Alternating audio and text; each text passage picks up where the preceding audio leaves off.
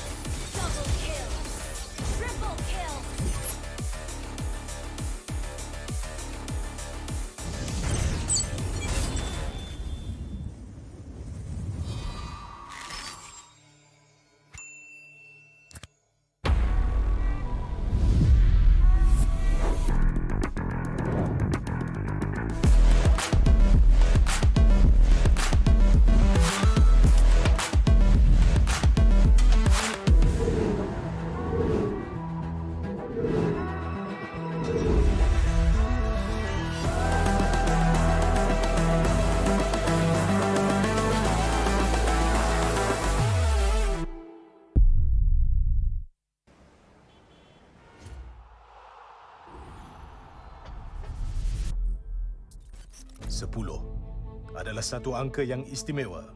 Ia sentiasa dianggap sebagai representasi kesempurnaan.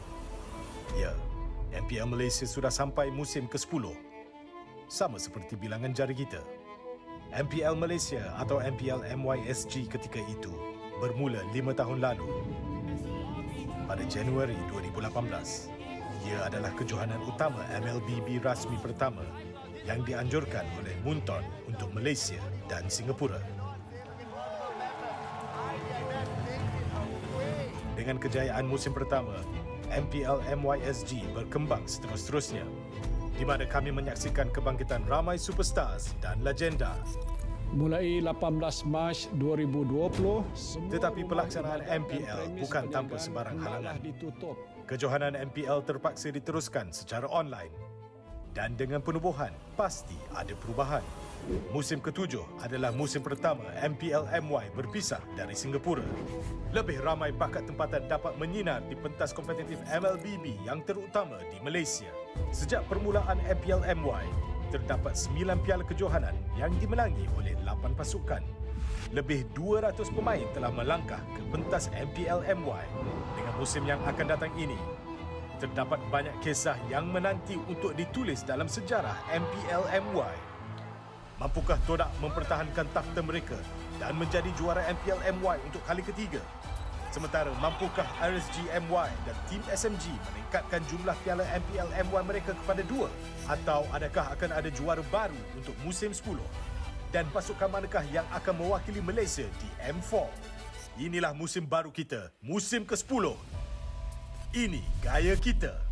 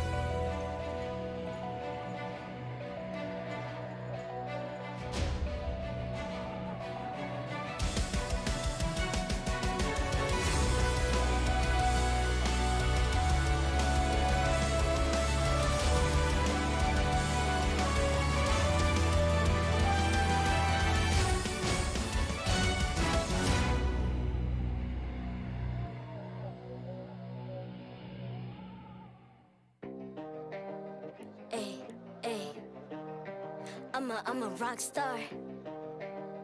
Yeah, rock star. Ay, ay, ay. I'm a rock star, baby. I'm a rock star.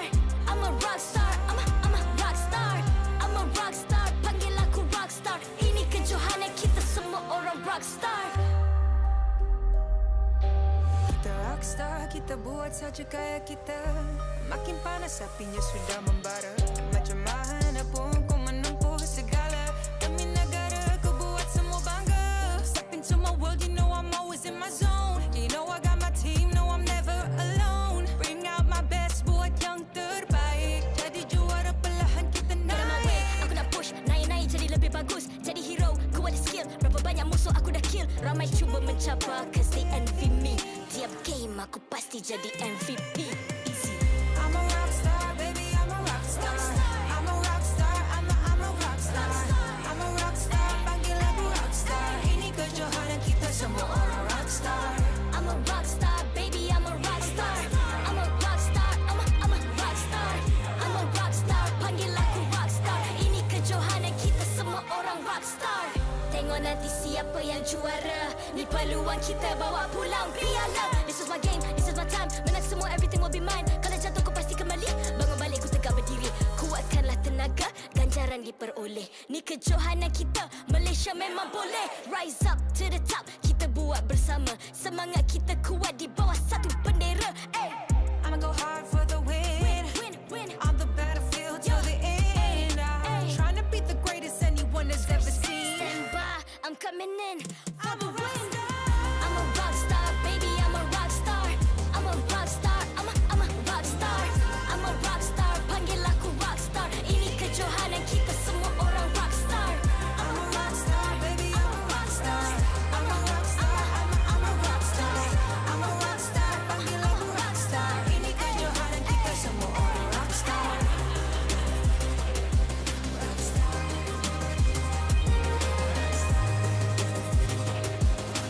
Ini kejohanan kita semua orang rock star. I'm a rock star, baby, I'm a rock star. I'm a rock star, I'm a rock star. I'm a rock star, panggil aku rock star. Ini kejohanan kita semua orang rock star.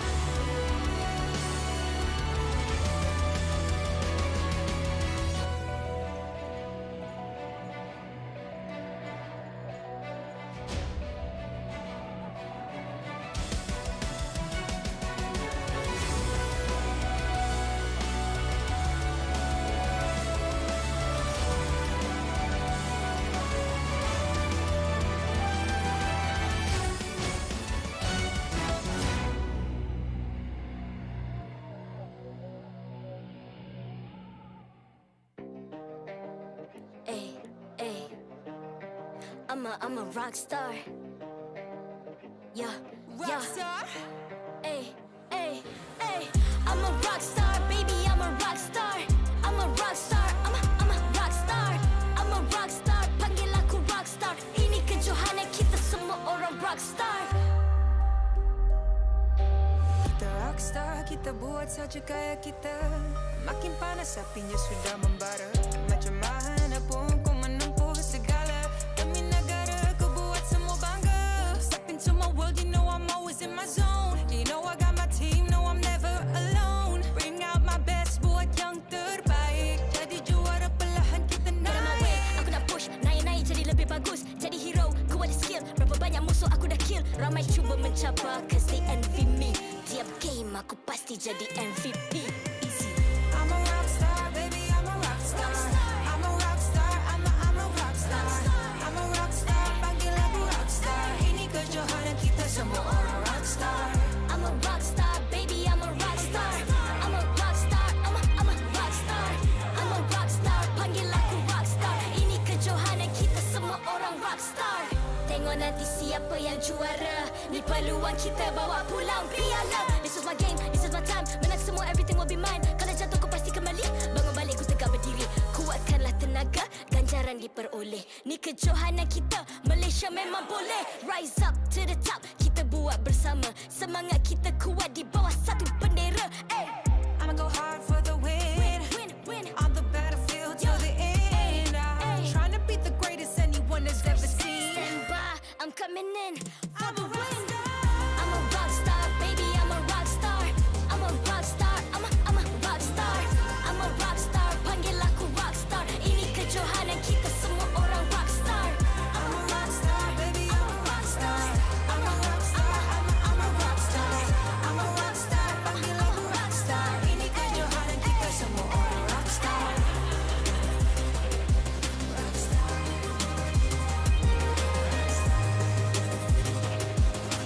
Ini kejohanan kita semua orang rock star. I'm a rock star, baby, I'm a rock star. I'm a rock star, I'm a rock star. I'm a rock star, panggil aku rock star. Ini kejohanan kita semua orang rock star.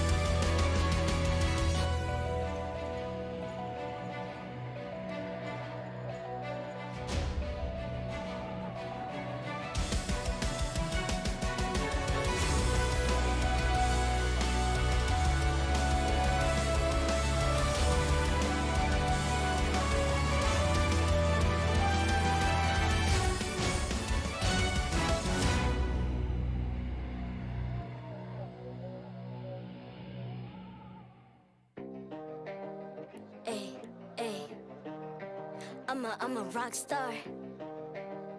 Yeah, Rock star. Ay.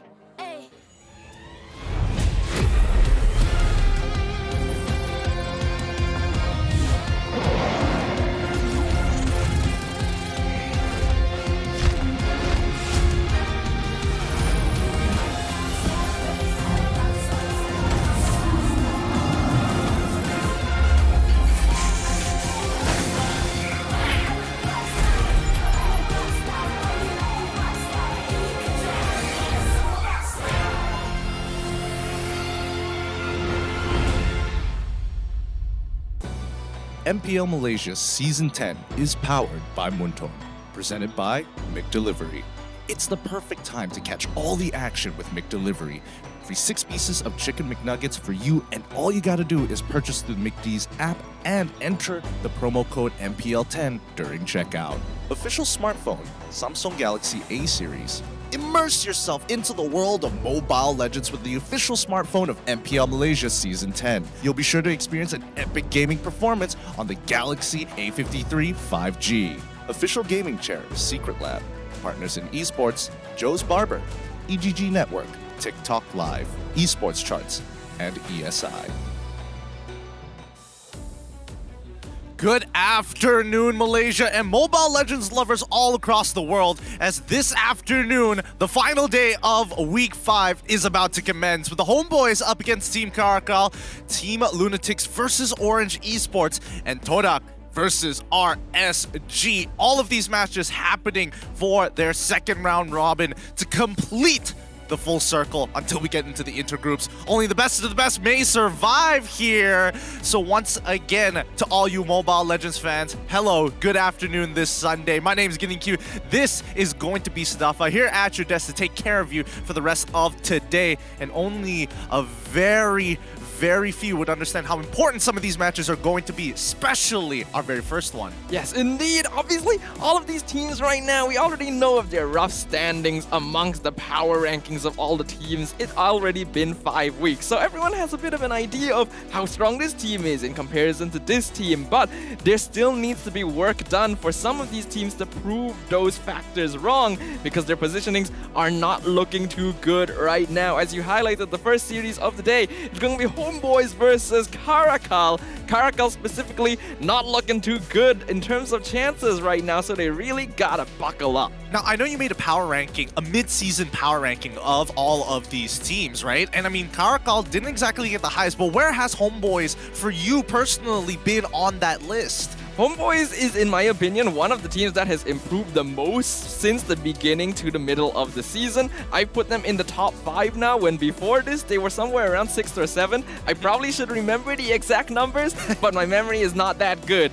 Either way, they're definitely looking a lot healthier now, and hopefully they will be able to maintain that momentum. But without further ado, let us welcome the players up onto the stage.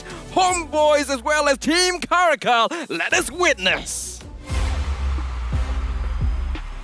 Team CARACAL.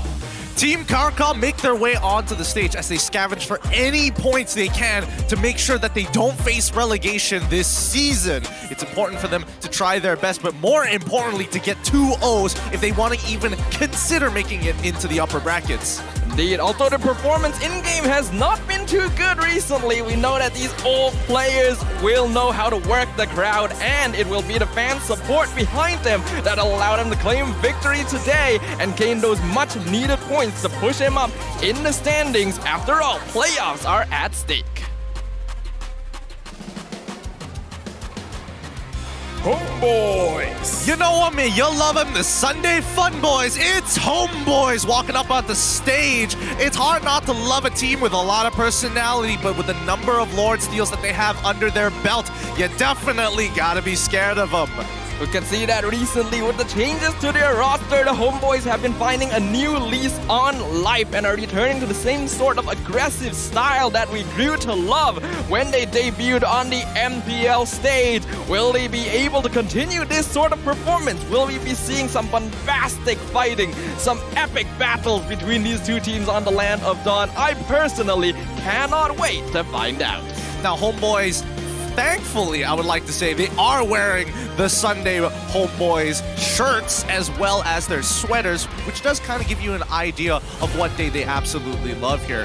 Their win rates are looking great so far, but they still have a lot of work to do, and that work is being taken care of. Their head coaches, respectfully, from the HOMEBOIS, it is going to be Saiful as well as their sub Expedia, their analysts, Jurong and Bad Boy Meow as coach and analyst, respectively. Now, again, we do have to always shout out how much respect needs to be given to these coaches, these analysts, because the roles that they play in allowing their teams to have the drafts needed to claim victory is so important. But before we move on into the draft, let's have a look at the history between these two teams. And so far, HOMEBOIS, they've had ups and downs for sure, and we'd like to see them be in a better position, but with 56% game win rates, 3.3 average KDAs, and I would say amongst the rest of the team in their groups, first tower and lower rates could definitely be better, but when you're up against CARACAL, it's clear, it's on paper that HOMEBOIS is going to be the better team. We have to highlight, obviously, in the first few weeks of Season 10, HOMEBOIS, their performance was definitely far from consistent, and for that reason, you can see that a lot of their ratings, their percentages, their statistics here overall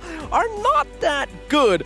But unfortunately, you could say even more so for CARACAL, who has so far been able to just not find that footing in this competition overall, resulting in much worse statistics overall. Having a 22% game win rate in week 5 is not ideal. It's not ideal, but notice everything else. If we're looking specifically on where's the closest they can start reaching some of the plus points for Team CARACAL, it's definitely total damage dealt and first tower rates. 39, which is only 5% away from the Homeboys. And if you look at the total damage dealt, it's not exactly the greatest in the world, but 500,000 in retrospect is essentially 2 best of 3s, and them going 2-0s either ways, they would easily catch up with their damage. CARACAL is a team fighting composition through and through. They like to split push a lot when things don't go their way, but let's look to the keys to victory in this particular game.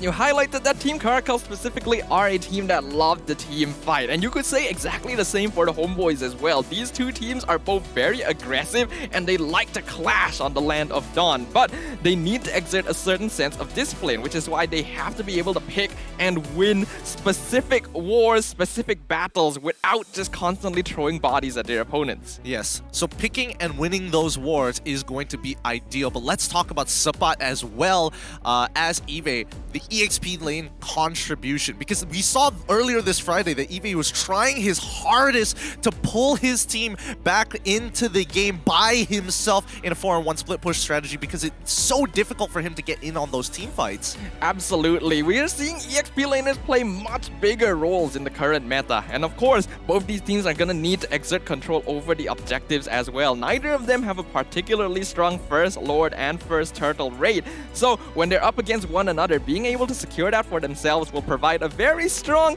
early lead in terms of gold, in terms of EXP that they need to be able to hold on to in order to snowball into potential victory. Yep, let's have a look at the predictions of this game. Homeboys currently sitting in the vast majority, and of course, Sunday Fun Boys, the Homeboys easily topping these charts. Yeah, it's understandable. Homeboys, they've had a fan base for a very long time, and it's just been building up more and more as time goes on. CARACAL, they do still have a loyal fan base behind them, but it is understandable why people would be a little bit hesitant to put their chips on this space considering their performance so far. However, definitely cannot count them out. Ever since the return of the Ace, of Eevee, as well as AJ into their ranks, things have started looking a little bit better. I mean, certain areas are going to be cleaner than others. The chemistry looks a lot better this time round for Team CARACAL. However, there are definite holes in their gameplay. I definitely think there is a little bit of disconnect between the jungler and the rest of the team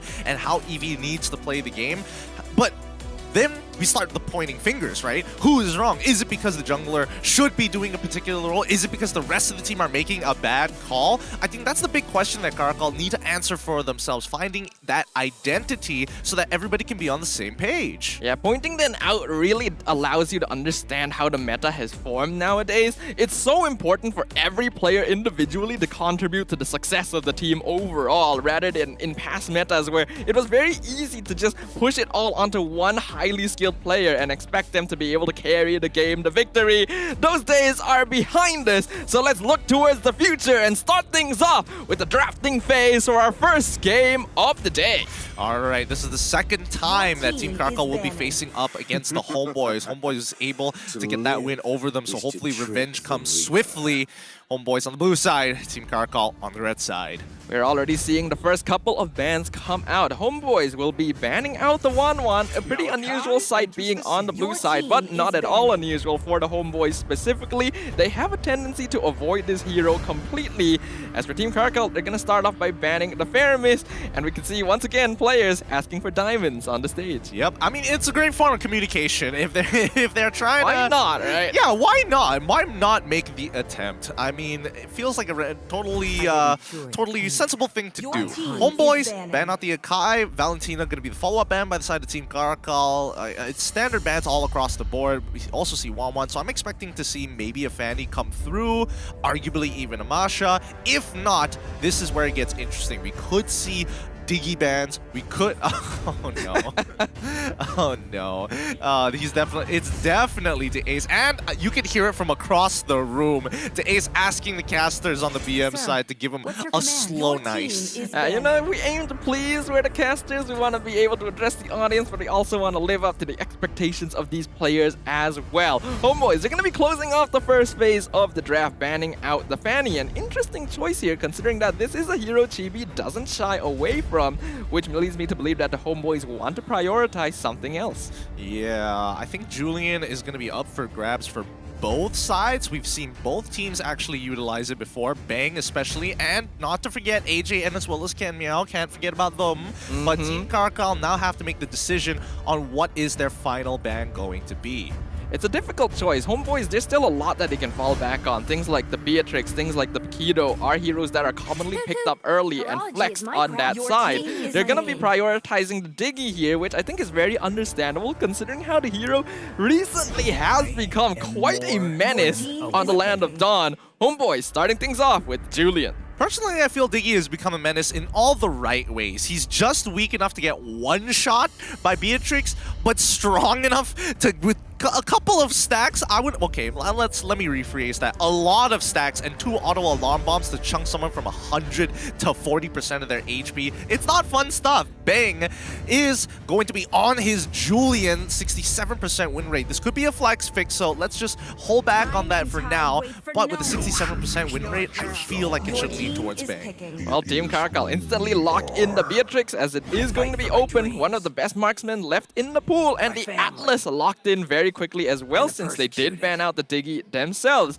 Homeboys very quickly as well responding with the Pakido with his long voice line. Once again, always catches you off guard when you hear that. This is a pretty common pick for the Homeboys. They love to flex the Pakido. Yeah, Pakido's always such a good flex. Matilda gonna get locked in. Zakas plays a good amount of split between Enchanter style supports as well as hard tanks. And I think in this particular case, it's pretty good having the Matilda to get you out of there when you're trying to face check a brush and all of a sudden you see the perfect match coming right at you.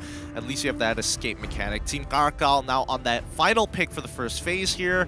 I mean, it's a little tough to say where exactly a lot of the heroes from the side of Homeboy, so mirroring them may not be as easy as I'd like to believe, so double down on a mage, I suppose? So the Masha has also been let through the draft here. I realized he has not been banned out. Yes, neither of these teams usually prioritize it heavily, and CARACAL are just gonna skip it entirely, grabbing the Benedetta instead. I think this is understandable. Lock it in for yourself while also denying it away from Sabat. Yep, and that's going to be a Phoveus ban for the side of Team CARACAL. Okay. Alright, I guess they would just want to make sure that these flex picks aren't... Even if these flex picks decide to go into other lanes, if it goes into the EXP lane, it's not too bad against Benedetta. But Phoveus, rather annoying to deal with in general, so better to just to get rid of it. Make sure you don't have that counter matchup done and locked in. And that's going to be a Kadita ban for the side of the Homeboys. I think Homeboys also need to look into banning something like the Eve here. Yes, they do have heroes that can easily knock her out of the real world manipulation, but if you combo that together with the Fatal Links, it would be quite terrifying, and it is definitely a hero that AJ can comfortably play. As for Team CARACAL, they're now going to be considering their final ban. They're still not too certain whether this will be a jungle or an EXP lane Pakido, so that's something they need to consider. I think banning out Popo and Koopa might not be that bad. I saw them hovering over Natalia, which is not a bad idea in general. But Masha still up for grabs for anyone, really, and Masha is going to be the ban inside Team CARACAL. Understandable. Normally, in the red side situation of this, if Masha has been let through this far, you would want to leave it open so you could pick it for yourself. However, in this case, they've already shown their EXP lane. I think it's unlikely that this is going to be a jungle Benedetta, so it's better for them to ensure that Sabat won't have an easy EXP laner to play. Now, as for the Homeboys, do they want to get rid of the Eve? I do feel like focusing on mages is going to be the better choice, but no, they're gonna ban the Balmond. Okay, so they want to be able to kind of get ahead through these neutral objectives. They don't want somebody who can just walk in, steal your buffs, or steal your turtles or lords in tight situations where you're about to fight and they're playing that lord dance all over again. Very understandable for the side of Homeboys. Team CARACAL now get that first pick in the second phase. I think probably going for the mage pick here is the best choice, since Homeboys have not revealed their gold laner. Better to keep the Beatrix kind of under consideration and try to see what they can do to punish around it. But it is up to them. Not going to be able to tell him what to do here. AJ, his kill participation on average is 63%, so he wants a mage that can contribute to those team fights, and they'll go for the Lilia. I like it. I like it. Lilia is able to follow up really, really quick on, well, actually, not only follow up, but set up for the Atlas in the later stages of the game when she gets that Ice Queen's wand. If she gets it relatively early, that makes his Atlas's job so much more easier. And knowing the history between AJ and as well as the Ace, they have that natural chemistry, so it's going to be important for them to play around that mid lane. Hopefully the Homeboys have a response to the Lilia, because right now, if we're talking about mages, I'm thinking Yve looks really, really good in this particular situation. There's not a lot of ways for Team CARACAL to actually stop the real world manipulation.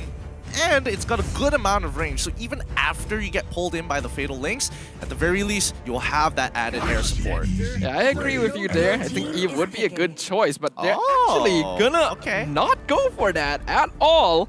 They're gonna be grabbing up the Yuzong. They're gonna be grabbing up the Claude. This confirms that this is going to be a mid lane Julian, and Homeboys are just going for a little bit more of a dive comp here. The Paquito and Yuzong will be able to frontline quite a bit. That's really interesting. I wonder what the call is for Sabat to say, hey, give me Yuzong into this Benedetta matchup, compared to having his hands on Paquito in particular. But then again, we don't know for sure, and I think this is the safer bet for Homeboys, where Yuzong, if you play your cards right, you're always going to be relevant in team fights, and Chibi playing on the Paquito, he's got that natural power, that natural instinct. Even if it is going to be Benedetta in the jungle, at the very least, you can look to take out that backline in Beatrix. Well, Team CARACAL, they're going to be locking in their final pick here, and they are going to finish off the draft with the Ling, going to be led through all the way to the final pick of this draft. I'm liking this team composition from CARACAL. Lots of damage overall, but I do like that, Homeboys. I think the Yuzong pick here is just to kind of bypass the threat of the Fatal Links entirely. If he jumps into the backline with back Dragon form, the Ace can only catch against the Homeboys or focus on defending his DPS. Yeah, that might also we need to take into consideration that if AJ uses his Black Shoes early, he might not be able to follow up on that Fatal Link, Perfect Match Fatal Links combination, and therefore they lose a lot of damage. So I don't know, personally, I will say that Team CARACAL's draft looks pretty good, but let's recap this one more time. Coming from the side of Homeboys, they've got some fast rotators, but they have to play that push and pull. Engage and re-engage compared to Team CARACAL. If they want to dive, they can. If they want to force priority, they absolutely can. Movements around the map are going to be dictated by CARACAL themselves. Yep, so as we now prepare to enter the land of Dawn, let us find out whether or not history will repeat itself. Will the Homeboys be able to take down Team CARACAL, or will the Wildcats show us that they have what it takes to stand on the MPL stage? The game now officially begins. All right, this is going to be an interesting one here, because if the lanes go sour for either side for the Homeboys, this is not going to be a very easy game for them to come back into, simply because, wait, the Ace is taking quite a bad trade here against Zakas so far, but Litho Wanderer not even spawning at this point of time, and Team CARACAL immediately, they are ready to fight. Eevee gonna take a fair bit of poke damage from Chibi there, but Zakas is the one in danger, has to back it off. Same said for Eevee. Quite a lot of both teams here to secure this Little Wanderer. I believe, yep, it was Team CARACAL that picks it up. Yep, and this is what I'm talking about, right? Team CARACAL, they can rotate extremely fast, and unfortunately for the likes of Supat, until he hits level 4, he might not be able to match it. That's going to be the concern that Homeboys need to work around here. While they do have a solid early game draft, they need to be able to hit those level 3s, level 4s before they really start doing anything. And that is the time that Team CARACAL can use their mobility to try and secure objectives as early as possible. Obviously, that kind of period is not going to last for very long, so the amount of lead that they can get is going to be highly dependent on how aggressive they want to be. Speaking of which, the Ace should be able to get out of here. AJ needs to control his lane, but Bang is playing it strong. Now Bang gonna be doing a lot of damage to AJ here, gonna force him to get poked out. Chibi gets pulled in with the guiding winds, forcing the flicker from the ace. Mistakes being made already in the mid lane. They lose control, and this is going to be 5 more seconds until Turtle is about to spawn. So, with no mid lane priority, this should be under control of the Homeboys. HOMEBOIS definitely going to be able to secure the space around the Turtle right now. We can see Ken, he's in the... I don't know if he meant to reveal himself there. Forced to jump away. He does not have the purple buff, so this could be quite dicey. Yep.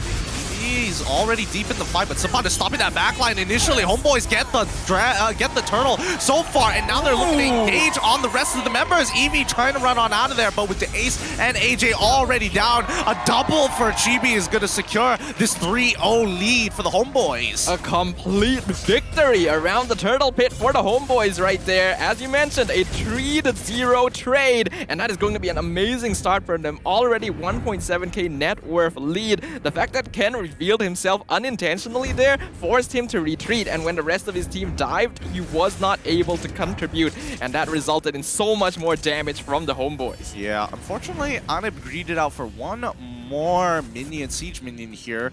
Luckily, he doesn't get punished for it so far. Ling did make a fast rotate down bot side, but you can see that the rest of the Homeboys, they know this movement. The Team CARACAL are aware of how many people are down on this side of the map.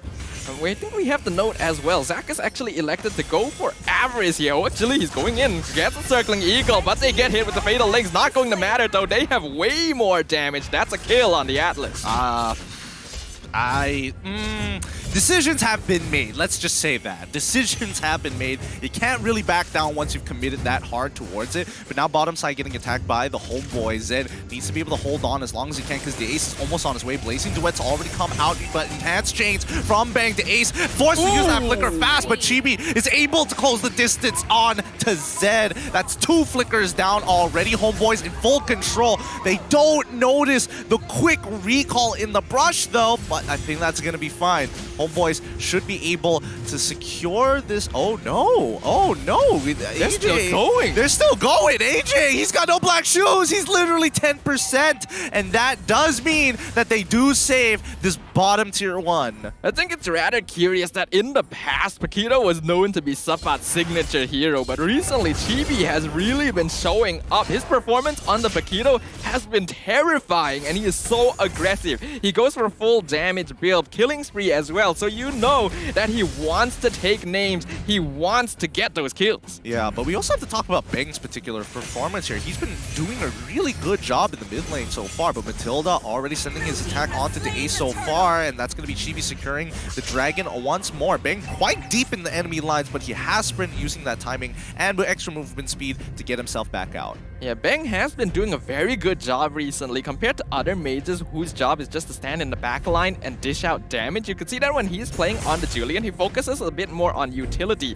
He's playing more of a setup sort of situation, a little bit of a cross between the roamer and the EXP lane, and it is working out quite well. I don't know. This is, I mean, Zed's dead. Like, come on. What is going on? The ace saw them rotating over. Why are you greeting out for one more wave, Zed? Come on. And that's just a bit of miscommunication there. I think they weren't expecting them to be able to come in for that gank so quickly. They thought that the ace would be able to respawn in time since he was nearby and perhaps go for a big fatal links play. But oh my goodness, that damage. Hold on, GB is going to get pulled here, right? Yes, he does, and it's a full combination with the Benedetta. Enhanced chains already come out as Matilda circles on through to ace, ends up going down EV very low. Can Zakas take him up with another Soul Bloom? No!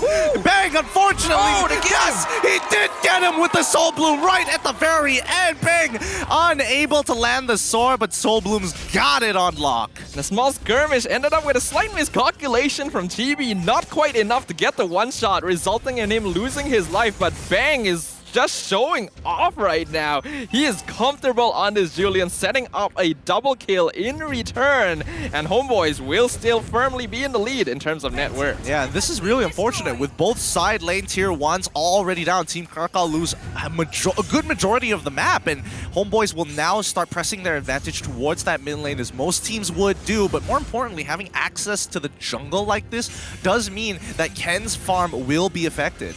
we have to note as well, Sapat has basically not been participating in fights the entire game. He has been split pushing the top lane, so Homeboys have been taking these big team fights without their EXP laner, and they're still ahead.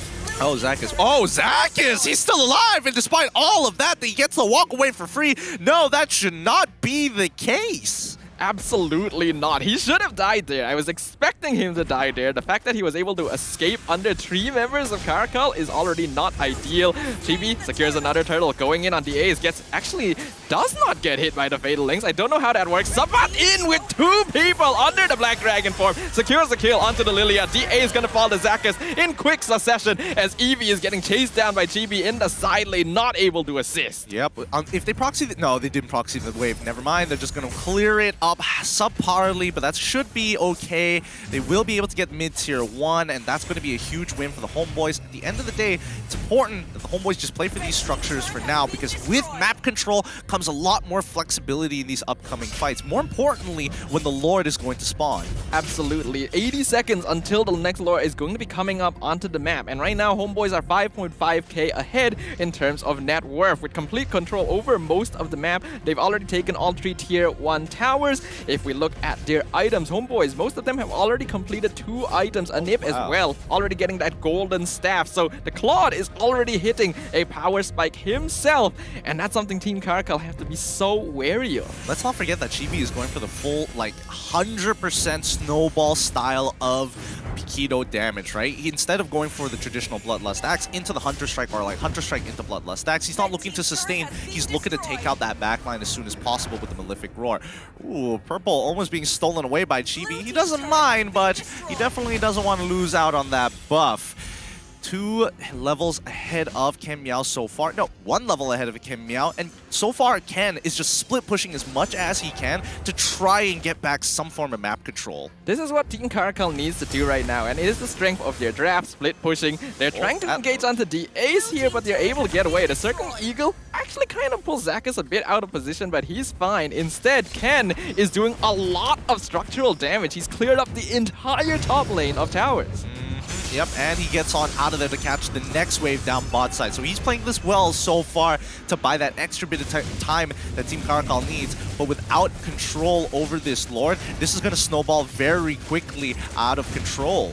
But if Team CARACAL just completely avoid team fighting, they have both the Ling and the Benedetta. Their split pushing potential is going to be very strong in comparison to the Homeboys, who mostly want to fight together. You can see how much tower damage Ken is creating across the map right now, and this is the space CARACAL desperately needs to at least get some farm. Chibi, oh, he still makes it out in time. Well timed by Chibi, managing to get out of the distance of the Fatal Link just before it connects on him. Although it looks visually strange when you do see a tether tied to him as he's jabbing, as long as you make it out of that distance, you're not going to get pulled in. But it does require pretty good knowledge of the precise timing of when to actually jab out of the way. And you could just see from the way Chibi was holding on to his ability, he knew that timing by heart, was able to get out of there. Lord is now pushing in Homeboys' favor across the bottom lane. They want to see if they can use this to clear up as many of the remaining external towers as they can. I wouldn't be too surprised if Chibi just practices on the daily with Zakis, like, yo, Zakis, go on Atlas and just try to catch me on Piquito. Just keep on doing that, because so far, Chibi has been flawlessly getting away. And now with Lord crashing on through, Homeboys, this could be an opportunity for them to clear up and maybe get an inhibitor tower. They're quite far ahead with a 7k gold lead. Now this is where Team CARACAL is going to be weakest. They can't take these big 5v5 team fights right now, and that's what Homeboys is threatening. Circling Eagle onto Zed into the backline, pulling Chibi in. They find AJ instantly. Fatal Links on Chibi, but he has lots of HP. He will be able to get out. Tempest Blade's already expended. Bang just doing damage to the tower. Eevee chased down by the Yuzong. Zakis secures the mega kill onto the Benedetta. The snipe from Zed going to miss. Homeboys, they're satisfied with this. Yeah, this is a huge win. I didn't expect them to actually get that. I mean,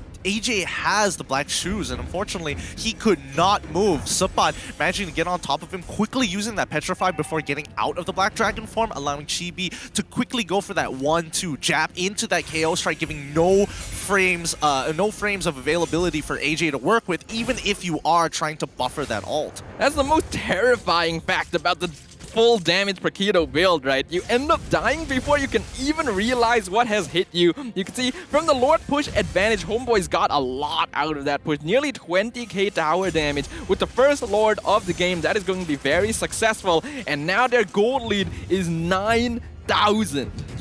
It's not looking good here for Team CARACAL. It really isn't. With an inhibitor already exposed, no way to really take these fights in the 39 to 30k. Even if you reach 32, look at the items so far. We get a Blade of Despair, Malefic Roar, situational components. That's all you have for that Beatrix, and that's honestly not enough against a full three-item Paquito who already has that Malefic Roar. Absolutely not. And Homeboys, they're not being particularly overconfident with this as well. Anip actually did go for the Wind of Nature as his third item. Bang! Even picking up the Winter Trunkian as a defensive option just in case Team CARACAL get a good initiation. Yep, look at this. The Ace can't really do too much. Even the Shah Residue is dealing more damage than the basic auto attacks from the rest of his team. It's not an easy situation to come out from, and in most cases, this is usually checkmate, as this next Luminous Lord should be crashing on in about 1 second as it spawns. However, we have actually seen teams make comebacks from these sort of deficits before, and exactly it is when they have heroes like the Ling in their composition. If Ken is able to create enough space with his split pushing alongside Eevee, that does create the time that Team CARACAL need to be able to farm back up. But that also means they need to be able to defend against the pushing from the Homeboys, the team fights that they are threatening, and that is what is going to be most difficult. Oh, well, they gotta be careful not to get too close to each other, because at any time, the Ace has his flicker ready to go. As Lord's coming in, Zac is so deep with the Circling Eagle, getting on top of Zed, 2 members, 3 members in fact, trying to take out this Lord as quickly as possible, ignoring Zacchus, who has Immortality. That is going to be the wave cleared down on bot side, but the Lord empowered minions as Ken clears off top side, Blazing Duet in the back, and they already find one into Ace, unable to make it happen. They break the inhibitor, Eevee can't get out, he's dead, a double for Bang, again, the enhanced chains, man does not miss, and they end the game right off of that push. A handy victory for the Homeboys, textbook perfectly executed, resulting in a beautiful win. No contest about it, no argument from me. That was a deserved victory, and they just basically did everything right. Good game, and especially coming out of Bang, so proactive on the map. Homeboys fighting, more like Bang fighting, as he's really showing off on this Julian. When Bang first joined the lineup of Homeboys for the first time this season, he played nothing but Julian, to the point that teams had to respect Ban against it. Since he hasn't been touching the hero for a while, you can see that teams have kind of forgotten about the threat of this. And once again, people are given reason of why they should fear him. So, first pick Julian, especially for the Homeboys, keep your eyes out on Bang. But score-wise, I don't know. We're going to see the endgame card in a little bit. I can't remember what the total was, but I know for sure that last I saw it was 12-1. It's probably higher than that right after this. But let's look at the item build and double confirm. Yep, let's have a look at how it ended up, and it is 14-1. So Homeboys were in very much the driver's seat the entire game. Not to mention the fact that Anip, he was basically farming and participating in no fights the entire game. You can see that in his KDA, and he still has less farm than Chibi on the Paquito. Hey, that's what happens. I mean, kills also add to that farm. With 4 kills, 6 assists overall, participating in many fights, and 1 death because he didn't opt to go for a safer build. He just wanted raw power, raw damage, end this game off of a clean snowball, full damage, even with the Blade of Despair, which you don't get to see very often on Paquitos. And we have to note, going full damage on Paquito tends to be a little bit risky, because if you find yourself behind at any point in the game, this sort of build becomes very useless, if I have to be kind of harsh about it. It's very difficult for a full damage Paquito to come back from a deficit, and that's why it's a very hard snowball build. But GB, he just goes for it anyway, even going for the magic shoes for the reduced CD instead of something more defensive to perhaps keep him alive in these fights. His job is just one thing: go in, one-shot someone, come out, and then do it again. Yeah, no, honestly, I do respect it. I respect it a lot, considering that this is a great situation to play in this particular style. style. I mean, look at the composition. His key targets that he does want to fight is going to be Beatrix and as well as Lilia. He doesn't want to get in a confrontation against Atlas. He wants to be able to win those 1v1s against Ling or Benedetta if he meets them in the side lane. So this build really does kind of optimize him. Let's look at our MVP of this game. Coming in from our winners, the Homeboys, it is falling into the hands of Zakis with 100% KP with a perfect score of 4-0-10. It's easy to forget Zakis' contributions to this game when you look at exactly how much pressure Chibi was creating alongside with Sapat. But it is because of Zakis that they were able to get those sort of initiations in the first place. He has 100% kill participation, going for the Avarice emblem, which by all means is quite greedy, meaning that he wants to be able to farm up quickly to get that tankiness. And once he did, you could see him playing so confidently, entering the backline, flying around the entire base of Team CARACAL and getting out alive, pulling Chibi in to get those quick 1-2s. Zakis definitely having a great time this game. Yeah, I find it especially surprising that he opted to go for a very heavy magic resist build, right? Like, you would have expected to see at least one of his completed items to be in physical damage, maybe even a dominance ice at some point of time, but instead he was making sure that he could tank the damage from AJ. And if we look at these highlights, right, in that back fight, the backline gets cut away from the front line because of both Bang as well as Sapat, and this repeats itself multiple times across the map. One notable thing about the way that these two drafts interact is that Team CARACAL are depending very heavily on having a solid team fight and a good front-to-back deployment, being able to hide behind the ace, whereas Homeboys have very heavy skirmish-style composition. All of their heroes are able to do a good amount of damage and have enough mobility to jump the backline or escape to the front line if necessary, and because of that, it allows them to split up these fights so chaotically that Team CARACAL cannot form a solid team fight. It's not easy. I think that with the lead that Homeboys had developed, I don't think any team would be able to kind of recover from that sort of damage. I think their only hope at that point was for the Ace to find like a 5-man Fatal Links and they fully comboed on top of it. I think that's the only chance that they would have, and even then, it might even just end up to be a 50-50 trade. Yeah, the Ace was definitely put in a rough situation in this game just because of the way that the Homeboys drafted. They knew we don't want to go for a full 5v5 because the Fatal Links is going to destroy us. Let's go for individual heroes that can all run around and one-shot people and threaten people and make it difficult for the Atlas, who is the solo tank on the side of Team CARACAL, to decide where he needs to be to protect who needs to be protected. Yeah, and it's one of those things, right? When you have Atlas, it is a very straightforward hero. You don't have the options to go in and out of a fight like sometimes most other tanks do, right? It's similar to Kufra, for an example. Once you're in there, you're in there. Don't plan on getting back out. You have to make a play, or if not, you sacrifice your life, or at the very least, slow down the engagement from your opponent. So I don't know. For this upcoming game, I would expect Team CARACAL to rethink the draft a little bit, or maybe rethink the game plan, right? Because I think their draft was fine, but the game plan just did not go through. Those early rotations coming out from the side of CARACAL, and especially towards Turtle side, it feels like the whole game went downhill after the first Turtle. When you're up against a team that's as snowball heavy as the Homeboys, they really love to play with any momentum that they're able to gain. It's important to be able to secure early game advantage for yourself, especially you need to be able to draft winning lanes. In this case, Team CARACAL actually didn't have bad lanes. They were capable of going 50-50 in every single part of the map, but due to individual decision-making, maybe a little bit of a lack in micro and map awareness, they ended up losing so much space in those early stages of the game, and then the disastrous first team fight around the Turtle Pit allowed Homeboys to get that first lead and then snowball it all the way. Well, let's have a look at how the players are doing so far as they hit back on towards the stage. Let's recap that game one more time to give you guys a better idea. And for those who are just tuning in for game number 2, so far, Homeboys are on match point against Team CARACAL. And I don't know, when you look at the draft once again, it feels very even. I do personally feel that Team CARACAL had a strong game plan in mind, but it just couldn't work out after that first initial snowball, and they didn't have that backup, or at the very least understand how to play from behind with the comp. I do feel like Homeboys were just executing on a slightly faster tempo than Team CARACAL overall. The way they were moving around the map was so much more quick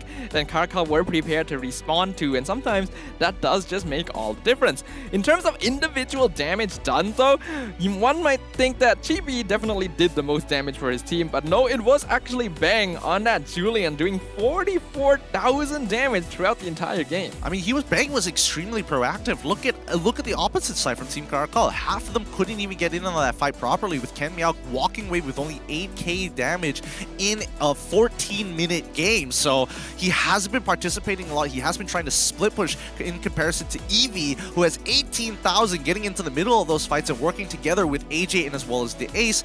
That's where I start to see this disconnect, right? Because either you double down on your split pushing plan or you double down on team fighting. You can't just explicitly believe that both work out and hope to be a jack of all trades and somehow turn this game around. Yeah, I think that's exactly what kind of went wrong for Team CARACAL in those last few moments. They wanted to go for the split push to try and buy themselves some space, but Homeboys could see that coming from a mile away and instantly said, well, we're going to rush your base right now, so if you want to split push, feel free to do so. And they just weren't prepared to respond. Part of this is, of course, due to the dive potential coming out of Sabat. So far, 9 unique hero picks.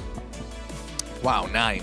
Only 9. Well, let's give it to the end of the season, because right now, out of those 9, right, his 2 famed ones aren't there. We do see the Yuzong, we do see the Esmeralda, both of which are at 100% game win rate. But the shocking one is the fact that Benedetta, despite playing 4 games only one of them that he's played so far has ruined that almost 100% game win rate. At 80%, 4 games, that's not bad stats. Yeah, not at all. Sabat has always been a really solid EXP laner, and compared to a lot of other EXP laners in the league who want to just hold their lane, you know Sabat wants to fight. So let's see whether or not we can continue seeing more of that battle-hardened spirit as we now enter the draft for game number 2. Team CARACAL now drafting on the blue side, Homeboys on the red. Let's see how different this is going to be. It looks like Team CARACAL are sticking to the same bans like they did before, banning out the Diggy, banning out the Wanwan. Homeboys, on the other hand, it's going to be the Akai. The question is, Valentina going to be the follow-up? Are they going to follow the exact same bans as they did in game number 1? Well, let's see what the players themselves are saying. They're trying to tie Moonton there, it does look like, having a little bit of difficulty deciding what message they want to show on the screen right now. But the Valentina is definitely a hero that we have to consider, because Homeboys, I think they would be quite comfortable picking it up if they wanted to. Team CARACAL, I haven't seen AJ play on it just yet, so I'm wondering how skilled he is overall. And Homeboys giving a lot of respect to the Julian pick. Well, I did see AJ actually play the Julian before on Friday. He did have a solid game in comparison to Ken in that best of 3, but now we see the Farmers getting banned out. That's something a little bit, well, no, it's pretty much the same thing for the side of Team CARACAL. I would expect Valentina to get banned out here by the Homeboys. Valentina, this is taking some time. They're using that 30 seconds to discuss the rest of the picks and bans, but expect that to be the Valentina. I'm actually kind of surprised that Faramis was banned out by Team CARACAL, because they're in prime position to be able to lock it in for themselves. And yes, while the Ace does prefer playing tankier roamers, I feel like the Cult Altar would be a very effective tool against the aggression of the Homeboys, but I suppose they just don't want to lean into that. Valentina will indeed be the final ban of the first phase. Alright, let's see what it's going to be for the side of Team CARACAL. Are they going to lock in that Fanny? No, it's going to be Denial. They're going to be banning out that Paquito, something that Eevee is very efficient on himself. I don't know if Ken plays it, but let's see. Homeboys so far, they're going to get 2 picks this time. Again, both teams ignored Masha. Now, let's focus on Eevee for a little bit, because in these games, he has been one of the sole perpetrators for Team CARACAL to actually have some hope in that game. But you can hear the crowd behind us. People are happy we are seeing Fanny once more coming out of Chibi. It's Chibi's Fanny. This was a famous pick for the man during his first few seasons in the MPL. They're going to be grabbing the Beatrix as well. Definitely one of NIP's most comfortable heroes. So this is already shaping up to be quite a scary lineup from the Homeboys. Team CARACAL needs some crowd control. Yeah, they do. Hopefully. Well, I mean, there's a number of ways to deal with the Fanny. Having crowd control is always great, but Franco, okay, that is going to be a possible solution. disturb the Fanny in the early game, reduce her effectiveness by trying to steal, if not slow down the purple buff take. Team CARACAL have one more pick here. What is it going to be? I guess we will find out as Team CARACAL will lock in the Brody. I think that's a safe choice here. Again, this is one of Zed's signature picks as well. Very comfortable with it. A good matchup into the Beatrix to ensure that the gold lane will not skew in one way or the other. Homeboys now, they're going to be locking in their final pick of the first phase. I get the feeling they'll want to prioritize Zakus' hero at this point since they already see the Franco on the opposite side. Yep. I think that definitely is a good shout, but Homeboys, let's see what they do. Because the last time we expected, hey, you know, they wanted to go for Masha. It'd be really great if they went for Masha, but instead, they're going to go for the Lilia. And I think I prefer this a lot more because Lilia can follow up on a lot of the damage fast, but it does give an opening for Team CARACAL. If they don't see Fanny, and they know the purple buff timer, they can look to try and punish Bang. Understandable there. With Homeboys picking up Lilia as well, that means that they're going to be lacking a little bit of the setup potential that they had when Bang was playing on the Julian. No more enhanced chains for them, and without much CC on the Homeboys' side, they're gonna need a really solid Roamer EXP lane combo. They're gonna very quickly ban out the Ling and the Karina away from Ken's hero pool. CARACAL starting things off by banning the Atlas. I like the bans coming off from the side of Homeboys. Very clear ideas. They understand where they want to attack in the draft, and that is going to be Ken's hero pool. Again, 2 heroes we've seen him play before. I don't know if he plays the Paquito, but I think at this point, Team CARACAL need to consider that to be an option. Team CARACAL, what will they finish off the ban with? It does look like they're aiming more for Zakus' picks right now. Do they want to ban things like the Matilda because it does have save potential? Do they want to ban the Lolita because that's a way to block the hook? Instead, they're going to focus on the EXP lane, getting rid of that Phoveus. And now that I think about it, that does make sense. They don't want the Paquito to be hit by the Demonic Force. Yeah, okay.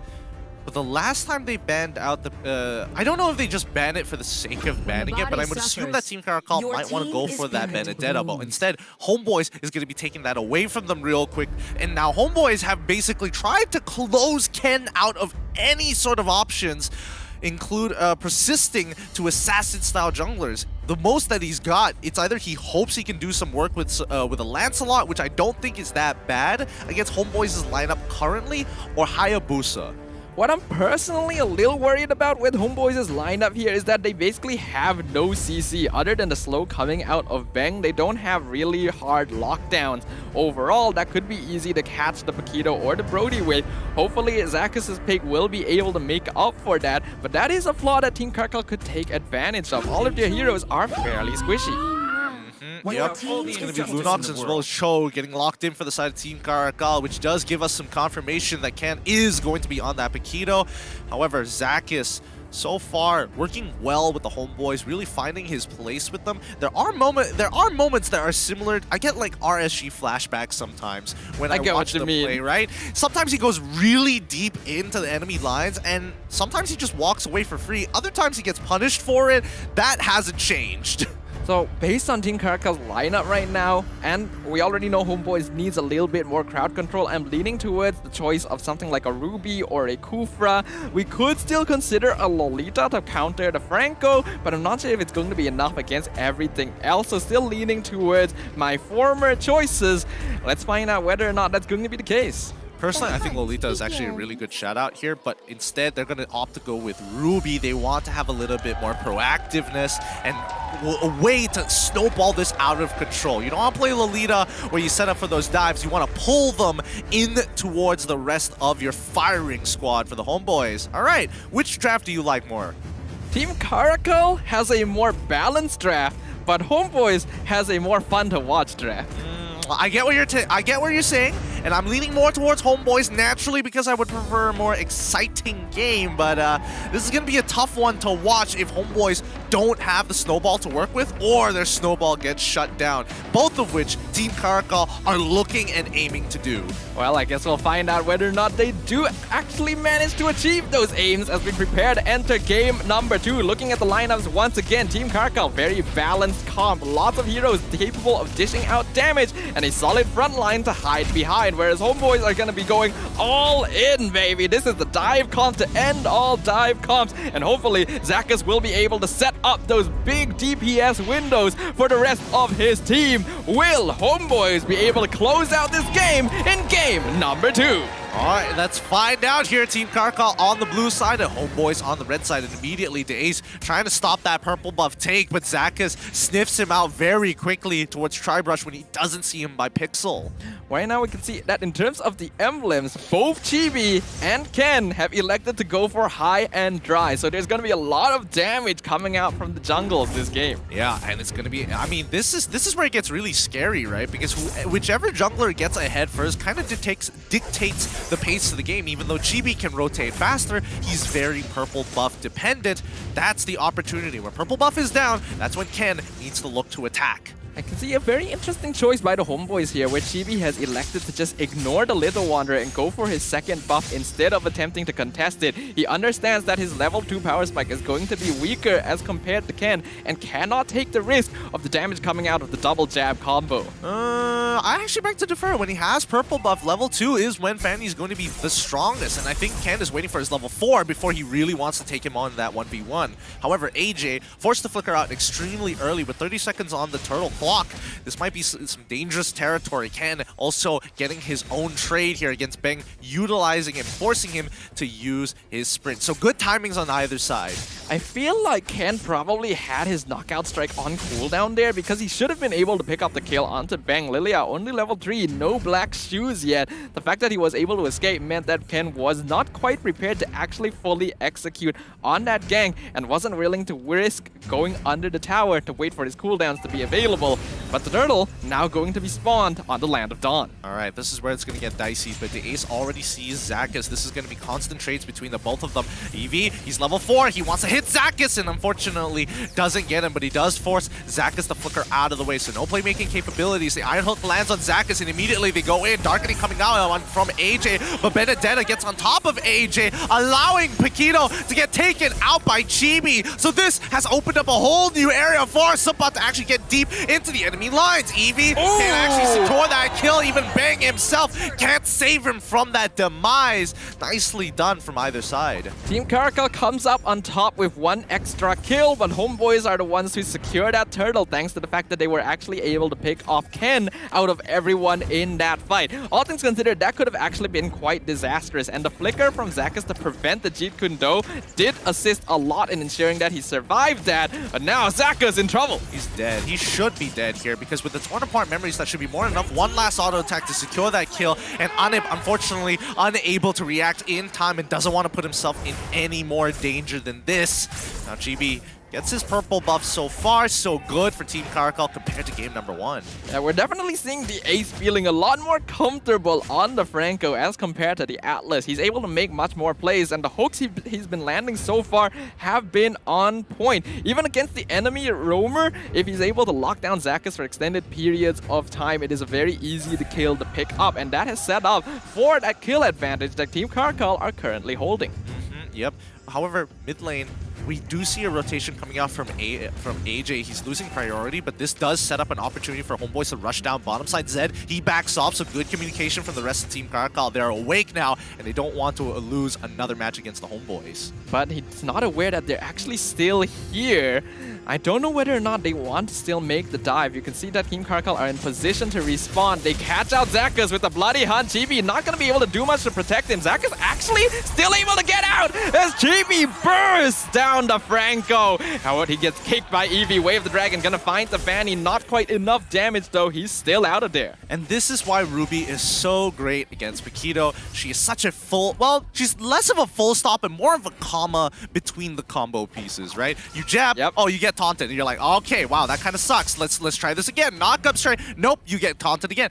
When does this end? It feels like you're getting interrupted at every second of the combination. And now Zed, now in some trouble here. Can he get get on out. He has to flicker quick. Bang could look to punish, but the ace makes sure he doesn't get anywhere close. Chibi already has his Blade of the Heptases, and that explains the amount of damage that he is outputting. But Team CARACAL using the information that he's in the bottom lane for Ken to start working on this turtle. Doesn't look like Chibi has actually any intent to contest this, so that's going to be a small objective victory to CARACAL. And that's what you want to see. Just proactive plays, and if you can't do something on the map, don't worry, you can always get something back later on. They already attempted to dive on bottom side, it didn't work out. The timing wasn't there, so there's no point looking to contest, especially since you don't have the purple buff. There's going to be a lot of attention now in the bottom lane. Zakas gets the pull onto the ace into the Near's Passion. Chibi coming in. He gets the breath under the tower. Nearly dies, but he's able to escape the torn apart memory before it's fired. Oh, that's so close. Zed was so very close. Literally a millisecond too late from getting that torn apart memories off. And that would have been a kill. Zakas now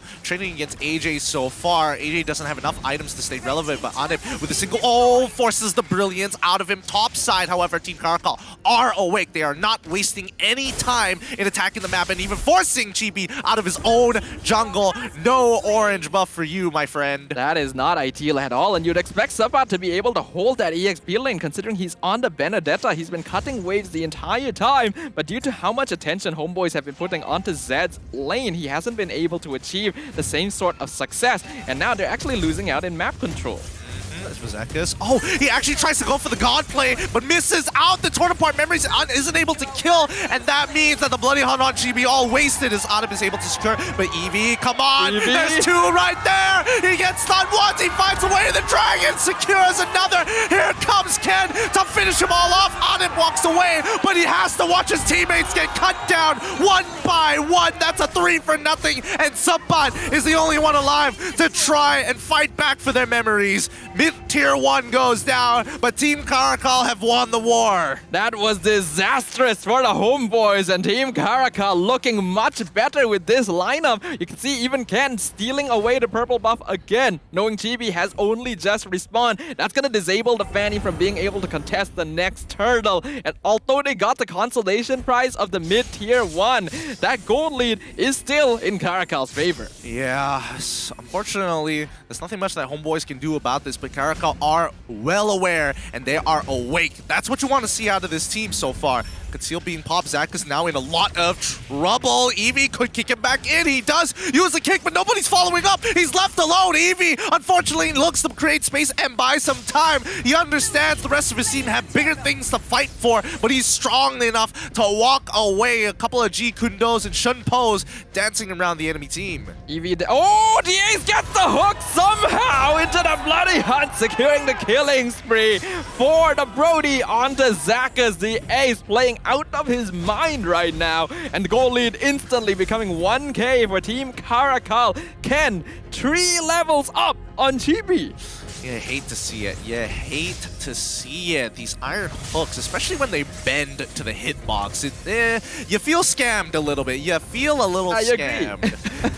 So far, the Homeboys, they have to play from behind, and this is exactly what Team CARACAL wants, right? They want Homeboys to not have that snowball. They want them to eventually fall off, and we're waiting for that moment.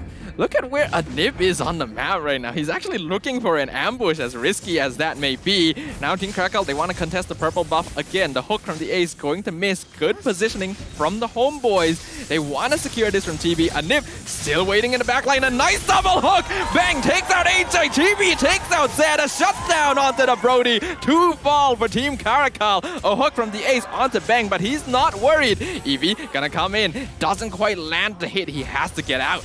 Yeah, doesn't get the hit. I think Eevee could have turned around the last second to get that G Kundo into the way of the dragon onto Bang, but he didn't want to risk it so far. Now, purple buff being stolen away by the Homeboys. Chibi, he wants it. He was looking to get it, and Eevee, you shouldn't be there. You shouldn't be too close. Luckily, the Homeboys didn't have their ultimates back off of cooldown.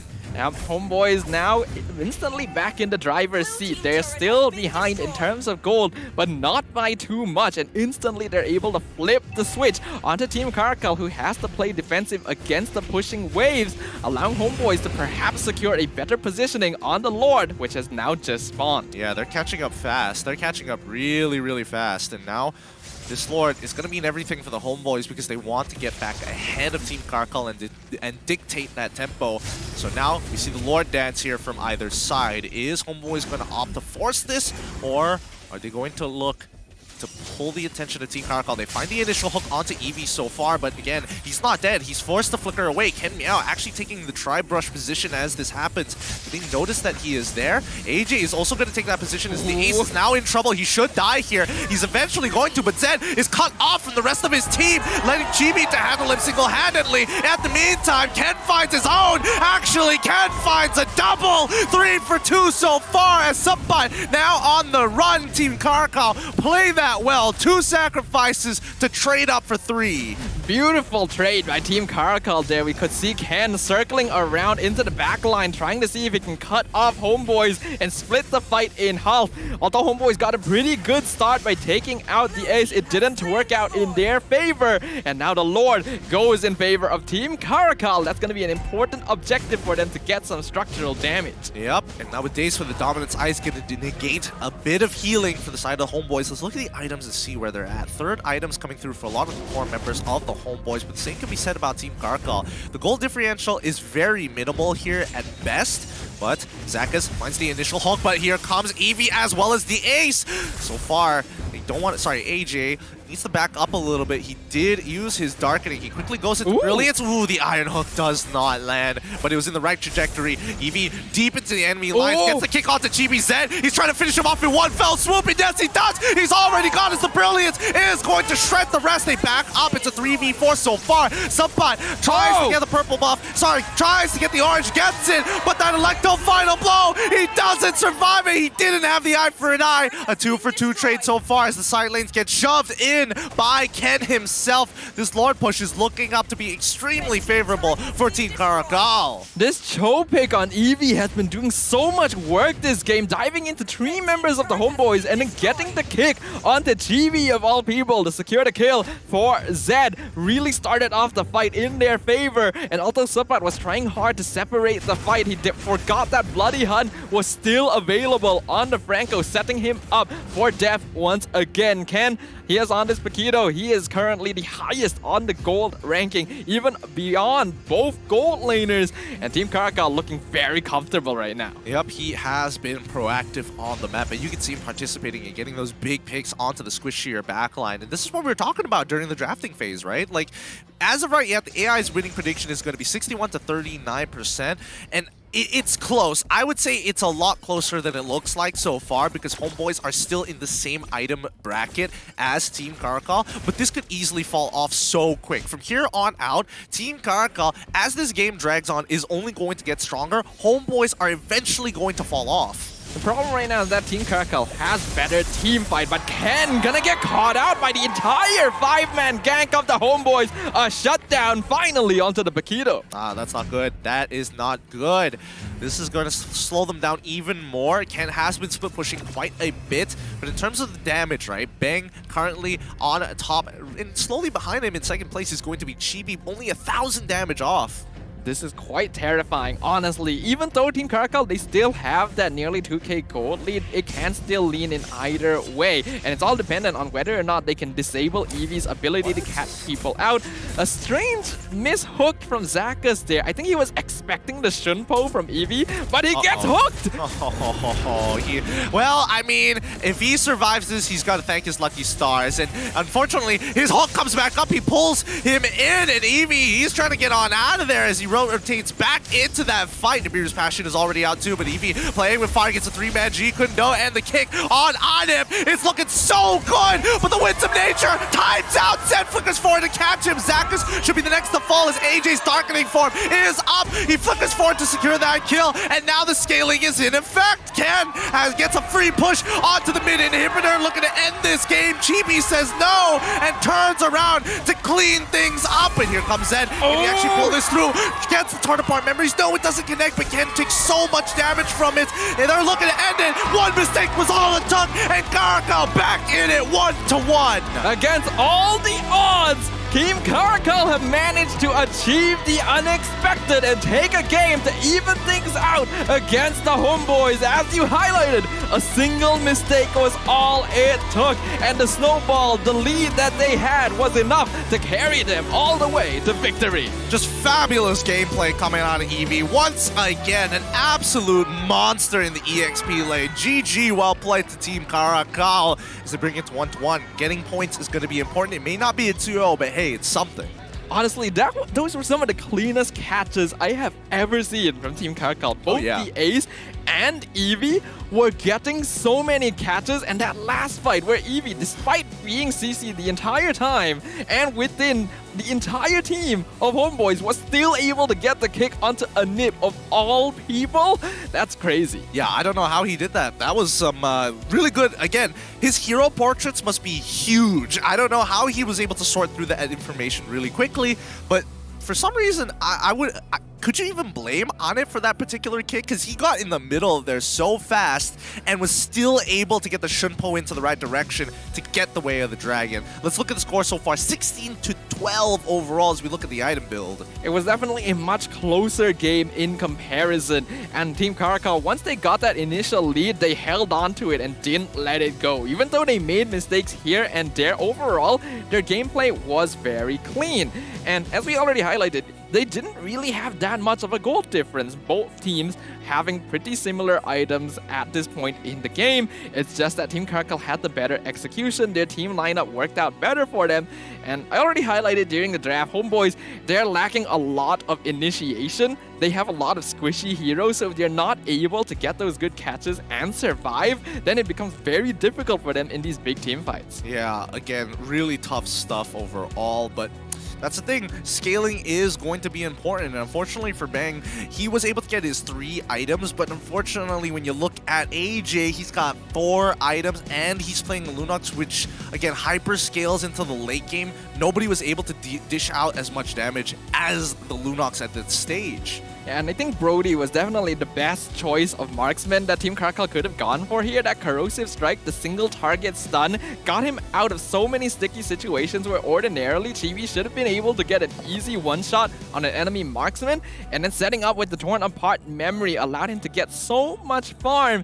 He ended up being one of the highest GPMs in the game. I would not be surprised. But let's look at who the MVP is going to be for this game, and it is none other than AJ. Yep, AJ just had to survive the early to mid game, and eventually he felt himself getting more powerful by the minute. The 81% KP and a 6.2 and 7 KDA. AJ is coming up big.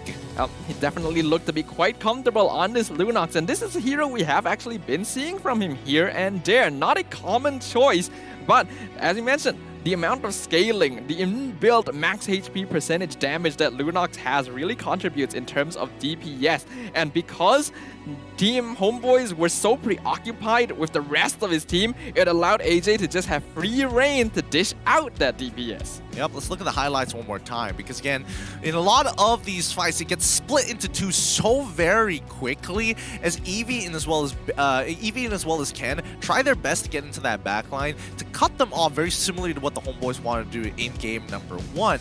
But you start to see the slips in the cracks. Zakus, I'm not sure how many times he has whiffed randomly on his I'm offended on Ruby, but when he uses it, he makes sure to catch the right targets at the right times. But the timings from CARACAL as they turn around in these fights, Ken always comes in late on purpose. Yeah, you could see that Homeboys, when they dive too deep, they really have no way of kiting or disengaging the enemy, putting themselves in really tough situations. And even in big dive situations where, honestly, Homeboys should be coming out on top, you can see Team CARACAL being very surgical in the way that they approach. They're able to come back in, they're able to pick people off. Ken definitely having a great time on this Paquito.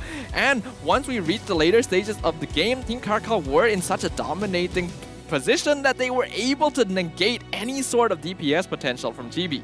Yeah, I mean, look at the damage here on Ken. Like, Homeboys knew for a fact that they had more than enough damage. The question is how they would get it done. And in a lot of these fights, it's just really tough. We didn't get to see the amazing kick there moments after, but once that mistake was made, it was very easy for Team CARACAL to finish things off. This is probably quite a surprising result for a lot of people, but a good indication of how competitive things are getting. As we already mentioned, Team CARACAL, they are desperate for any points they can get, so they are not going down without a fight. They want to work hard for that spot in the playoffs. Yep, and playoffs, it's getting closer and closer every single week. With only 8 weeks in total for the regular season, we're going into some very fun stuff. But with that being said, the teams need a break, we need a break, and when we come back, it's going to be game number 3.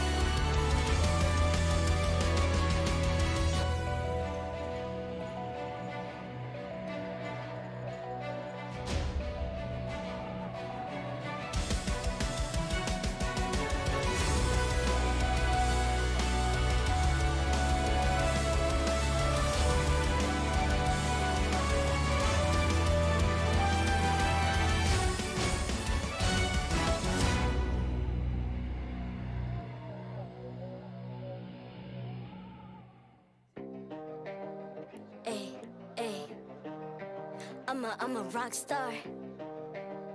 Yeah, Rockstar. Ay, ay, ay. I'm a rock star, rock star. Party like a rock star. I'm a rock star.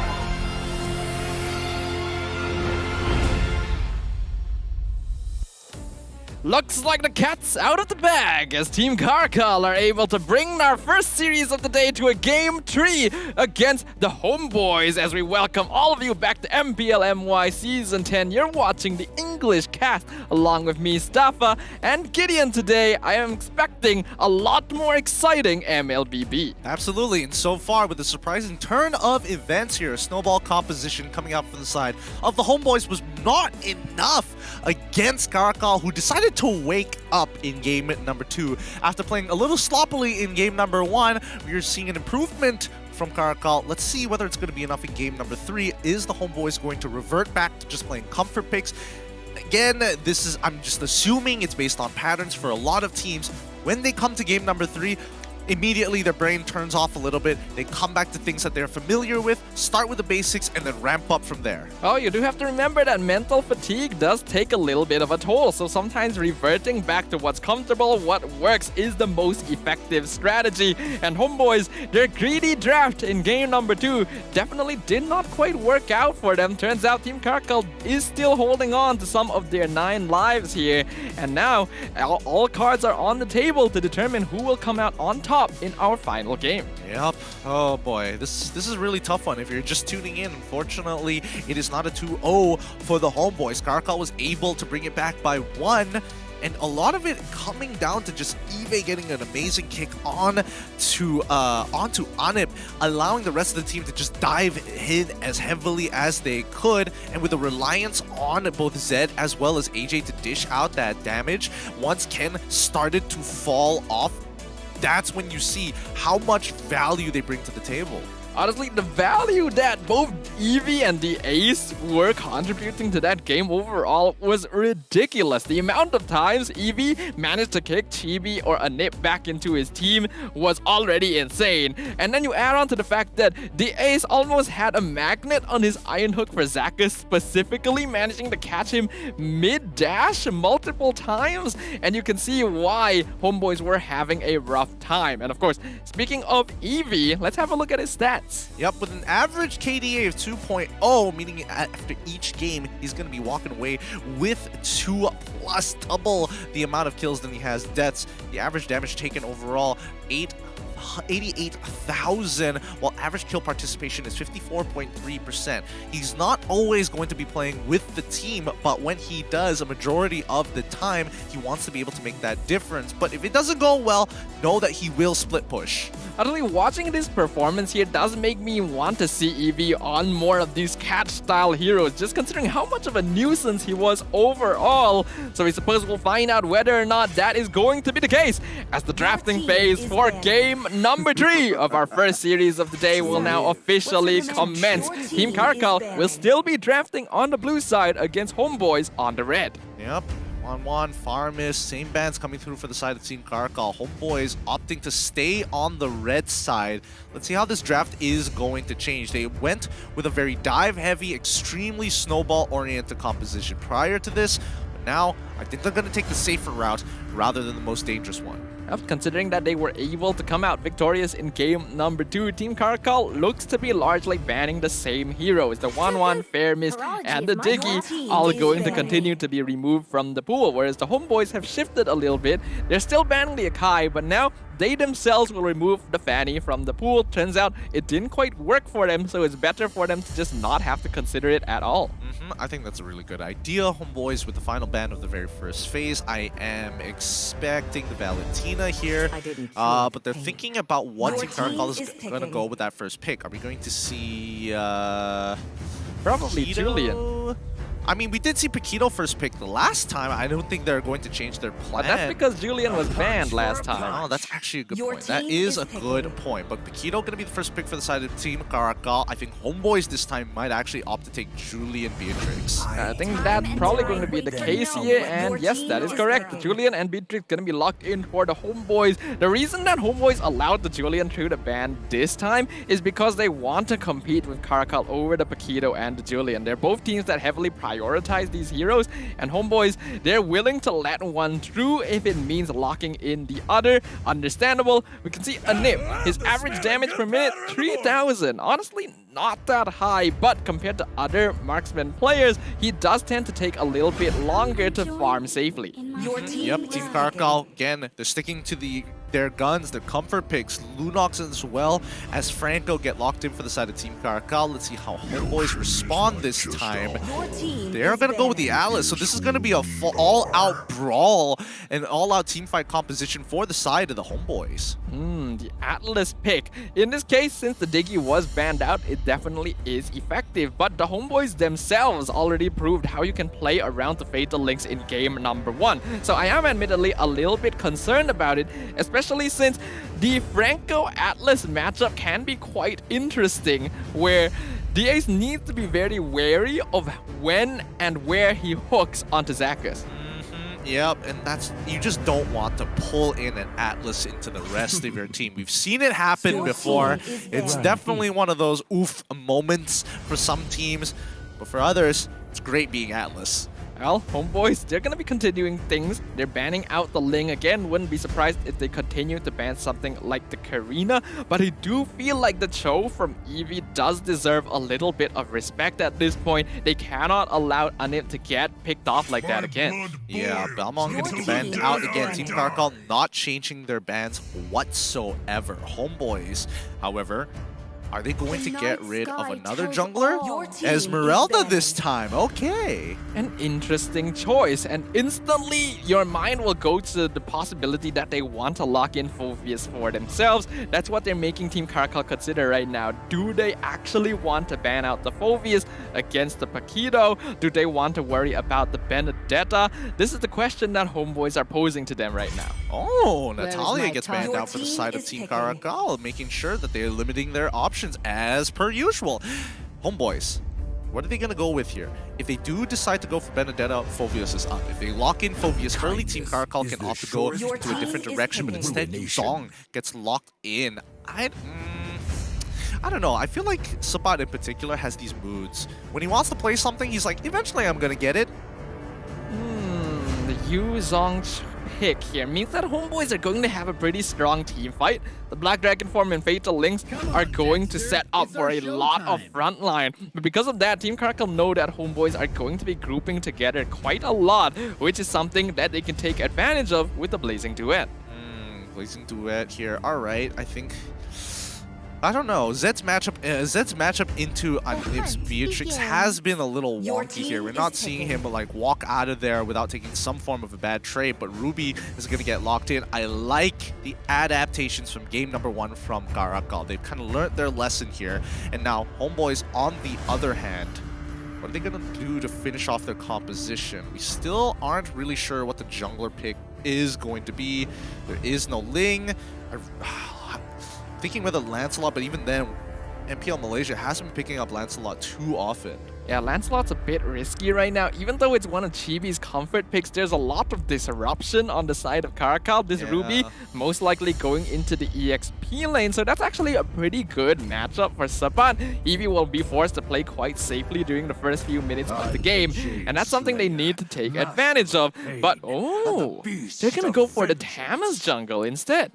Thamus jungle. We haven't seen too much Thamus jungle overall, but okay, all right, let's see how Homeboys is going to utilize the Thamus, right? It's about being even stronger, even tankier than most junglers in this situation, getting that extra bit of HP when you do pop your ult, and this time, I don't know. I'm a little split on the decision of which composition is stronger. Yeah, I agree with you there. Team CARACAL, their composition is going to be a lot more balanced once again, leaning into their strengths in game number 2, whereas Homeboys are going for a slightly riskier route. They have a really bulky front line with a solid amount of DPS output, but they're gonna need to protect Anip and Bang quite heavily to avoid getting dived on. Looking at the lineups once again, CARACAL, lots of CC, lots of damage, very similar to the draft in game number 2, while Homeboys are shifting entirely for a big team fight combination around the Fatal Links, around the Black Dragon form.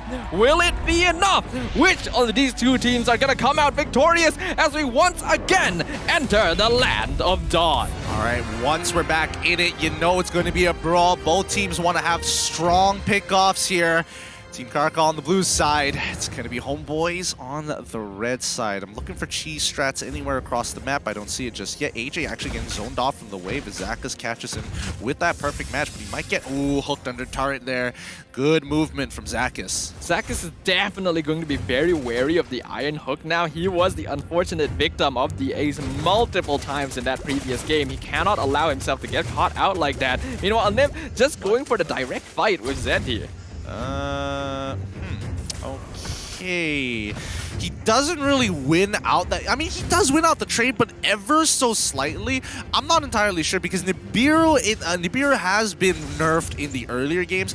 Last time, that was 100% doable. But now, Anip in trouble. Ooh. Oh, that flicker! That flicker could have been so bad if the distance was just a little shorter. That siege minion saves his life, and now Zed getting an amazing trade against Anip, who doesn't have his regenerate up. Zakas has to help Anip clear this wave so that he can go for an early recall. If not, help him for the second upcoming wave. That was good reaction timing from Anip, though, to specifically flicker behind a minion to make sure he's not caught out. The Ace actually times that, steals away the gold crab with the Iron Hook. He's got to drop the Corky emote every single time he does that. Every single time. Very frustrating. Can't blame him. Yeah, I can't blame him as well. But let's see. Recall. Yep. Recall coming in from Anip, Chibi, and as well as Bang. Ooh, AJ, very fast flicker here. He does not want to get caught out by General Kai.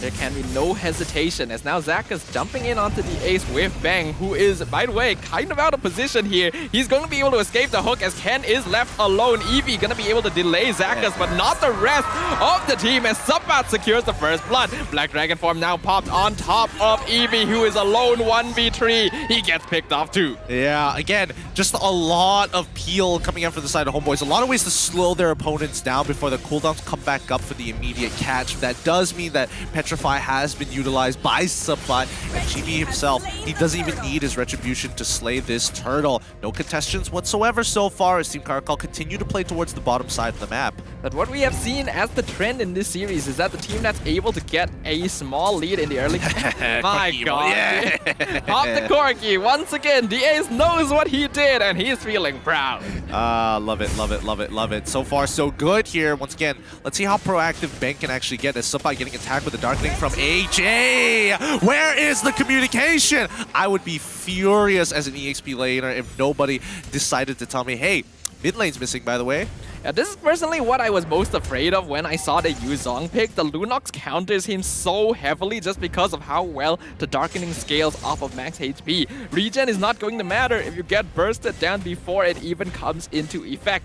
And Subbat definitely going to be feeling that as he loses his entire gold shield over to Eevee. That's going to be a big boost of net worth for CARACAL. Oh, absolutely. But here's the problem. AJ, he's trying to cheese him out again. So let's see if they fall for it. But this time, communications have been clear. They attack the bottom side of the map as Zed comes in with the Blazing Duet, and now Bang easily picks up the kill. Single sword is all he needs as they shred down that bottom side. They're willing to trade 1-for-1 here in terms of structures, but the Ace might be the next as the dive initiates instantly. Anip is going to get another kill for himself, but let's look at the situation up top side. Subbat actually clearing up this wave despite the cheese. But he is taking a lot of damage to his tower. That tier 1 is nearly going to fall, and Team CARACAL are willing to trade out the bottom tier one to try and get something in the EXP lane. As this frees up Eevee. We could see now, they are still in the area. Yep, and now they find it. The Fatal Links onto 2 cents already dead. The Ace has to follow. He just came out from spawn. And AJ jumps deep. He wants to get onto Adam, who flickers away, tries to get the Wesker all, but a double still ensues. Gets enough damage onto Ken to send him back into the Shadow Realm. HOMEBOIS instantly upping the tempo. Oh, AJ getting the shutdown onto a nip, but now he is out of position. Most likely will get picked off. Brilliance on cooldown, unfortunately, but I think he's okay with trading for the enemy gold lane. Yeah, I think that was absolutely worth it. However, HOMEBOIS are still up ahead in terms of gold as well as kills. Zakus, he's getting kicked. He's getting punched around. He is going to die if he keeps taking these trades. And Eevee now unlocked from his lane, able to interrupt the rest of the map. See now that Ken only just picked up his Hunter Strike. He is level 7 compared to Chibi's level 9. Not a good spot. We already highlighted, if you're going damage per kilo, you need to be in the lead or his damage potential falls off so quickly. Zakus trying to get a flank onto... Oh, the Fatal Link's actually catching the Ace! What is that interaction? He flickers out of it, but the timing was off. That's what we talked about, how precise the timing needs to be to actually disjoint the Fatal Links. And again, goes to show how well Chibi was able to escape it previously, as now Zed gets dived on by 4 members of HOMEBOIS. They end up trading Zakus for it, but that is absolutely worth it. Yeah, but Team CARACAL, they're not giving up just yet. They are being extremely proactive on the map.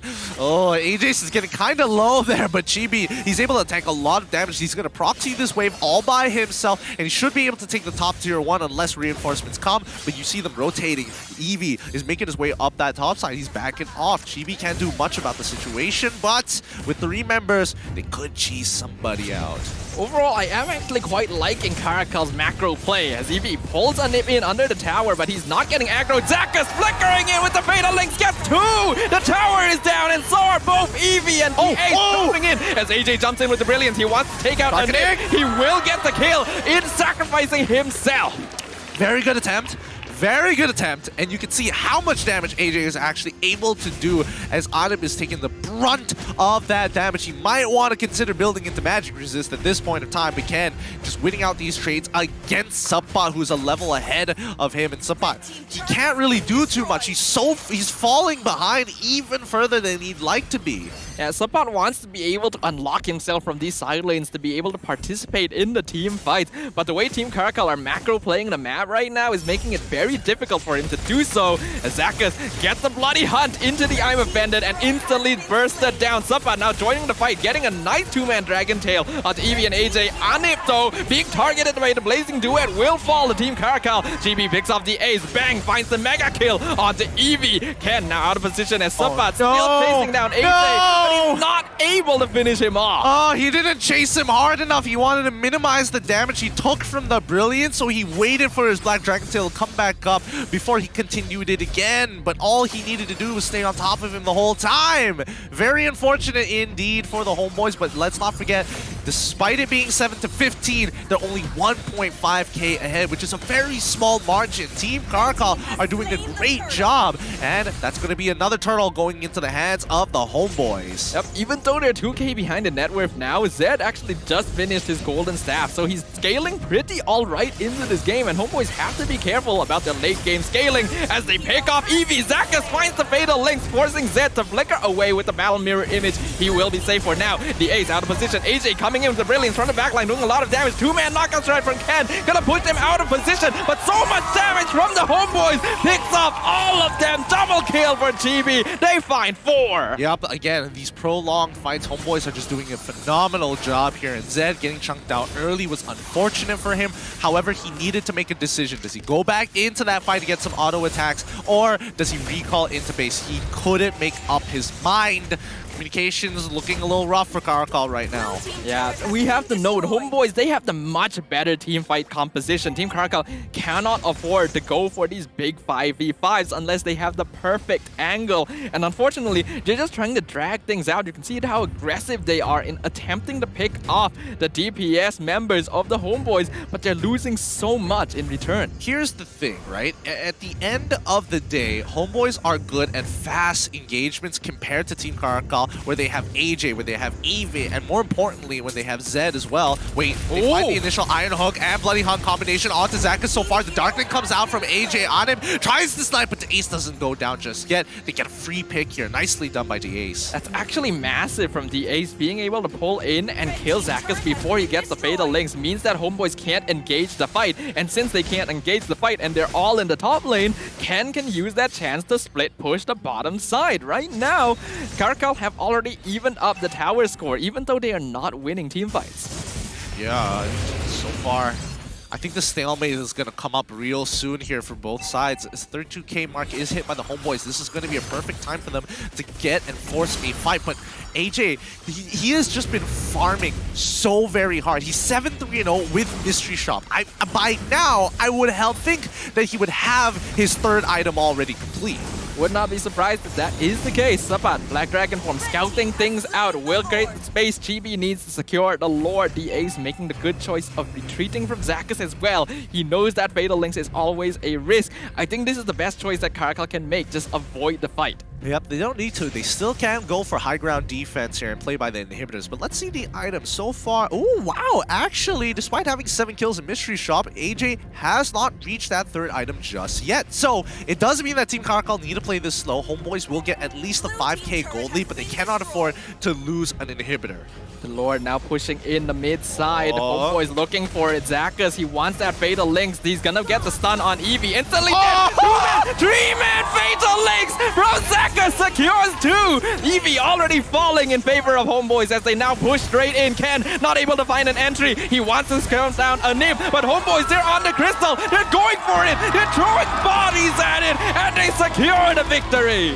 Holy!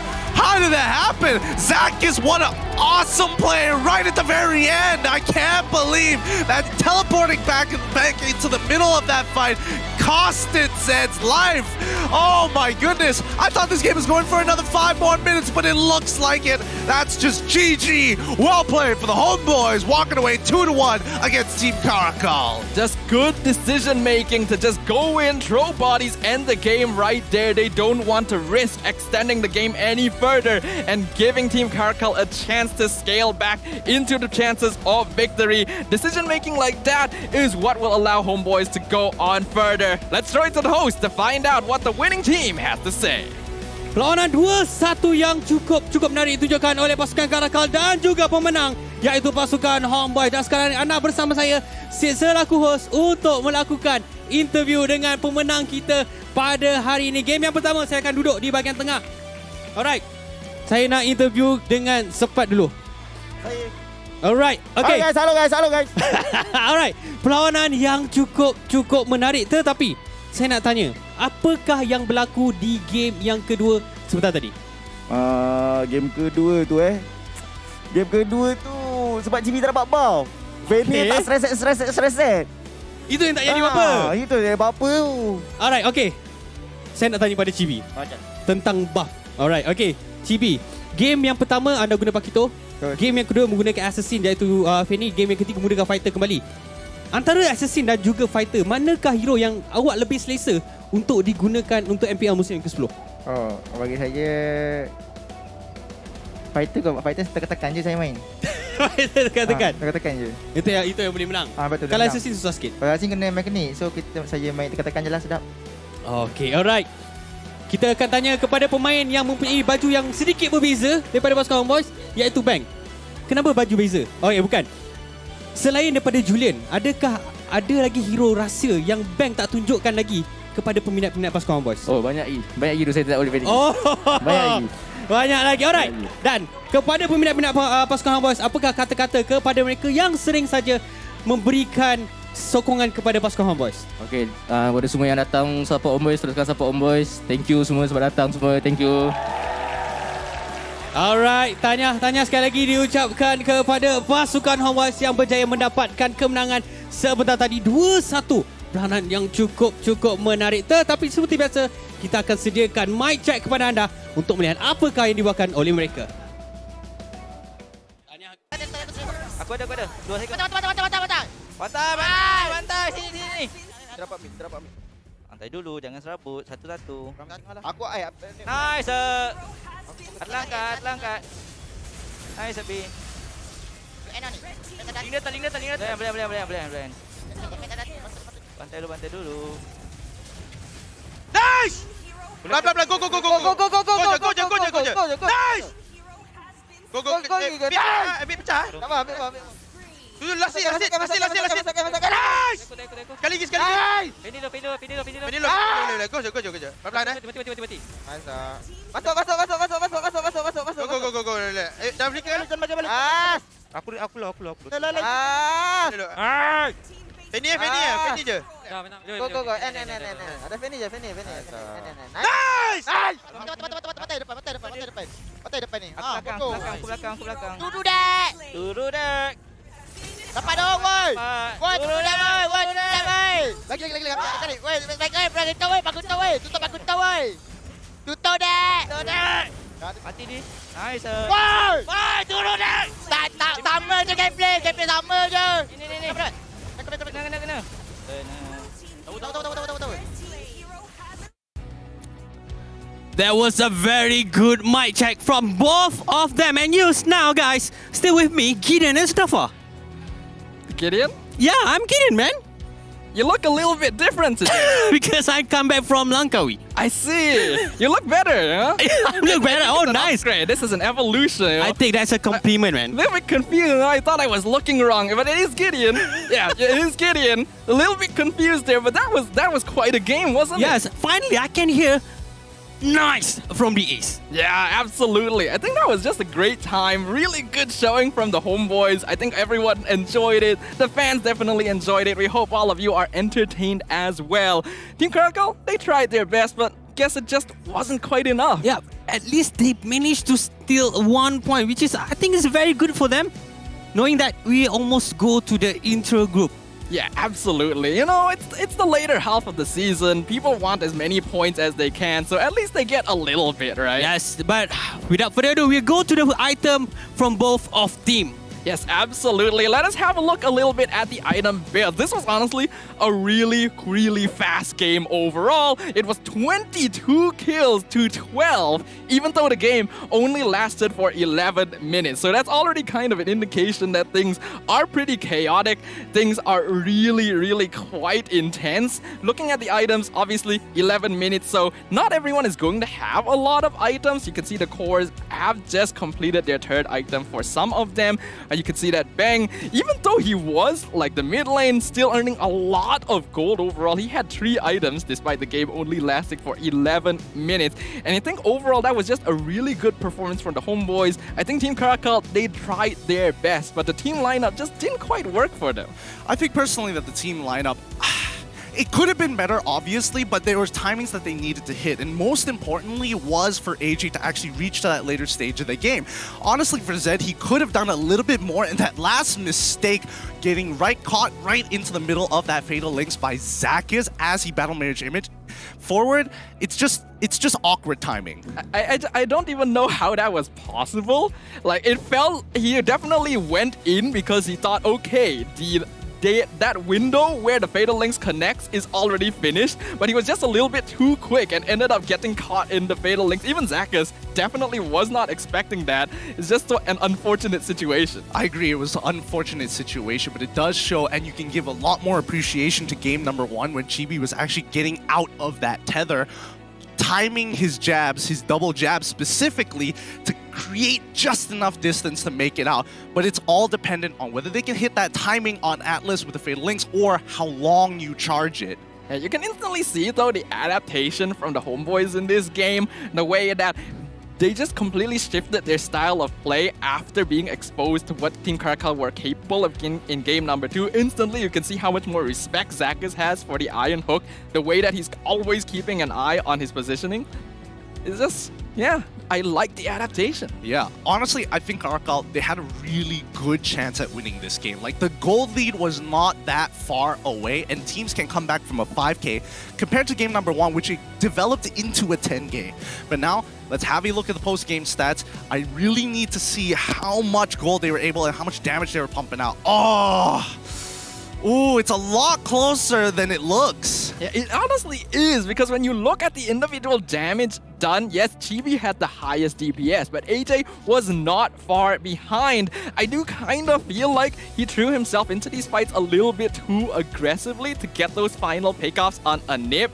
If he had just survived a little bit longer and maintained his gold lead, I think things could have gone a little bit better. For sure, like AJ was already basically one-shotting Anip, which begs the question, people who don't have magic resist are in severe danger. So people like Bang as well would have taken so much damage from the Brilliance. Then you're using the Darkening specifically against Supat and Chibi. So there's a very clear path for how LUNATIX wants to play around these fights and utilizing those ults. And Chibi once again showing off his jungle expertise, having a 900 GPM on the jungle Tamus. We actually haven't seen this hero in quite a while, even though he was so popular during the first few weeks of Season 10. Chibi once again showing that he is still very viable on the Land of Dawn. Yeah, no, I do think that it is extremely viable, but again, it's about those timings, right? Mid-game, how much more relevant are you going to be? Like, if you're comparing it to Julian up against LUNATIX, right? Julian, extremely relevant early to mid. As soon as he has those enhanced chains,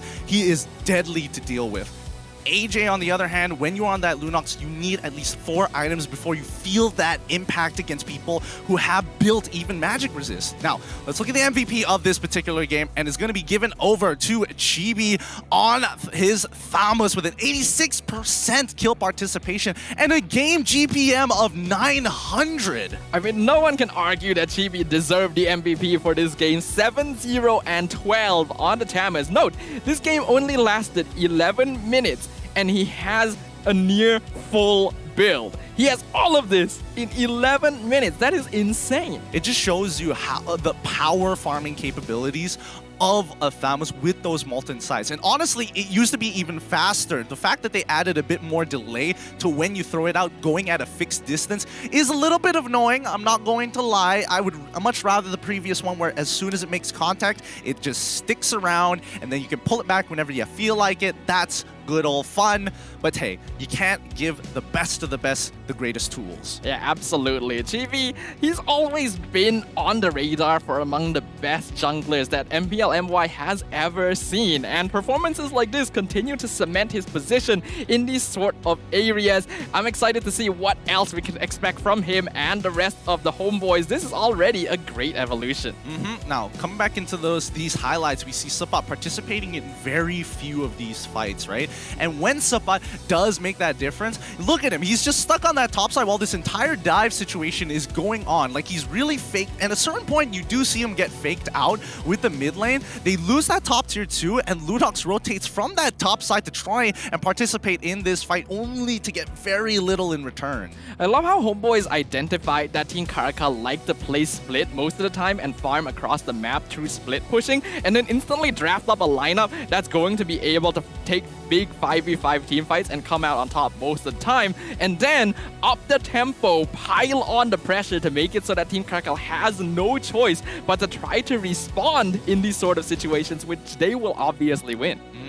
Yeah, oh my goodness. I didn't realize how much damage AJ took there in like one hit. So pretty ridiculous stuff overall, but I think homeboys, just the better team this time round, Team CARACAL. In terms of their game plan, honestly, their game plan wasn't too bad, but it really comes down to these few moments from the rest of his teammates trying his best, because you could see that AJ was really scaling up super fast, but the rest of the team could not keep up because they were all at deficits. Yeah, it's just a rough spot for Team CARACAL because they weren't able to achieve what they were planning with that lineup. And that final fatal links from the Zakas really did put the final nail in the coffin.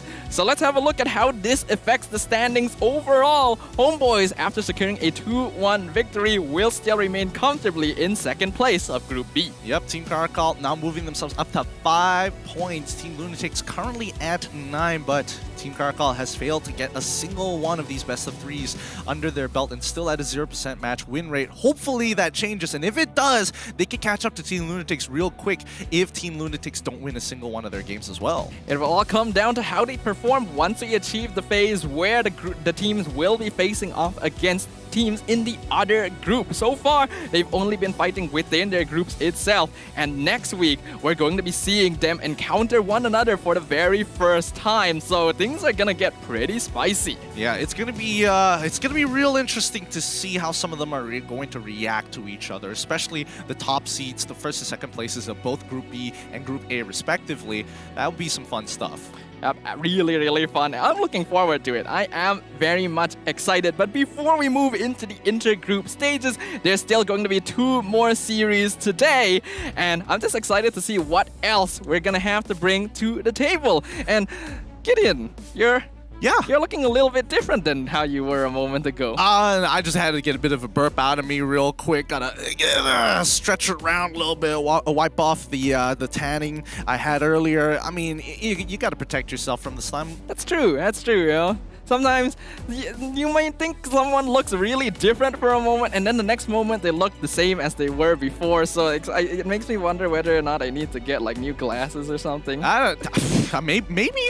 When's the last time you got it adjusted? To be honest, I don't remember. Yeah, exactly. See, guys, you got to make sure with glasses, you got to check up on your eyesight here. Some people be tripping these days, but hey, that's only the very first best of 3 here. Don't worry, there's plenty more to be had for the rest of this day. 2 more best of 3s to happen. But let's recap the keys to victory in case that you guys forgot. Number 1 is picking and winning those wars, because half the time we are seeing just homeboys, whenever they are winning, it's because they get to fight on their own terms. I mean, just look at this. Literally in Game 1 and Game 3, they won every single team fight they took. You know, when homeboys, they get that snowball, they snowball hard, and they don't allow any opportunities for their opponents to make a comeback. We also highlighted about how much the EXP laner needs to contribute, and this is actually one of those cases where we didn't actually see a lot of this throughout the games, just because Sabat didn't really need to be in a lot of these fights. It's true. Honestly, I think it's extremely true considering how much EV was pushing him every single time, and especially in Game 2 for Team CARACAL, he was forcing Saban in these awkward spots where he cannot participate in a team fight when he wants to, and when he's in a snowball composition, not winning that lane and going 50-50 isn't ideal. Like, look at Saban's KP in the times where he is able to make a difference. 50% on the first one, wow. 50-50 Saban will be there. Game number 3, that's when it got a little bit more difficult because, again, they're getting very familiar with how each other plays. And in damage dealt, it's the exact same story. Sabat able to participate in game number 1. Game number 3, he tries to participate, but when it does, he has to make an impact. And that's when Yuzong with the Petrify makes all that difference. I imagine it's pretty rough for a player as aggressive as Sabat to have to be forced to play sort of defensively and make sure that the waves are not pushed out. But at the very least, he was able to contribute in the big fights around the objectives to help his team secure more of that. And that is, of course, another key to victory, objective control. We could see that the homeboys were able to secure quite a lot of turtles, a fair number of lords, because typically they didn't really need lords to actually end the game. It was off of really good team fighting, and they didn't actually even take all of the turrets from the side of Team CARACAL in Game 3. I mean, to be fair, Game 3, it came down to just that final push to get that 3-man Fatal Links to say, hey, this is amazing. We got all the 3 people who are alive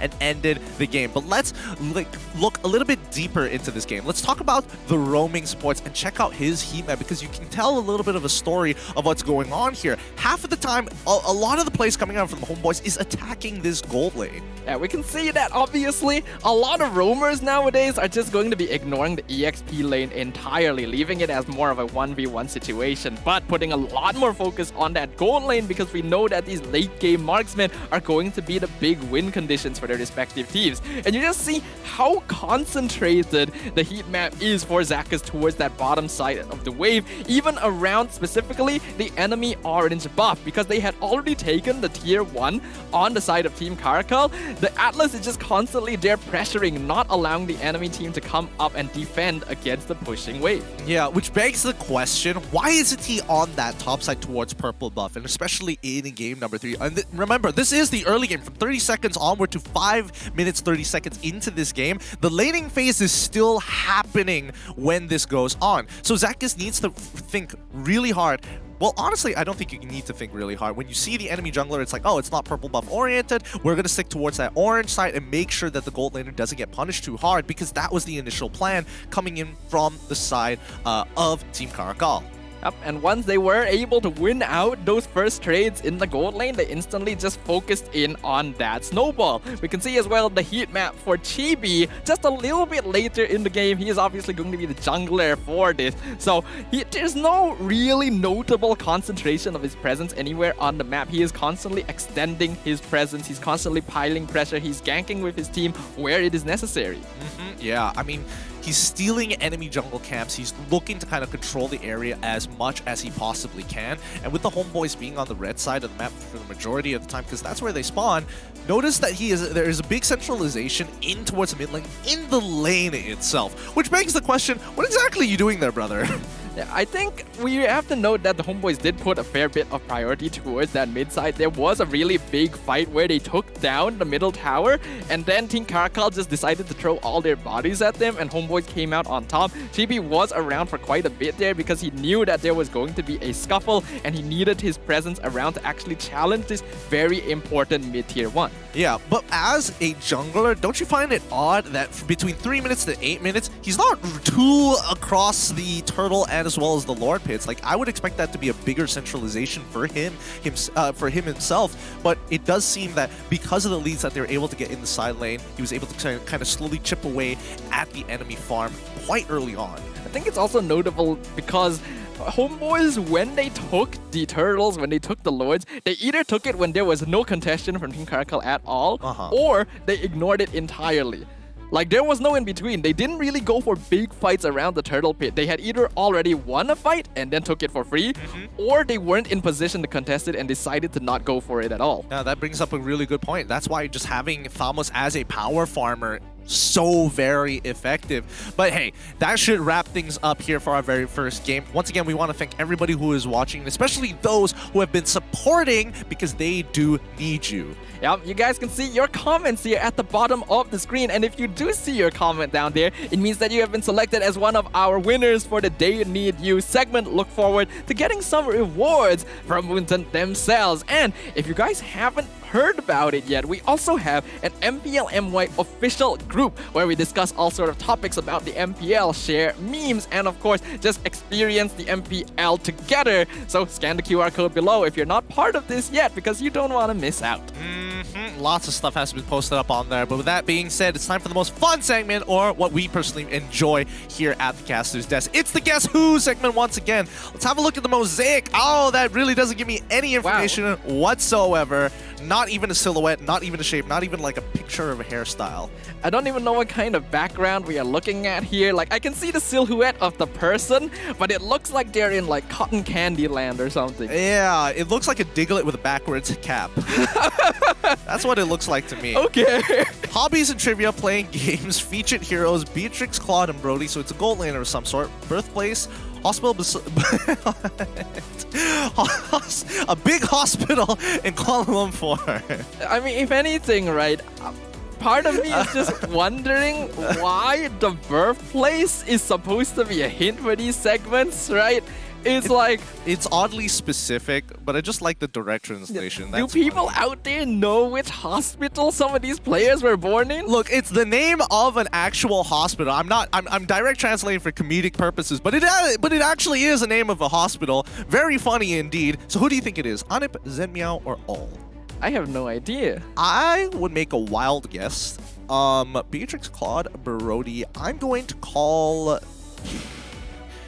I'm gonna call Zed. I think I actually kind of lean more towards a nip personally. Really? I don't know. It's more of a feeling for me, but we'll find out. If this is all, after all this time, oh, it is on him. I was wrong about it. Okay, nicely done. And we can kind of tell. It looks like, you know what? I can't really tell whatsoever. Pink rabbit behind him. I'm going to assume from the what's it? The reference isn't coming to me just yet. I cannot remember the name of it. Never mind. But with that being, call it a rabbit. Yes, because it is. I feel like someone's going to be a little bit angry at you at that. Oh, don't tell me that's Hello Kitty. That is Hello Kitty. But what if it's isn't there a character in Hello Kitty that has the little red rabbit thing? You know what? I'll show you a picture later on. I know who you're talking about, but that is Hello Kitty. Got you. If you guys were distracted by us talking about Hello Kitty and missed the code, we apologize, but you should have been quicker. You should have been quicker. That's on you. That's not on us. Our job is to distract. But with that being said, what's happening in our next best of 3? Well, you have it. Bring it up on screen. It's going to be Team LUNATIX up against Orange eSports. Orange eSports currently is still sitting at 100% win rate. Ooh, I'm honestly really excited about this one because Orange eSports has really grown to be quite the power here at Season 10. They are so far undefeated. And remember, this is going to be their last game within their group. So if they're able to win this one, they will be undefeated going into the second phase, the intergroup matches. And it's going to be up to Team LUNATIX to see whether or not they can put a stop to that streak. Yeah, and I don't know. Team LUNATIX, it feels like the seal has been broken for them. It's looking kind of rough, but we were hoping to see some kind of adaptations within this week itself. Yeah, I was hoping that as well, but you have to note, a little bit of inexperience does seem to be affecting their overall experience here at the MPL. They're not quite prepared to go up against some of these veteran players, but hopefully they will be able to overcome that. We're going to be going on a short break now. Make sure to join us for game number 2. We will see all of you there.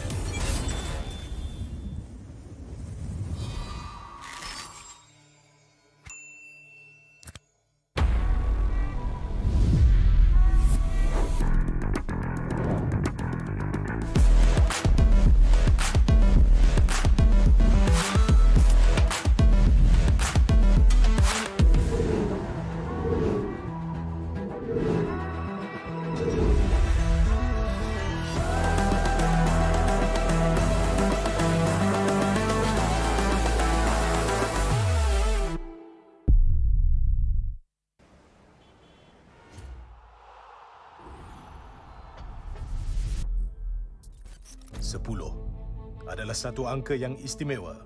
Ia sentiasa dianggap sebagai representasi kesempurnaan. Ya, MPL Malaysia sudah sampai musim ke-10. Sama seperti bilangan jari kita. MPL Malaysia atau MPL MYSG ketika itu bermula 5 tahun lalu. Pada Januari 2018, ia adalah kejohanan utama MLBB rasmi pertama yang dianjurkan oleh Munton untuk Malaysia dan Singapura. Dengan kejayaan musim pertama, MPL MYSG berkembang seterus-terusnya, di mana kami menyaksikan kebangkitan ramai superstars dan legenda. Mulai 18 Mac 2020, Tetapi pelaksanaan MPL bukan tanpa sebarang halangan. Kejohanan MPL terpaksa diteruskan secara online. Dan dengan penubuhan, pasti ada perubahan. Musim ke-7 adalah musim pertama MPL MY berpisah dari Singapura. Lebih ramai bakat tempatan dapat menyinar di pentas kompetitif MLBB yang terutama di Malaysia. Sejak permulaan MPL MY, terdapat 9 piala kejohanan yang dimenangi oleh 8 pasukan. Lebih 200 pemain telah melangkah ke pentas MPL MY. Dengan musim yang akan datang ini, terdapat banyak kisah yang menanti untuk ditulis dalam sejarah MPL MY. Mampukah TODAK mempertahankan takhta mereka dan menjadi juara MPL MY untuk kali ketiga? Sementara mampukah RSG MY dan tim SMG meningkatkan jumlah piala MPL MY mereka kepada 2? Atau adakah akan ada juara baru untuk musim 10? Dan pasukan manakah yang akan mewakili Malaysia di M4? Inilah musim baru kita, musim ke-10. Ini gaya kita.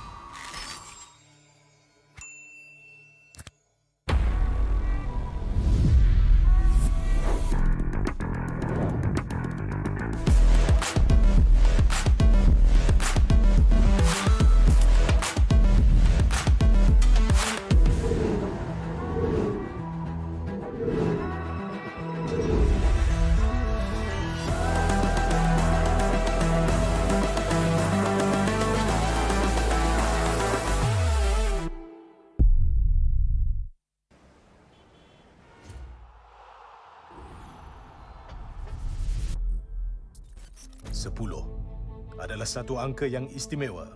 Ia sentiasa dianggap sebagai representasi kesempurnaan. Ya, MPL Malaysia sudah sampai musim ke-10. Sama seperti bilangan jari kita. MPL Malaysia atau MPL MYSG ketika itu bermula 5 tahun lalu. Pada Januari 2018, ia adalah kejohanan utama MLBB rasmi pertama yang dianjurkan oleh Munton untuk Malaysia dan Singapura. Dengan kejayaan musim pertama, MPL MYSG berkembang seterus-terusnya, di mana kami menyaksikan kebangkitan ramai superstars dan legenda. Mulai 18 Mac 2020, Tetapi pelaksanaan MPL bukan tanpa sebarang halangan. ditutup. Kejohanan MPL terpaksa diteruskan secara online. Dan dengan penubuhan, pasti ada perubahan. Musim ke-7 adalah musim pertama MPL MY berpisah dari Singapura. Lebih ramai pakat tempatan dapat menyinar di pentas kompetitif MLBB yang terutama di Malaysia. Sejak permulaan MPL MY, terdapat 9 piala kejohanan yang dimenangi oleh 8 pasukan. Lebih 200 pemain telah melangkah ke pentas MPL MY. Dengan musim yang akan datang ini, terdapat banyak kisah yang menanti untuk ditulis dalam sejarah MPL MY. Mampukah TODAK mempertahankan takhta mereka dan menjadi juara MPL MY untuk kali ketiga? Sementara mampukah RSG MY dan tim SMG meningkatkan jumlah piala MPL MY mereka kepada 2? Atau adakah akan ada juara baru untuk musim 10? Dan pasukan manakah yang akan mewakili Malaysia di M4? Inilah musim baru kita, musim ke-10. Ini gaya kita.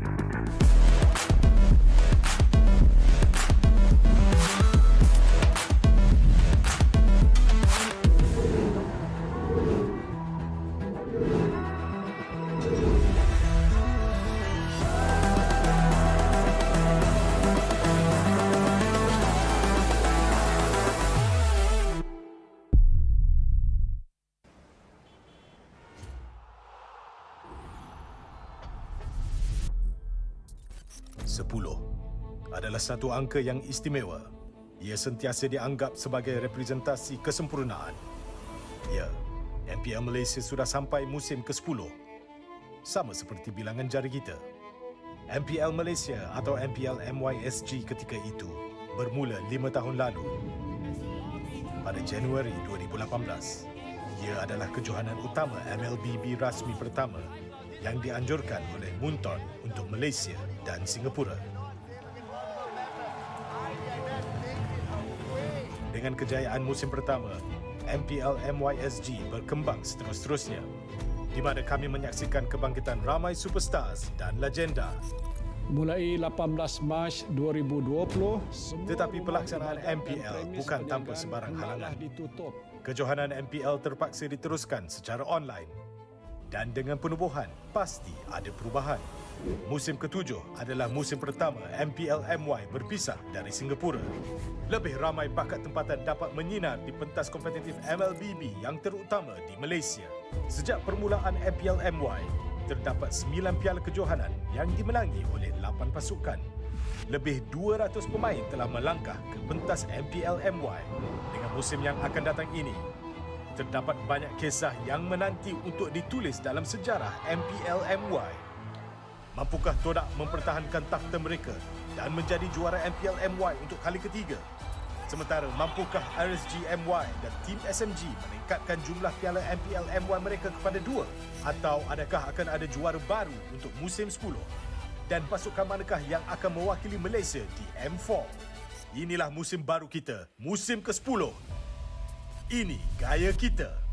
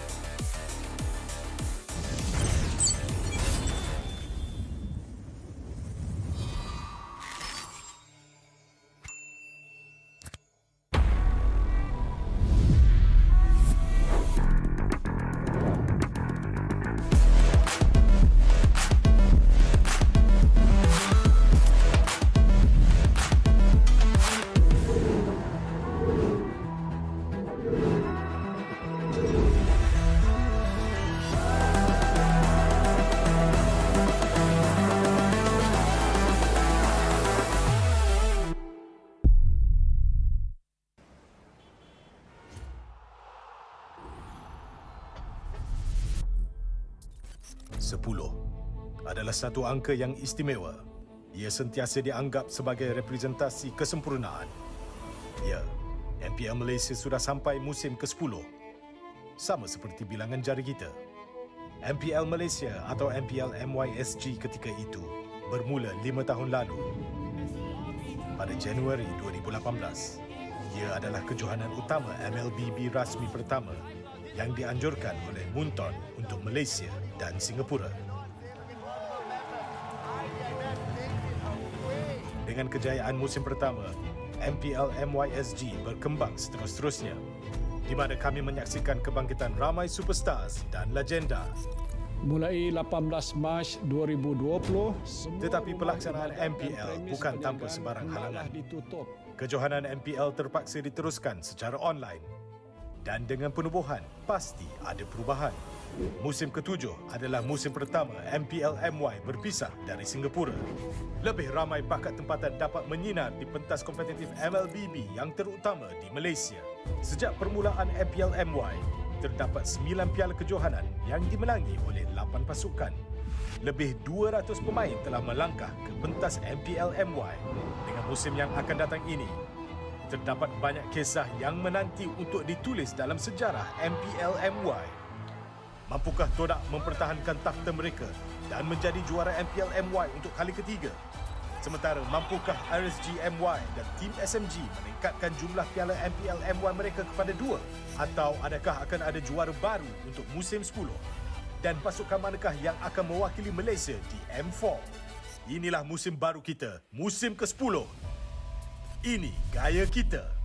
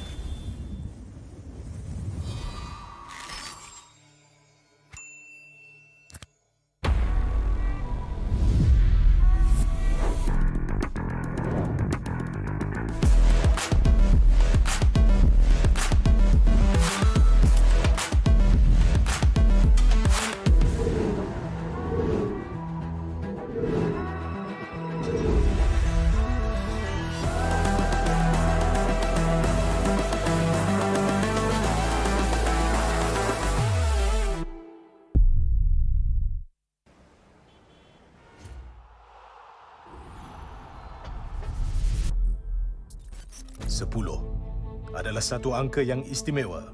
Ia sentiasa dianggap sebagai representasi kesempurnaan. Ya, MPL Malaysia sudah sampai musim ke-10. Sama seperti bilangan jari kita. MPL Malaysia atau MPL MYSG ketika itu bermula 5 tahun lalu. Pada Januari 2018, ia adalah kejohanan utama MLBB rasmi pertama yang dianjurkan oleh Munton untuk Malaysia dan Singapura. Dengan kejayaan musim pertama, MPL MYSG berkembang seterus-terusnya, di mana kami menyaksikan kebangkitan ramai superstars dan legenda. Mulai 18 Mac 2020, Tetapi pelaksanaan MPL bukan tanpa sebarang halangan. ditutup. Kejohanan MPL terpaksa diteruskan secara online. Dan dengan penubuhan, pasti ada perubahan. Musim ke-7 adalah musim pertama MPL MY berpisah dari Singapura. Lebih ramai bakat tempatan dapat menyinar di pentas kompetitif MLBB yang terutama di Malaysia. Sejak permulaan MPL MY, terdapat 9 piala kejohanan yang dimenangi oleh 8 pasukan. Lebih 200 pemain telah melangkah ke pentas MPL MY. Dengan musim yang akan datang ini, terdapat banyak kisah yang menanti untuk ditulis dalam sejarah MPL MY. Mampukah TODAK mempertahankan takhta mereka dan menjadi juara MPL MY untuk kali ketiga? Sementara mampukah RSG MY dan tim SMG meningkatkan jumlah piala MPL MY mereka kepada 2? Atau adakah akan ada juara baru untuk musim 10? Dan pasukan manakah yang akan mewakili Malaysia di M4? Inilah musim baru kita, musim ke-10. Ini gaya kita.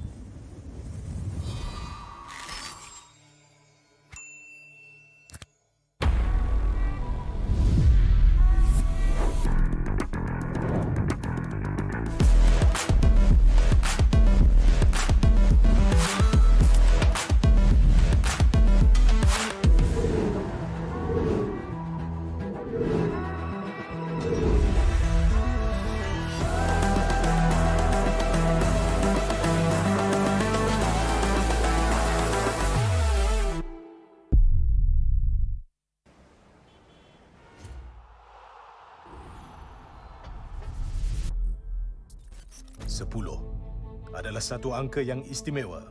Ia sentiasa dianggap sebagai representasi kesempurnaan. Ya, MPL Malaysia sudah sampai musim ke-10. Sama seperti bilangan jari kita.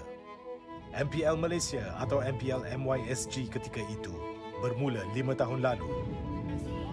Pada Januari 2018, ia adalah kejohanan utama MLBB rasmi pertama yang dianjurkan oleh Munton untuk Malaysia dan Singapura. Dengan kejayaan musim pertama, MPL MYSG berkembang seterus-terusnya, di mana kami menyaksikan kebangkitan ramai superstars dan legenda. Mulai 18 Mac 2020, Tetapi pelaksanaan MPL bukan tanpa sebarang halangan. ditutup. Kejohanan MPL terpaksa diteruskan secara online. Dan dengan penubuhan, pasti ada perubahan. Musim ke-7 adalah musim pertama MPL MY berpisah dari Singapura. Lebih ramai bakat tempatan dapat menyinar di pentas kompetitif MLBB yang terutama di Malaysia. Sejak permulaan MPL MY, terdapat 9 piala kejohanan yang dimenangi oleh 8 pasukan. Lebih 200 pemain telah melangkah ke pentas MPL MY. Dengan musim yang akan datang ini, terdapat banyak kisah yang menanti untuk ditulis dalam sejarah MPL MY. Mampukah TODAK mempertahankan takhta mereka dan menjadi juara MPL MY untuk kali ketiga? Sementara mampukah RSG MY dan tim SMG meningkatkan jumlah piala MPL MY mereka kepada 2? Atau adakah akan ada juara baru untuk musim 10? Dan pasukan manakah yang akan mewakili Malaysia di M4? Inilah musim baru kita, musim ke-10. Ini gaya kita.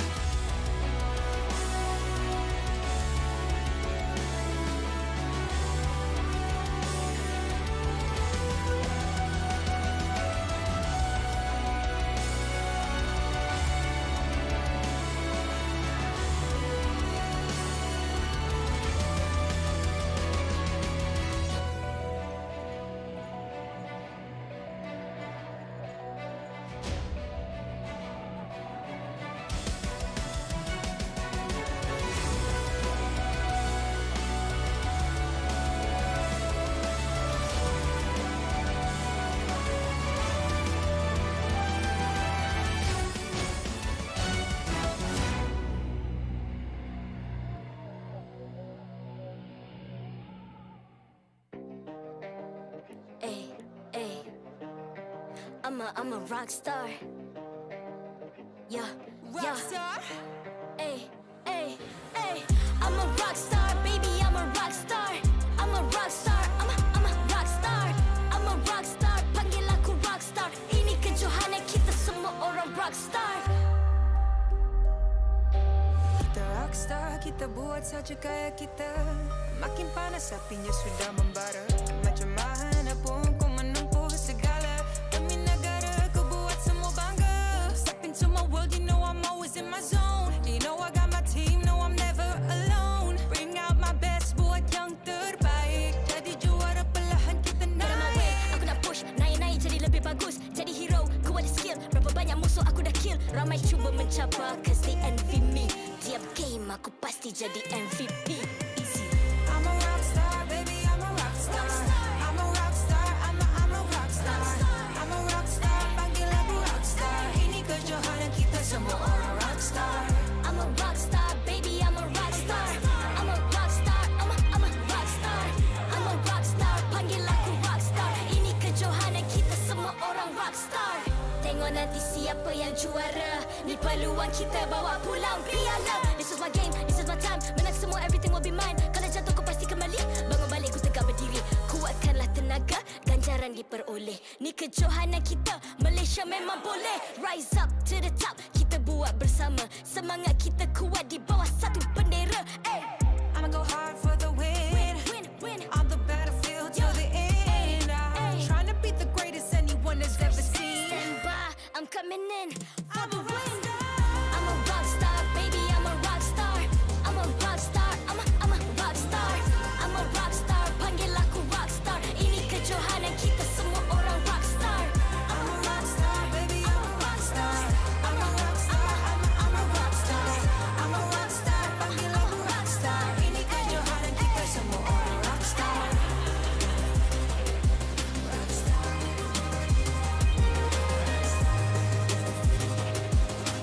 Ini kejohanan kita semua orang rockstar.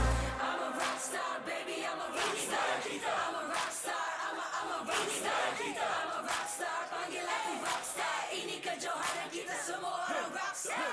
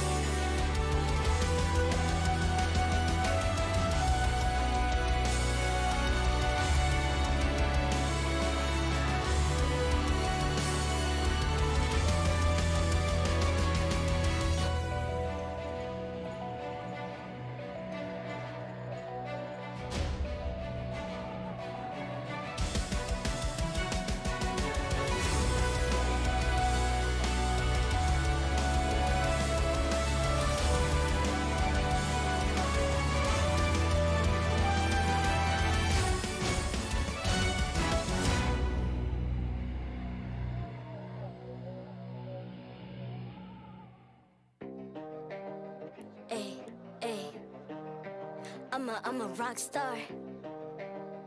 Yeah. Rockstar? Ay. I'm a rock star, baby, I'm a rock star. I'm a rock star, I'm a rock star. I'm a rock star, panggil aku rock star. Ini kejohanan kita semua orang rock star. Kita rockstar, kita buat saja gaya kita. Makin panas apinya sudah membara.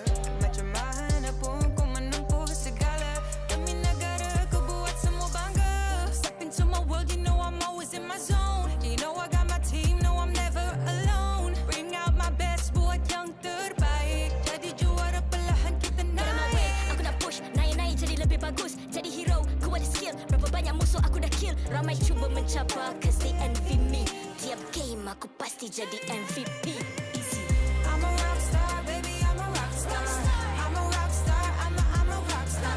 I'm a rock star, panggil aku rock star. Ini kejohanan kita semua orang rock star. I'm a rock star, baby, I'm a rock star. I'm a rock star, I'm a rock star. I'm a rock star, panggil aku rock star. Ini kejohanan kita semua orang rock star. Tengok nanti siapa yang juara. Ni peluang kita bawa pulang piala. This is my game, this is my time. Menang semua, everything will be mine. Kalau jatuh kau pasti kembali. Bangun balik ku tegak berdiri. Kuatkanlah tenaga, ganjaran diperoleh. Ni kejohanan kita, Malaysia memang boleh. Rise up to the top, kita buat bersama. Semangat kita kuat di bawah satu bendera. Ay. I'ma go hard for the win. Win. On the battlefield till the end. I'm trying to beat the greatest anyone has ever seen. Stand by, I'm coming in for the win. I'm a rock star, baby, I'm a rock star. I'm a rock star, I'm a rock star. I'm a rock star, panggil aku rock star. Ini kejohanan kita semua orang rock star. I'm a rock star, baby, I'm a rock star. I'm a rock star, I'm a rock star. I'm a rock star, panggil aku rock star. Ini kejohanan kita semua orang rock star. Rock star.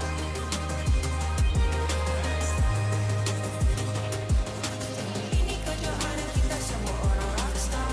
I'm a rock star, baby, I'm a rock star. I'm a rock star, I'm a rock star. I'm a rock star, panggil aku rock star. Ini kejohanan kita semua orang rock star.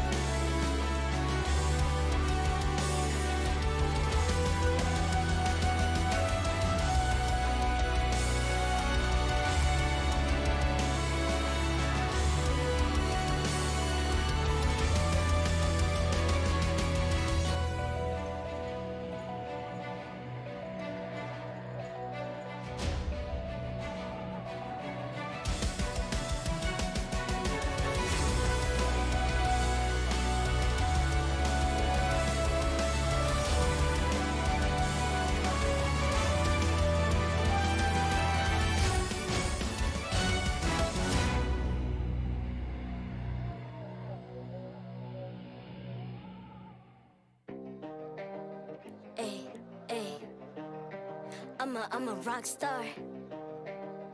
Yeah, Rock star. Ay. I'm a rock star, baby, I'm a rock star. I'm a rock star, I'm a rock star. I'm a rock star, panggil aku rock star. Ini kejohanan kita semua orang rock star.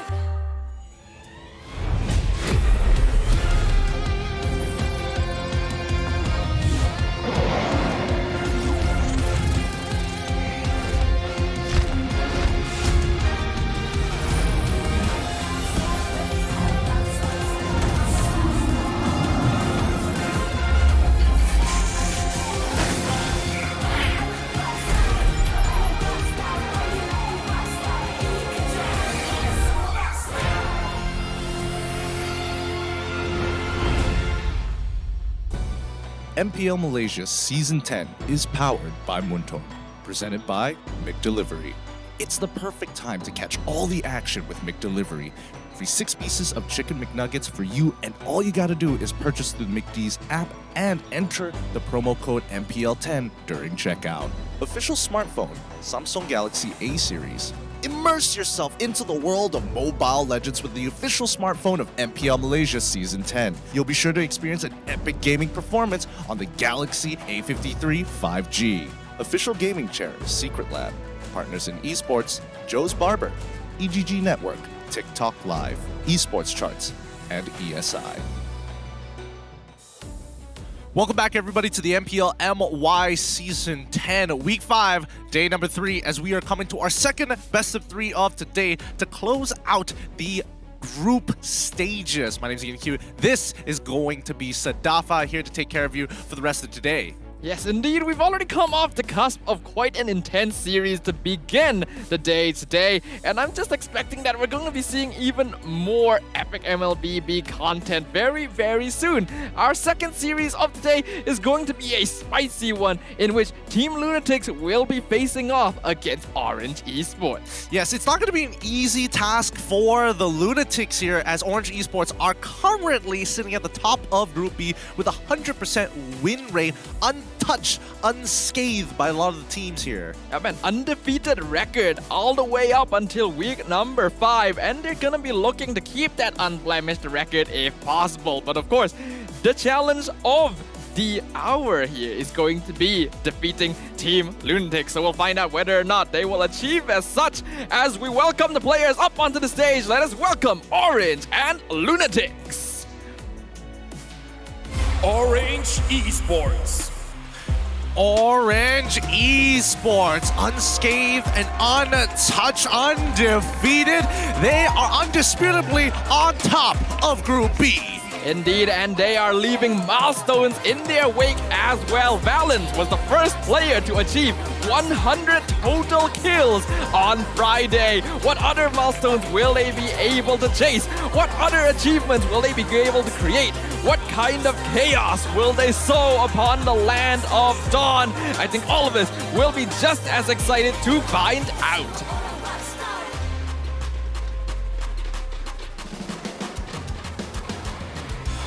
Team LUNATIX. Team LUNATIX, the team looking to come into the MPL to show off what they got. They realize their inexperience, they realize their mistakes, and as they adapt, they only get better week by week.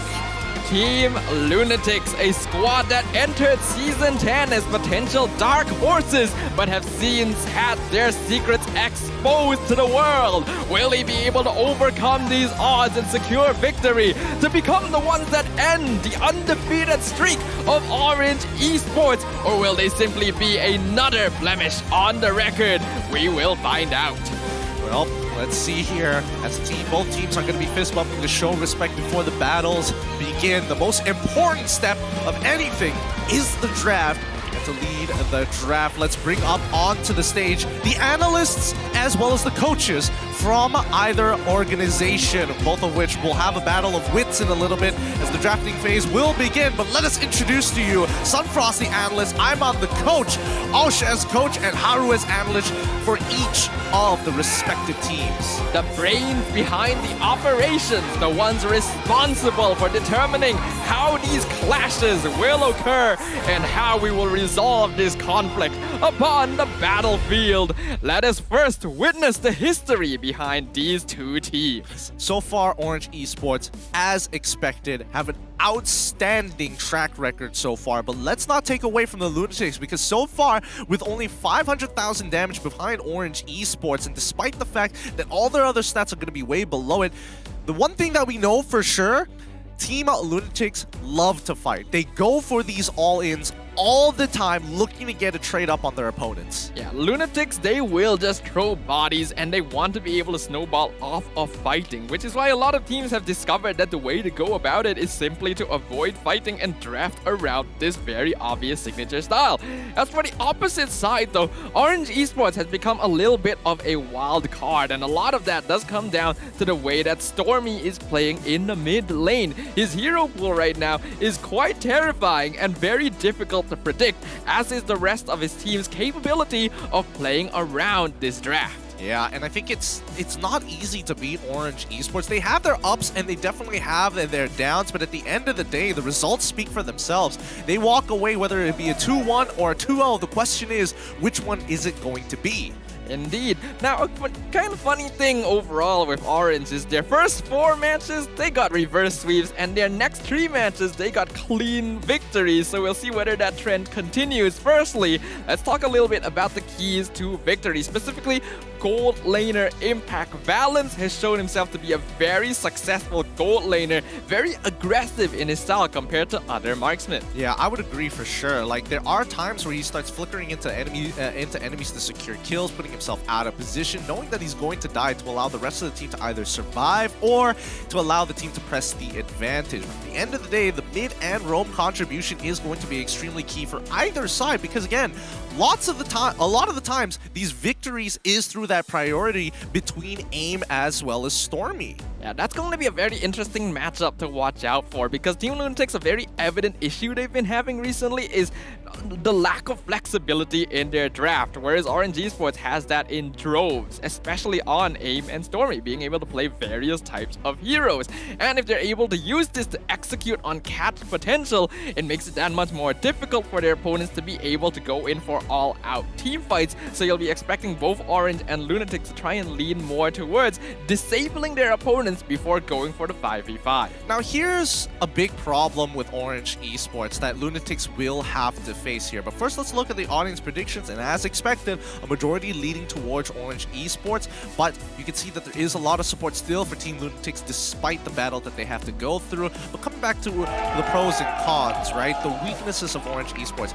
Executing that catch potential coming in from LUNATIX may not seem to be the strategy they like to go for, right? When have we seen Team LUNATIX try to play for picks? Yeah, absolutely not. It's either all in or not at all. And a lot of teams do kind of manipulate that to their favor. I do think that LUNATIX needs to adapt a little bit, needs a little bit more discipline and strategy in their gameplay in order to come out on top, because they are currently up against the only team that has not yet lost a series in the entire season, and I doubt they're looking to drop that record anytime soon. So a big shakeup needs to happen here for that sort of impact to be made. I would agree, and I think I want to see the next step for LUNATIX from not being known as a team that's semi-professional and being, you know, the fresh new bloods here at MPL. We need to see them kind of grow on their own against some of the best that we have to offer here at the MPL. It kind of shows the distinction between semi-professional teams as well as professional teams one step at a time. There's always going to be something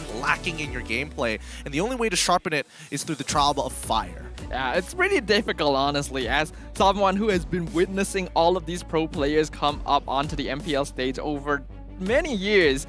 It's a lot of effort that has to be put into it, and first things first, they do need a solid lineup to make sure that they can put all of their skills on display. So let's start off the drafting phase. LUNATIX going to be on blue side, Orange on the red. Yep, the battle has already begun here as Team LUNATIX start off banning out the Akai, very highly banned out so far across all the regions of MPL. Orange Esports already banning out the Fanny, so LUNATIX whole priority with 6 seconds left on the clock. Diggy gets banned out instantaneously, which does open up a couple of options. And this is a lot of respect from Team LUNATIX. The Akai banned out specifically against Subway, Diggy being banned out against AIM. He has basically had one of the most successful Diggies we have seen in the league so far. Yeah. Also, a quick point out here: Zeph is going to be the one playing here in the roam position. Interesting indeed. He was playing yesterday when they were up against Red Esports, and although they ended up losing 2-0, his performance was actually solid. Okay, I'm going to trust you on that one. Let's see how this is going to play out. Hopefully they might be able to take a game off of Orange Esports and try to maintain their points and stay above the very bottom of the group, ideally. Ling gets banned out from the side of Orange Esports, which leaves a lot to be... no buff, no win. But the truth is, whether or not you get the buff or not, hopefully we'll see how this is going to play out. 2 purple buff junglers already taken out of the pool. Valentina wide open. Wan also wide open. Orange Esports are setting up for red side. LUNATIX, they're gonna go for the decision to ban out the Valentina here. We already know that they typically do not prioritize this hero. AML actually tried playing Valentina as the jungler yesterday, but as we just already saw, it didn't quite work out for them. So it looks like LUNATIX wants to veer away for that. As for Orange Esports, they're hard targeting AML's hero pool, and we're seeing a lot of teams do this. banning out the Ling and the Fanny, as well as the Khalid, just to completely disable some of the most notable signature picks from LUNATIX. Well, let's see, because LUNATIX have been... I feel like their signature picks are just crutches at this point of time, right? It's covering the fact that, yes, they've got some mechanical skill, but does that translate to the rest of their hero pool? Do they feel as comfortable or as effective in that case? Farmis, there we go. Finally getting banned out for the side of Orange Esports, which leaves Wan for the taking. Julian as well. Masha on top of everything else. Is LUNATIX going to prioritize the Khalid for gold deal? Look, he has not gotten to play this hero for basically multiple weeks. It looks like they will choose not to do so. They're gonna go for the Julian first, meaning that Valens could grab his signature 1-1. I can't believe it. They prioritized Julian over a 1-1. Oh boy. Let's see how this one's gonna go. And Orange Esports, they're hovering over it. They can think about this for a little bit. They have more than enough time. They've definitely got the 1-1 in the bag. What else do they want to pair up with it? That is a good question here. As you've already highlighted, EXP lane may have to be something they have to consider, since Goldilocks will most likely lock in that Khalid in the second phase. I don't think Orange are too phased by that, since they let it through the ban. They do pick up Valence's 1-1, and a lot of teams are now starting to flex out this Paquito, which I do like. Yeah, again, it's great to see Paquito coming back into the Land of Dawn. Not as strong as it used to be, but it's still proving to be effective. Team LUNATIX now need to finish off this first phase of picks, completing it with Irithel and as well as Khalid. The signature is here. The crowd is happy about it. The Team LUNATIX fan base, they know signature picks. After all, we basically have not gotten to see LUNATIX play the Khalid for like 3 weeks or something now. Understandable that they would be excited. An interesting choice of going for the Irithel so early on, but I suppose LUNATIX want to avoid Mint's hero pool being banned out in the second phase by Orange Esports, who now have the chance of drafting something of their own. This Paquito is probably going to be flexed out, and they're actually going to go for the Atlas. Yep. Personally, I do think Irithel up against 1-1 in lane, that it is a little bit more favored towards, well, specifically towards Irithel. I think that she has a very easy way to actually get harassment down, clearing the waves, and more importantly, towards the later stages of the game, if nobody has their weakness stacks procced and she doesn't have the crossbow of Tang ready to go, if it's a 1v1, Irithel will run down this 1-1 so far. I'm seeing a couple of hovers here. Interesting. Let's see what the bans are going to be for Orange Esports. Right now, looking at the side of Team LUNATIX, they have their gold lane, they have their mid most likely. Julian could go jungle, but it feels more like a Rain hero, and they have the EXP. So they're looking for a jungler, they're looking for a roamer. Orange start off by banning the Lolita. Zeph played this in both games yesterday against Red Esports. His Numenon Blast were actually on point most of the time. He just unfortunately lacked follow-up. Yeah. Lolita now gone. Team LUNATIX notice what's going on here. They realize, hey, they're going to start attacking our supports. They're going to start possibly attacking us in the jungle. We don't know whether it's going to be Emal or Rain who's going to be playing this Julian for now. It's a very good flex pick. But at the same time, have they considered the EXP lane? And yes, they have. They ban out the Masha rather late. And I'm surprised no one picked it up earlier on. But hey, they don't want to be dedicated to one particular lane.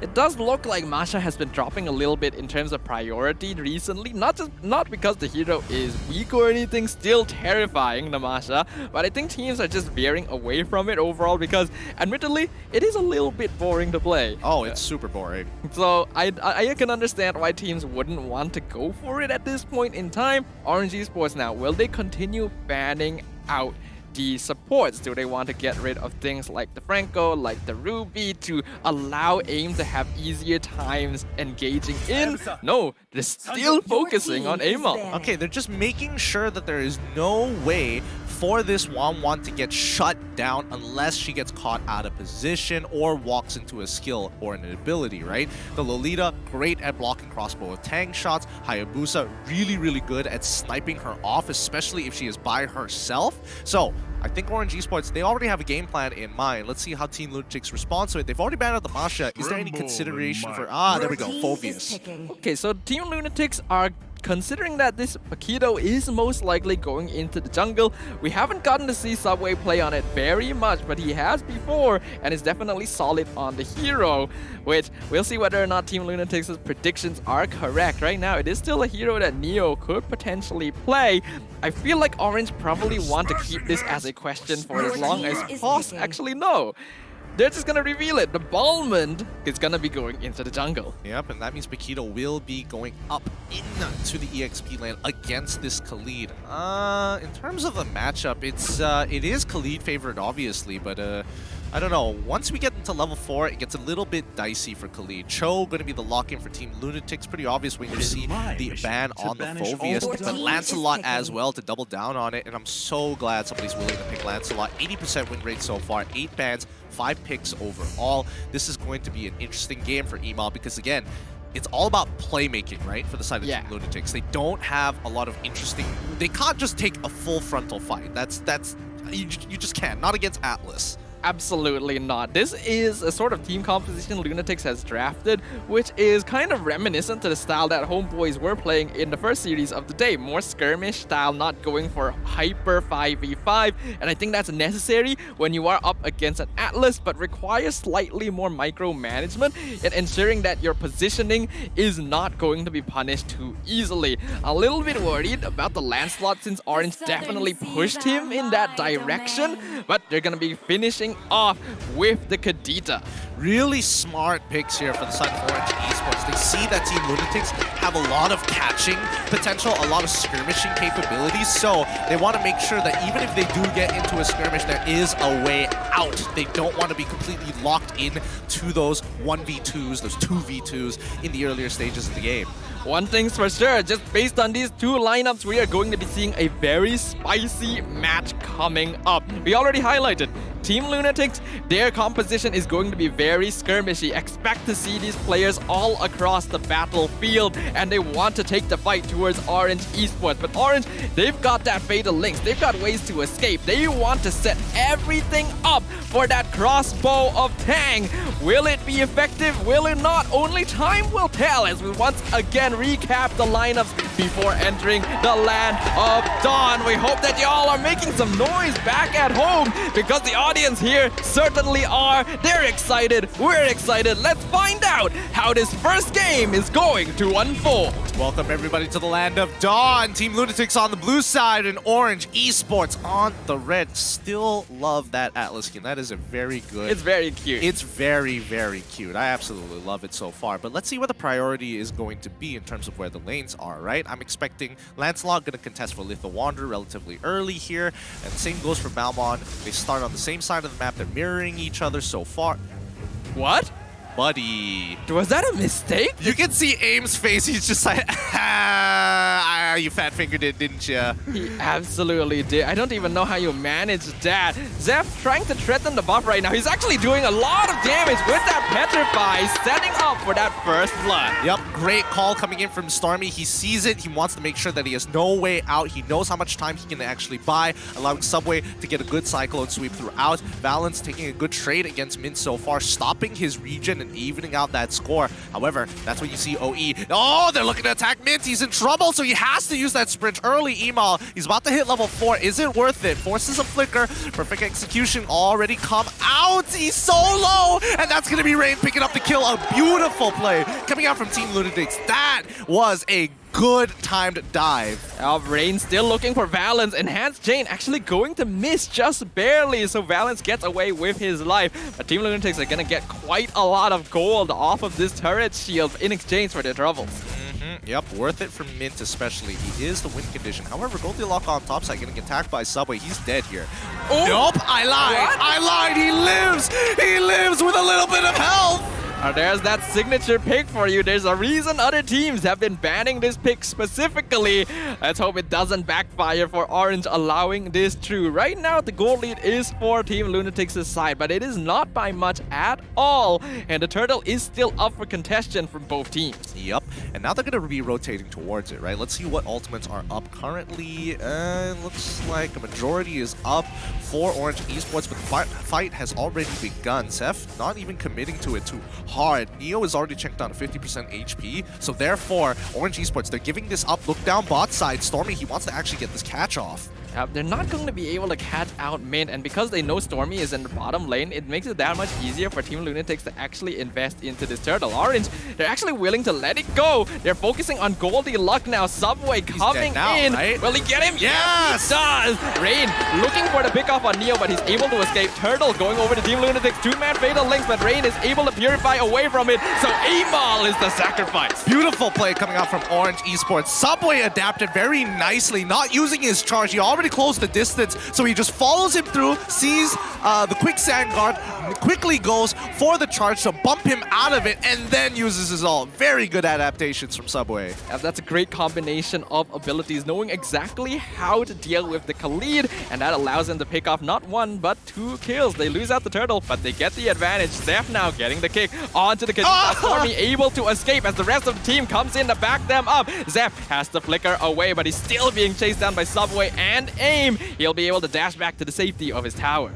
Zeph doesn't have his Way of the Dragon, so he can't even kick Subway under it so far as they guard each other. Pretty exciting game so far from both sides. Team LUNATIX just looking for like spaces and openings to try and make some plays, but even Orange Esports, you can see a lot of experience in the way that they actually take these engagements and start adapting to how LUNATIX actually take these micro plays overall, especially with what they do in lane. Yeah, I agree completely, but I do like that LUNATIX is doing a little bit of adaptation here. We're actually seeing them not play quite as aggressively as we know them to do. They're not grouping up too hard. They're not trying too hard to farm and snowball off of kills. They're doing ganks strategically, and although it may not necessarily be working out for them micro-wise, I do like that there's a change in the way they're seeing the game overall. Yeah, I agree. I agree with that wholeheartedly. AIM currently waiting to go for the perfect match. He does have that flicker, but he doesn't know that Emal's already there. Rain gets 2 so far. Perfect execution in towards that backline. He can't dash out of here. Emal doesn't secure the kill, but they do get that kill onto AIM so far. Subway can't do much about this. This should be tier 1 going down. Committed and destroyed. Beautifully done by Team LUNATIX. That's the execution we're talking about right there. There's the micro plays, being able to avoid the fatal links. That should have been a 2-man fatal links, but Zeph was able to Shinpo away, and I believe the other one, Amal, was able to dash out with the iframes, meaning that AIM was caught completely out of position, and without their frontline tank, Orange could not defend their tower, and they're giving away the turtle to LUNATIX. I thought it was really brave that Emal was like, you know what, I'm just going to use the Phantom execution over the wall, and then it becoming a perfect execution, getting those picks. But now, talking about picks, Subway getting kicked by the Way of the Dragon. He's trying to get on out of there, but Zeph says no, and so does Rain. They get that kill. However, the dive on top side commences at the same time, getting that trade. They get top tier 1. Zeph in the middle of the fight. Rain also getting a double so far. No enhanced chains and no mana to make this work. It's all up to balance as the rough waves comes through. A crossbow tag to send them to next dimension, and Neo to slow down the cavalry. It was a pretty even trade, all things considered, and it is thanks to the fact that Orange Esports were able to delay the fight long enough for that crossbow of Tang that they came out on top with 1 additional kill. But they still have to be very wary. AIM, obviously out of his element right now. We know him to be more comfortable on the Enchanter supports, having difficulty finding those engagements with the Atlas, allowing Team LUNATIX to get better initiations, especially on this Julian. Rain currently 3-0. Yeah, Rain's doing a good job so far. The question is, how far can he actually make this happen? Like, these enhanced chains have been used to initiate, to slow people down, more importantly, to secure these kills. However, with Orange Esports and how they enjoy their macro style of play, let's see how caught up is Valence in the middle of that fight. He should be, and your Phantom execution is going to be used, but now he's stuck in the middle of that fight, but it's too late! What a play! Rain, he's already got the enhanced chains ready to go. AIM, unfortunately, gets canceled out right at the last second, and Subway falls to the power. Emal gets backed up by Team LUNATIX. The reinforcements were just too much. A beautiful set of circumstances for LUNATIX, allowing them to take control of that fight. Neo now going to be targeted, caught by the Khalid ultimate. He might be out of position, but I think he should be able to get away. In that last fight, what we saw was the enhanced chain being able to knock up Stormy before he could actually complete the rough waves. And that actually ended up saving Team LUNATIX's life there in that initiation. Oh, speaking of which, they see rough waves not being used, but it's too late. The Fatal Links comes on through, rough waves down to shut down Julian. But Emal is here, and the kick on towards somebody to keep him away from the rest of his members. But Neo, can he catch him off? Yes, they do! They find one. Can they get Emal as well? Neo flickers. It's too late. He doesn't get the kill. It's 2-3. Orange Esports bite back. We already knew this was going to be an entertaining game going into it, and we are definitely getting what we paid for right now. Team LUNATIX, they still have the 1K net worth lead, but every single time one of these teams gets an advantage, the other side instantly bites back. Looking at the items, we're seeing the cores getting their second items at this point in time. Mint already having the Berserker Spree, Windtalker, Zeph getting the kick. Yup, the combo comes on through nice and clean. They secure the kill onto Stormy. Not enough time to get the rough waves off, but they get the pull from the Fatal Links into the lethal counter. They find one, but a killing spree for Emal as he chases down his next. Oh, that's a little too deep, my friend. He moves on backwards. Did he steal it? No, he does not. Subway still gets his purple buff as Valen takes a 1v1 against Goldilocks. He can kite him for days, but the question will be, oh my goodness, he lost 50% HP. Okay, gotta back up. Yep, that's the burst damage from the Khalid right there. Remember, he's got the Blade of the Heptaseas and High and Dry. There's gonna be a lot of burst damage on Goldilocks specifically. Valens has to watch out a bit. He did see Zeph coming in, so he's able to back out safely. Yep, no way the Wave Dragon just came back off of cooldown so far. Top side, now Orange Esports, this is a pretty awkward predicament for them, right? They did lose all of their tier 1s except for the mid lane. Same goes for Team LUNATIX. Both tier 1s in the mid lane still hold strong, but AIM in a very off angle here. Gonna use that perfect match to get on out of there. Rain is just gonna let him through. He's not too interested. It does show indication that Orange Esports might actually rotate for this fight. And yes, this fight it will be as Valens starts walking up confidently. Mint, does he have his ult? No, he does not.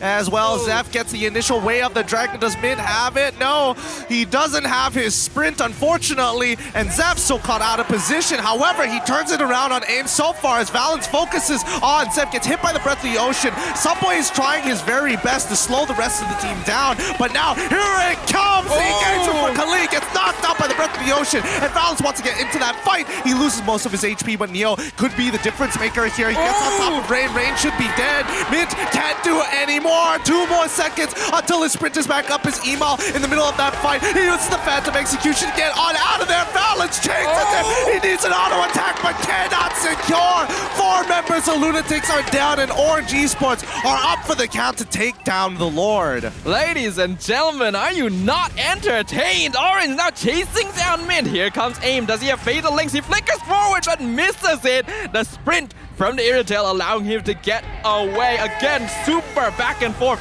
on both sides. Stormy gets the knock up onto the Cho. Rough waves not quite enough to finish him off, but he's out of position. Subway already securing the Lord. Valens getting the killing spree onto Zeph. Oh, you can't run away from this Wan at this stage of the game. Now this tier 1 definitely gonna falling down. AIM, no flicker and no ult. He's there to zone while Mint is pushing on that top side to secure that tier 2. The rest of Team LUNATIX, unfortunately, going to be playing at a deficit. It's not too big of a deficit, though. They can come back from this. The fact that Min was actually able to get a tier 2, though, that's actually the first tier 2 tower to fall in the game at all. So LUNATIX, they're not out. They're still getting some farm. They're only about 2K net worth behind Orange Esports. So all things considered, things are not too bad for them just yet. And everybody's just trying to steal Emal's resources. Goldilocks is definitely there. There's nothing he can really do. He's caught out of position and can't run away with the Corrosive Scythe already completed by Valens. Now the rest of the team will synchronize the waves. Tier 2s collapse on all sides. Top side will eventually fall, but for now, AIM might be trying to make a play. He's trying to catch Emal, doesn't get him just yet. Emal too fast on his finger so far. Can they get an inhibitor off of this? Doesn't seem likely as they clear up that wave. They've caught 50% of the mid wave, and the second one is coming on through. AIM gonna zone off while he still has the perfect match off of cooldown, but Stormy finds his own pick. Does he get the rough waves in time? A mega kill as Irothel dies and Julian finds the train, but the backline is now in trouble. Zeph dead. AIM unfortunately has the immortality. Bounce is trying to get on out of there. Fatal Link's just in time to buy some space, but it doesn't matter. A 2-for-3 trade and 1 inhibitor falls into the hands of Orange Esports. That was actually a good defense by LUNATIX. Could have been much worse. They only lose 1 inhibitor and they're able to trade for both Stormy and AIM. Again, the enhanced chain timing from Rain is really catching Stormy off guard, and he needs to be more wary on that. But Valence, look at how aggressive he is. He knows he has the damage now, and the crossbow of Tang was able to output a lot of DPS in that previous fight. Looking at the AI winning prediction, 74% chance on Orange Esports right now, and it is understandable after that previous engagement. Yeah, but let's look at the battle spells. The playmakers of the team, Zeph, he's got his flicker available. Same goes to AIM. All of their resources should be up for this upcoming Lord fight. 20 seconds until we do have the Inspire from Valence to come on through, but if you look at the Lord push advantage, a 3.5k earn, and it's already dwindling for the side of Orange Esports. Hold on, that's 38,000 tower damage with the first Lord of the game. That is a lot of damage. You usually expect half of that, even in a good push. So Orange were actually able to do quite a bit with that. Zeph, I don't know if he realizes they're there, but he does now. He's not quite able to escape, and that's going to be a kill. Unstoppable going to Subway. Yep, and he loses his flicker at the same time. I mean, he should have honestly looked to try and kick somebody and initiate the fight for the rest of the team there, but there's nothing much you can do. He had to open up the map, and Orange Esports took advantage of that. AIM already with the perfect match. Enhanced chains as well. Ema with his fast fingers dashing on through. However, Stormy finds his kill on Irothel. A double, in fact, a triple.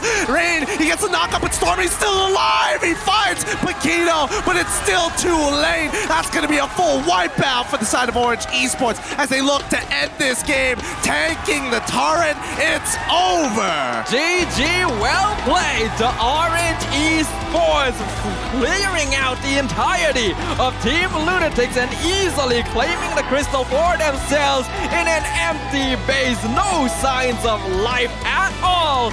A beautiful game 1 from Orange Esports. That's what you want to see. You want to see plays being made and teams not backing down to fight. Well done to Orange Esports, but you have to consider the efforts of Team LUNATIX. They put up one hell of a defense. I really like that there's been a little bit of adaptation. Like, you're seeing evolution from LUNATIX. The players are making more careful decisions, more disciplined styles. There's a variance in their strategy in approaching victory. It just didn't work out in this game because Orange Esports obviously have a lot more experience in this factor.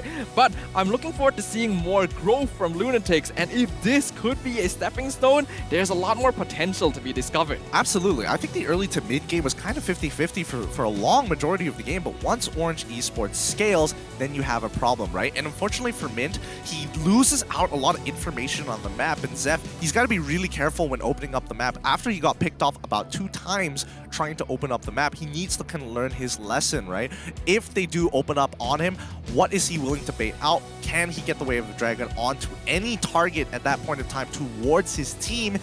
That's when they should look to initiate the fight. That was the adaptation I was waiting for the LUNATIX. Unfortunately, I think he just got taken over by Panic. Again, this is also Zeph's debut on the MPL stage, and he's much newer compared to all of these other players, only joining the team halfway through the season. So it's understandable that he would not be able to respond in time when he runs into a bush and finds 4 members of Orange waiting for him. And I think that also comes down to Orange knowing how a Cho is going to rotate. They have multiple players on their side who know how to play Cho, especially as a roamer, so they know where Zeph is going to check on the map, and they took advantage of that sort of natural habit. Yeah, and I mean, you can even see Stormy so very confident that Cho is going to check the bush that he preemptively puts down the Breath of the Ocean. Half the times you see Cho shouldn't, or technically won't or can't be knocked up by it when you have the Shunpo available. Just good positioning and good understanding for the side of OE that makes the difference against TL in this particular case. Despite that, LUNATIX did do a very good job of positioning themselves during these fights, especially in the initial stages. AIM, he was having a really rough time looking for any sort of fatal link simply because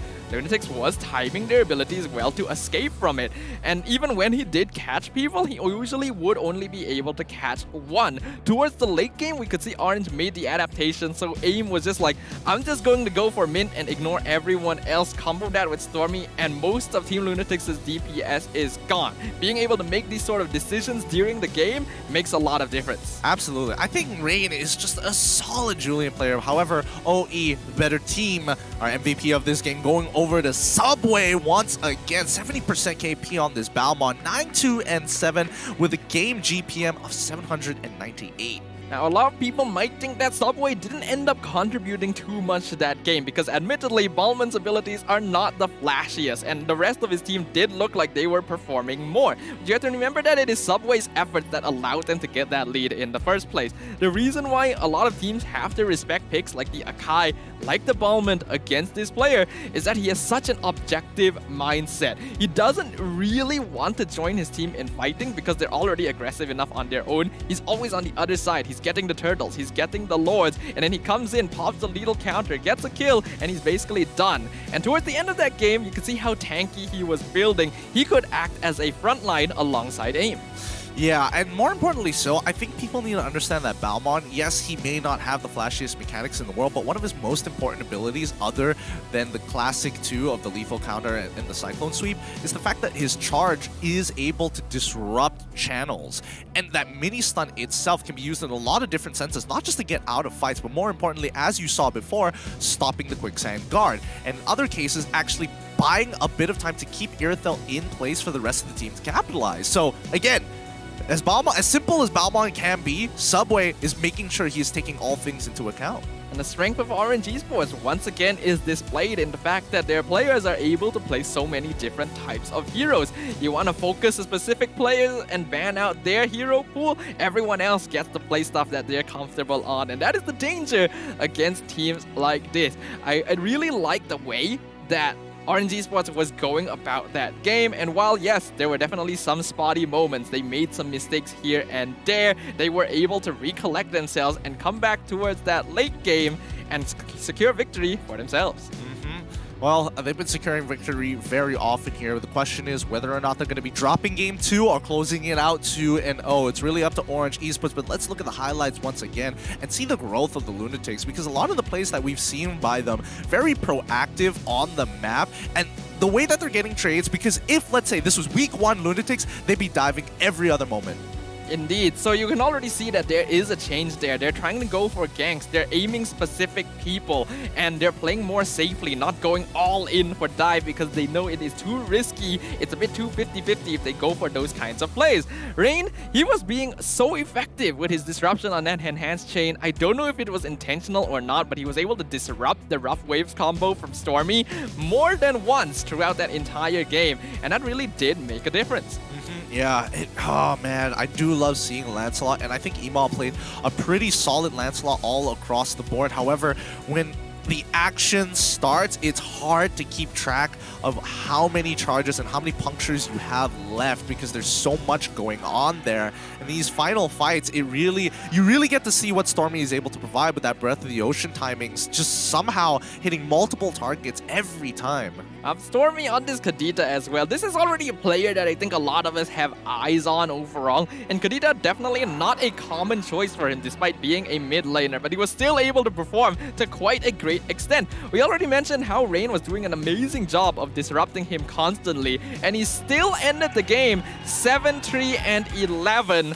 This is a mid laner to really watch out for. Yeah, oh boy, the mid lane Roma duo, AIM and Stormy. Currently, AIM is at 199 assists. Ooh. So he will be able to hit that 200 assist milestone basically for sure next game. I don't know what to say if he doesn't get a single assist in game 2.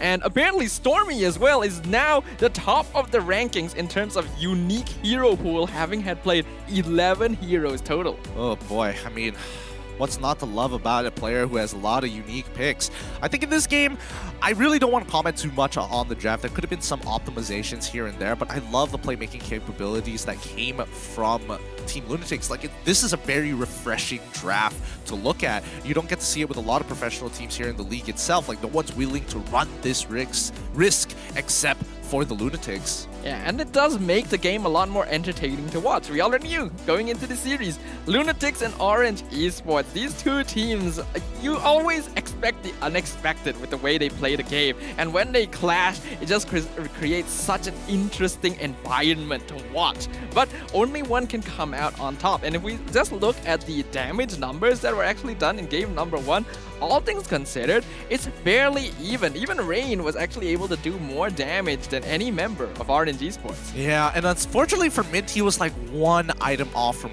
really popping off there. Like, he had it all set up, he had the components, he needed a little bit more gold, but the timing of that fight could not have been worse. Absolutely. Gotta feel bad a little bit, especially since he was getting a good amount of assistance in the gold lane to start off the game. But that's why you gotta really watch out for your positioning when you are on these types of heroes, especially when you know that aim, he's gonna have a big target on your face. And he absolutely wants to be able to find you in every single team fight. Yeah, so I would hope that Team Lunatics, if there's anything for them to improve on, please don't give up that playmaking capabilities. Please don't give up that particular aspect of the team, but do increase the hero pool, because again, there are a lot of optimizations. Like, Mint could have easily taken Wanwan in that particular situation and let Orange Esports actually have the Irithel. But let's have a look at the ranking of the average KDA. So currently, Stormy at 8.8. Bang just behind it with 7.8 and Hate at 6.6. I'm actually really impressed that Bang, despite not being around for quite a while, was able to get that high up. And if we look at the top 5, 3 of them are actually players from Orange Esports. So just that alone already gives you reason to respect this team. Yeah, oh boy, they are just topping the charts here. I mean, Bang is catching up. If he can get some good performances, he might be able to actually overtake Stormy at his 8.8 position. With each game that he plays, every single time he dies, it is going to significantly impact that 8.8 rating. I wonder whether or not seeing these sort of numbers on screen, the players are gonna start becoming a little bit more competitive. You know, it's like, I wanna die for this kill, but my KDA.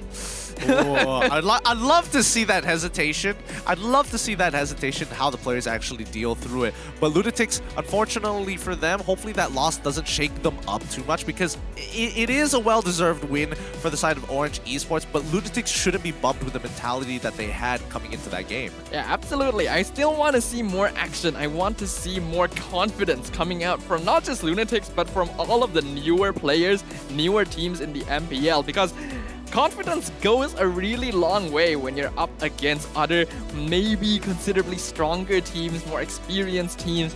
And you gotta be able to get into that mindset. All your micro skills are there. Your capabilities have rendered you capable of having a spot on the MPL stage. Now you just need to have the mentality to stand among the best. All right, with 10 seconds left on the clock here, let's see what the adaptations are gonna be for Team Lunatics and Orange Esports in this second match. Currently, Orange Esports match point drafting phase has begun. We already have highlighted multiple times that the draft is so important in this meta. So hopefully we get to see something interesting once again. Orange Esports, they're going to be drafting on the blue side now. Lunatics on the red. Orange again banning out Amal's signature heroes, the Fanny and the Ling. Lunatics getting rid of Akai and Faramis this time. Okay.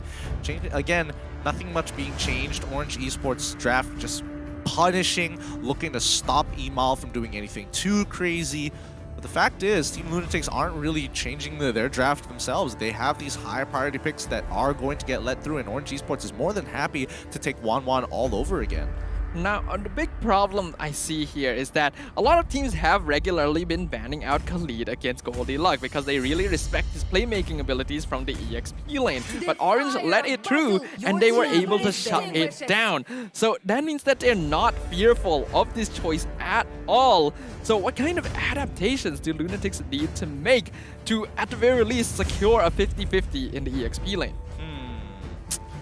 50-50 in the EXP lane. I mean, it's gotta be an Esmeralda into a Uranus, or Esmeralda into basically anything. Just the sandbag there would be ideal, but right now Team Lunatics Gotta make a choice. Do you let the Valentina through? Are you opting to go for it? The Wanwan is real dangerous here. It works both ways, but it looks like it's gonna be the Wanwan that gets banned out. Team LUNATIX making a very smart decision. Yeah, 1-1's definitely much more dangerous in this situation, but the Valentina is going to be quite scary as well. Looking at Neo as a focus player from Orange Esports, his average damage taken per game is currently 80,000. He's always very effective at creating space, as Orange just let the Valentina slide. Yeah, I think Orange Esports at this stage of the game are just looking to deny.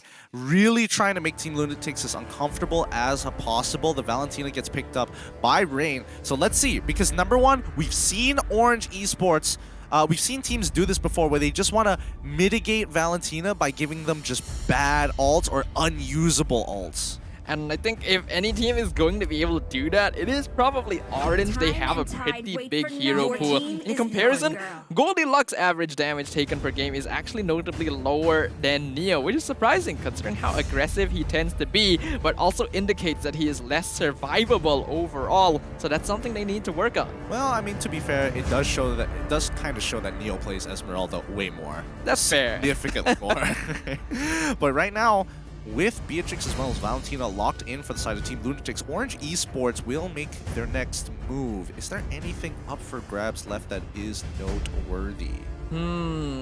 The Paquito is the first thing that comes to mind. Again, really strong, very flexible. The Diggy is actually open, but I'm not sure if they want to give away Time Journey. Doesn't seem like a good idea, but they're gonna do it anyway. Yep, it's going to be Brody as well as the Diggy. Ooh, okay. So they're even trying to take comfort picks off of Mint's side. So now we go into Estes getting locked in for the side of Team LUNATIX. Okay, this I can respect. This is a very smart option for the side of Team LUNATIX. Knowing that Orange Esports wants a team fight together, they can almost ensure that they can survive the initial attack with the Holy Blessing coming in. From the... what's it called? The name of the ult for Estes. Blessing of the Moon Goddess. Blessing of the Moon Goddess. That's the one. That's the one. I was close, but not there just yet. And now, with that adaptation, they're also banning out the Eve to ensure that, hey, we are not going to sit in a box and let you smoke us out. This is an interesting adaptation from LUNATIX because actually when they went up against Red Esports yesterday, Red used the Faramis Estes combo against them, and it ended up winning them the game. This time, they're going to have the Estes and potential Time Journey combo. A Valentina goes for that steal, which is honestly just as terrifying. So we'll see what Orange has in store to deal with that. Yeah, so this has been, again, really smart drafting all across the board. Orange Esports, let's see what they're going to do here. Are they going to get punished because Valentina is allowed to go through? Esmeralda gets banned from the side of Orange Esports, so they don't want somebody who's eventually going to build into an Ice Queen Swan and slow and peel the team backwards as they're trying to run away and will eventually outscale them. Remember, Brody is locked in for Orange Esports. Yeah, especially when they have an Estes as well. If you just give them heroes like the Esme, like the Uranus, then things are just going to become that much more difficult. So I wouldn't be surprised if Orange decided to ban out the Uranus as well, because that was actually also part of Red Esports' combo yesterday. So if that's fresh in their minds, would not be surprised at all. As for LUNATIX, I think they want to get rid of more sort of controlling teamfight heroes, but they're actually going to start off by getting rid of Sicilian. Love it, love it, love it. If you're going to clump together, you better not get hit by this Sanguine Claw. Guess what? Let's take out the entire hero. We don't want you to have a scaling mage. That is the idea. And I like this, and I really like it, because now Stormy is going to be thinking, okay, there's a lot of things I could play, but what scales, deals enough damage, and works well in a composition that kind of clumps together? My guess is Xavier, but we'll see. The thing about picking Xavier at this point is that giving the Dawning Light the Valentina of all things is also quite terrifying. But just in terms of mage pickups, there's not a lot left for Stormy to go for. So this could be a chance for him to bring out something a little bit more unorthodox. What else could he go for? Lunox, I don't know if he wants to give that ult over. I would definitely rather the Dawning Light being given over, knowing that even if you do take it, at the end of the day, you just don't have to be low, and you have Diggy to give you that extra bit of shield in case necessary. But case in point, let's have a look here. It's going to be the Khalid once again for the side of Team LUNATIX. I hope Orange Esports is going to play a Dairoth into Khalid matchup. That would be very fun to watch. Jirov would definitely be quite effective here. We'll see whether or not Orange goes for that. The Julian could also possibly be going mid, because I don't know if I've really seen Subway go on this type of hero yet. So maybe our conversation about the possible Xavier wasn't even in consideration in the first place. But we're just gonna have to wait and see. Orange Esports now have to pick up 2 heroes to complete their lineup. And preferably, I think they need something that's going to be able to control a large area to really take advantage of the blessing of Moon Goddess. Let's see what Orange Esports is going to go to. Right now, the question is, this flex pick, where is it going to? Who are they going to give it over with 3 more seconds on the clock? It's going to be Benedetta locked in for the side of Orange Esports, as well as the Balmond. So Julian will go into the mid lane, and Balmond will look to try and secure these neutral objectives, but this is going to be a tough game for Orange Esports. So what I'm seeing from the Orange Esports draft is that they're just going to be avoiding the big 5v5 team fight completely. They have the time journey to be able to disengage if LUNATIX goes for the dive, and then they're just going to try and split push with the Balmond and the Benedetta to create as much space as possible, because honestly, dealing with a time journey plus Blessing of Moon Goddess is just not going to be fun. Yeah, so they're going to be playing Orange Esports purely for the macro. They're going to just hard siege Team LUNATIX in the early game, and they really need to unlock Valence on this Brody. Down on the bottom side, Lancelot gets picked up for the side of Team LUNATIX. Okay, they still want to play some comfort heroes with a lot of playmaking capabilities. Hopefully it's going to be more than enough damage, and I think this might be a game where Emal gets the farm aim. I guess we'll find out if that is the case, because we do have to remember AIM does a lot of damage. He is probably able to force out Estes ultimates just with the auto alarm bombs once he has enough scaling. So we'll see exactly what happens, because I personally am excited to witness this second matchup. It's going to be Orange Esports currently on match point against Team LUNATIX. Yep. Oh boy, this is going to be an interesting one. Both team compositions are set and ready to go. We obviously have our favorites, but Week 5, Day 3 does not forgive and forget. Can't wait for this game to start. Yeah, absolutely. I hope all of you are just as excited, because we are now once again greeted by the familiar visage of the land of Dawn to find out who will come out on top. I did get a glimpse there. AIM once again going for Impure Rage on the Dicky, so this is going to be full damage. All right, okay. I like it. Team LUNATIX right now getting both supports to babysit each other in that lane. That's great. Rain as well as Stormy. This will be an interesting matchup, because that mid lane is going to make all the difference here, as mid jungle will need to respond to each other based on the state of the lanes. I'm not sure if I really remember this correctly, but I feel like the last time we saw Stormy on the Julian, he wasn't that comfortable. I'm not sure if I'm remembering a different player or just a different situation entirely. So I hope someone does correct me there.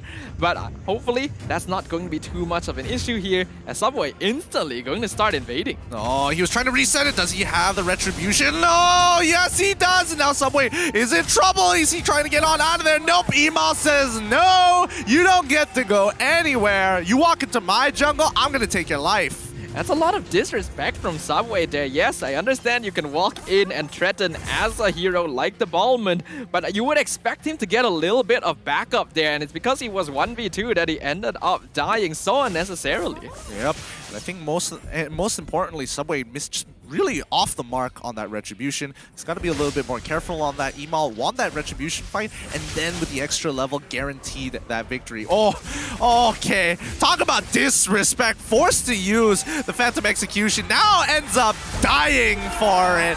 Talk about disrespect. I feel like that was a mistake there from Emal. I don't think he was expecting to get boosted forward there, and it really put him out of position, and then the rest of Orange Esports were able to collapse on him. I guess he was expecting that maybe the purple buff was still higher on HP and he could challenge for it, but that's just unfortunate. Yeah, Neo unfortunately getting bullied in the lane right now. He doesn't want to commit to any of his spells, especially against the Khalid, because he's just going to heal right back up. He just needs to be strong enough and healthy enough to force out this fight here, but Neo in a lot of trouble, actually dodging it. Oh my god! He actually dodged a lethal counter take from Rain itself, but it doesn't matter! Emal just has a better retribution! Subway, what is happening here? A little bit of a shaky performance. He should be able to claim that turtle quite easily with the lethal counter combo. Emal getting that steal is amazing. Valens now going to be pressured quite hard, forced to use his ultimate to clear up the wave as well. Ooh, not a good start for Orange Esports. The mechanical mistakes are coming through on both sides, and they gotta calm down here. They gotta calm down. Take a breath. Wake up. They have to stay on top of their game here. Right now, they do know that Lancelot is on the top side of the map, so they have to play carefully, but Goldilocks now getting force shoved into lane. You can see the rotation being made by the mid lane. They could be heading up top in a little bit here. Yep, everybody is making their way up top. Yeah, right now Team LUNATIX, I think this is quite smart from them. They're playing safely. They know that Stormy is most likely going to be rotating up, most likely was caught out by Rain as he went through the river side. Right now, Team LUNATIX are definitely in a better condition to actually take the fight. Emal diving in, time journey, popped out, pulled backwards into the enhanced chain, and that is Emal getting taken out. I can't believe it. I can't believe he dies like that. Wow, he just couldn't get out of range, but now Neo's even here, gets a petrified, and they're like the final blow! What a play! Subway finds the lethal counter and punishes LUNATIX and goes for the dive. Mint makes his own. He's tired and sick and tired of Orange constantly diving him with Goldilocks just behind him. They could look to turn this around, but they don't realize that Stormy is hiding in that rush. Gets out of there, no! Mint, he knew, he takes him out! What a shot!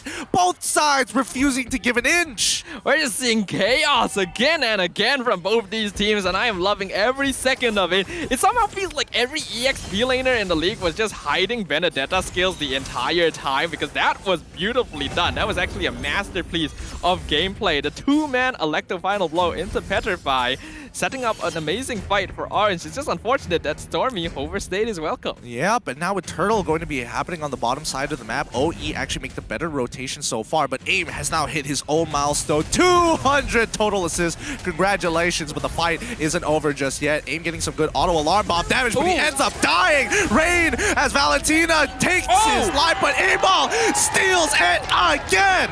How is he doing this? The retry timings from Emal are on point, and now the goal difference is back to even once again. I don't know why AIM got caught out of position there. I think there was a little bit of disrespect, but you have to note, the auto alarm bombs are actually starting to do a lot of damage. I mean, the fact that he died, it's going to reset into half of the stacks, and let's not forget that Subway didn't actually use his retribution in that particular take. Goldilocks is really deep in there, but Zeph is going to keep him alive for it. Now the Petrify is already coming through, and it's going to be, Goldilocks is going to be going down. However, the backline getting attacked by Subway so far. Zeph trying to run away. He pops his ult to keep himself topped off to not die to the lethal counter, but even mid lane is getting attacked as Rain flickers out of the way. Doesn't want to get in none of that business. Emal with a level up on a Balmond, no less. Mint, actually getting hit by the enhanced chains by Stormy so far, but look at top side, getting attacked straight away. If they would just push that lane out, I think they should be able to get more damage done, but hey, Team LUNATIX finally gets some feet on the ground. There's just so much fighting all over the place. Action non-stop. I find it quite interesting that Rain's ultimate of choice is actually that lethal counters being stolen from Valmond. Tower in the bottom lane, Ted taken out. Two-man enhanced chain by Stormy. Styling on them as AIM picks up the kill on Goldilocks.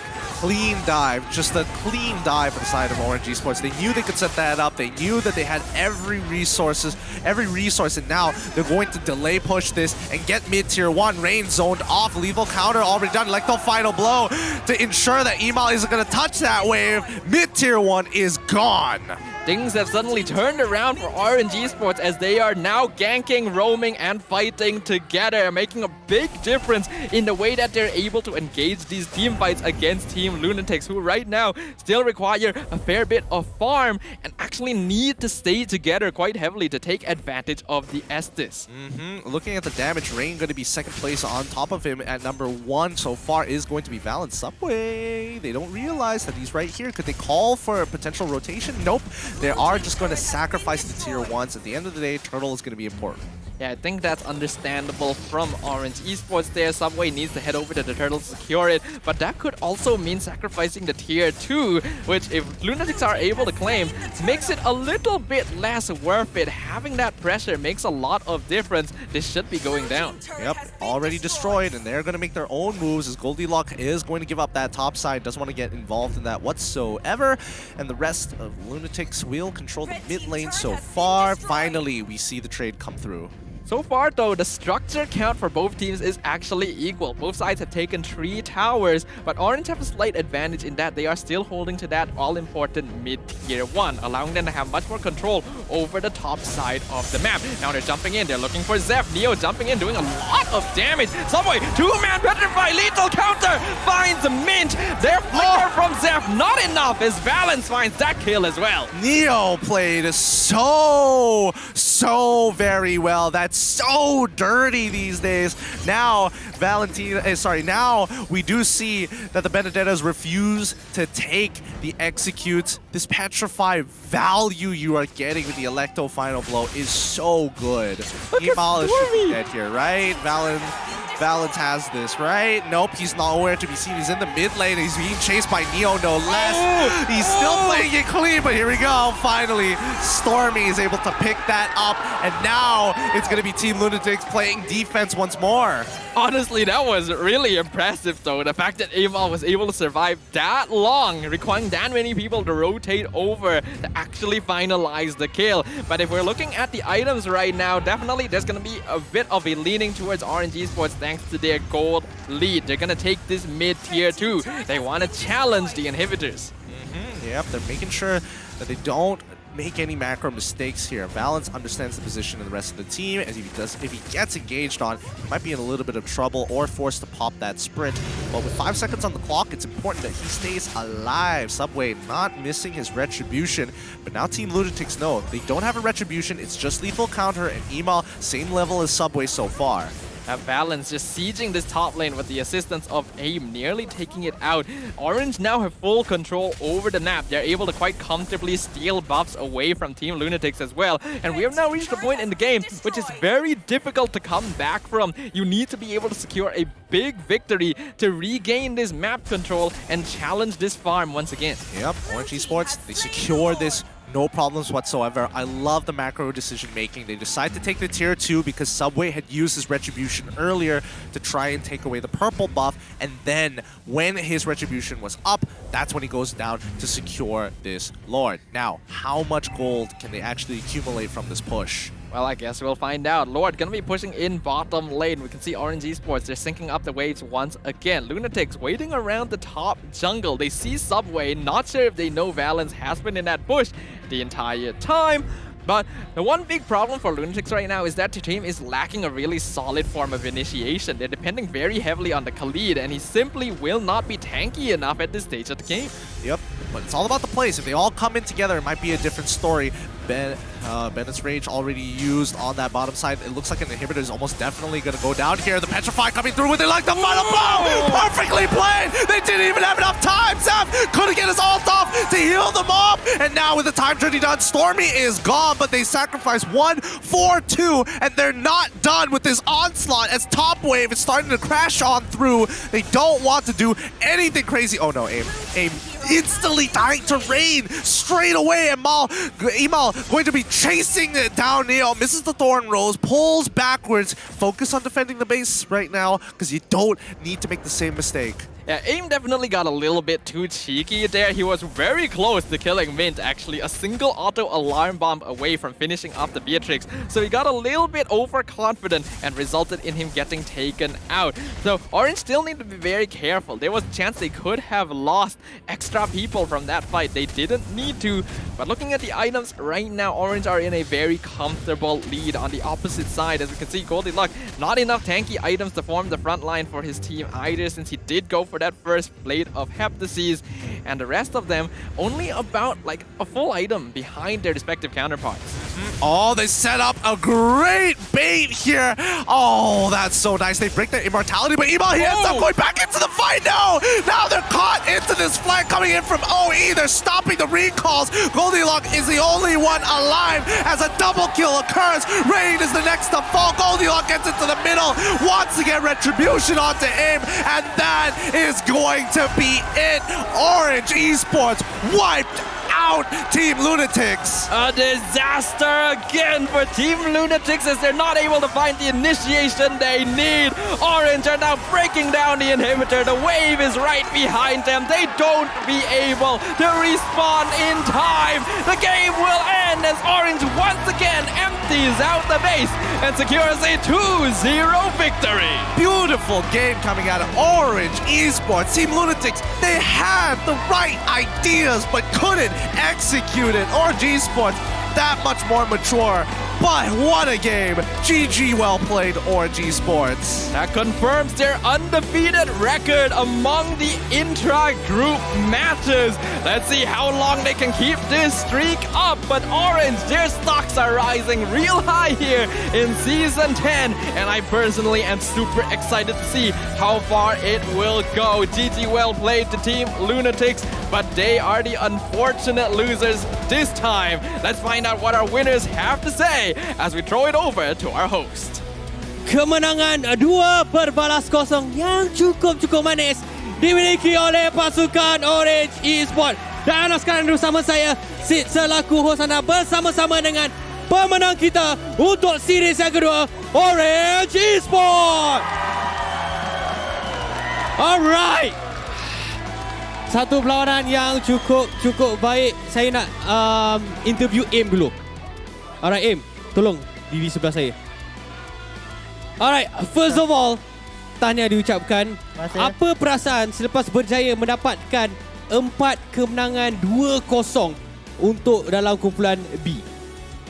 Perasaan motor rasa bersyukur, Alhamdulillah untuk rezeki ni. Nak cakap happy sangat pun tak, sebab kita orang memang rasa the real deal nanti dekat Group A. Alright, soalan personal. Anda dah berjaya untuk capai milestone 200 assist. Oh ya? Ha. Tahniah. Alright. Oh, alright. Adakah benda ni antara KPI Aim untuk masuk MPL? KPI? Bukan, kira macam adakah itu impian untuk dapat lebih daripada assist tersebut? Saya tak fokus benda-benda tu. Fokus saya memang untuk masuk M4 dan trofi. Oh, M4. Right. Okay. Bercakap tentang M4, di mana kita ada 2 pasukan yang akan pergi. Selain daripada Orange, awak rasa pasukan manakah yang akan ikut Orange? Banyaklah pasukan kuat-kuat season ni. Tak boleh nak predict lah. Tapi kalau boleh saya harap dengan Orange lah kalau maybe maybe SMG lah sebab ada kawan saya tu. Oh, SMG. Alright, saya nak serahkan mic kepada Valence. Alright, Valence dah capai more than 100 kills sekarang ni. Mungkin adakah kata-kata kepada penyokong-penyokong pasukan Orange yang tak pernah berhenti memberikan support kepada Orange Esports? Kepada semua peminat Orange, thank you sebab support. And Orange love you guys. Orange love you guys. I also love Orange. Terima kasih Valence atas kata-kata yang diucapkan kepada peminat-peminat pasukan Orange. Sekali lagi, tahniah guys, korang memang sumpah superb gila berjaya mendapatkan kemenangan 2-0 sebentar tadi. Dan kita akan serahkan kepada mic check untuk melihat apakah yang mereka katakan. Sabar guys. Aku check blue dia tau. Ini kami tau. Nice. Konde. Nice. Nice. Konde. Ni on the way. Go. Boleh ke? Nice. Apa itu mainnya? Aku claim. Boleh. Nice. Gol apa? Goldie, lock. Saya cakap Goldie dog bang. Ni aku tumbuk dia. Nice. Nice guru. Ni aku tumbuk dia. Nice guru. Aku mati ya. Tahu. Nice guru. Nice, kelas. Ni. Nah, kena mati kau. Nice. Nice guru. Dapat. Dah shotgun. Kena pancing. Kelas Neo, kelas. Kena pancing second skill. Okey, jom. Dapat 2.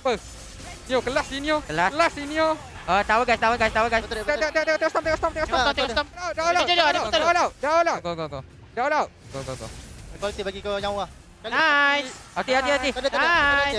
Nice and Top. Jangan tak boleh pom. Kelas. Aduh, dik. Go get. Woo, what a game from Orange Esports so far, but a grand effort coming in from Team LUNATIX to try and hold them off. But once again, Orange Esports 2-0 to be closing out their run in their group run in B. Now, Orange Esports are just making records here in Season 10 left and right, having an undefeated record going into the end of Week 5, being the first to achieve 100 total kills on Valence, the first to achieve over 200 total assists on AIM. What other records will they break? I am super excited to see how they will match up against the teams in Group A.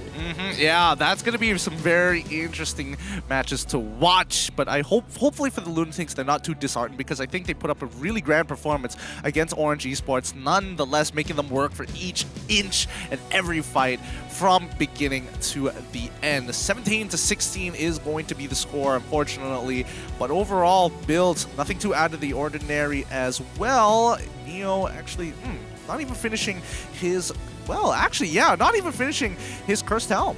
Yeah, it looks like he's quite comfortable there. He did actually even pick up the War Axe on top of all his defensive items, because he already knew that he would be able to survive most of the damage that Team LUNATIX was throwing at him. So just add on a little bit of that extra damage, and really made a lot of difference. The way that he was cutting the fight in half with those Electo final blows was really debilitating to Team LUNATIX. I mean, it's just when you Electo final blow and you have that Petrify, you cover a ridiculous range to actually get the stun off. I don't know whether it's intended or not, but again, you can call it a bug, you can call it just mechanics or an interaction of sorts, but I think Neo just landing those interactions, making it really difficult for Team LUNATIX to kind of stick together, right?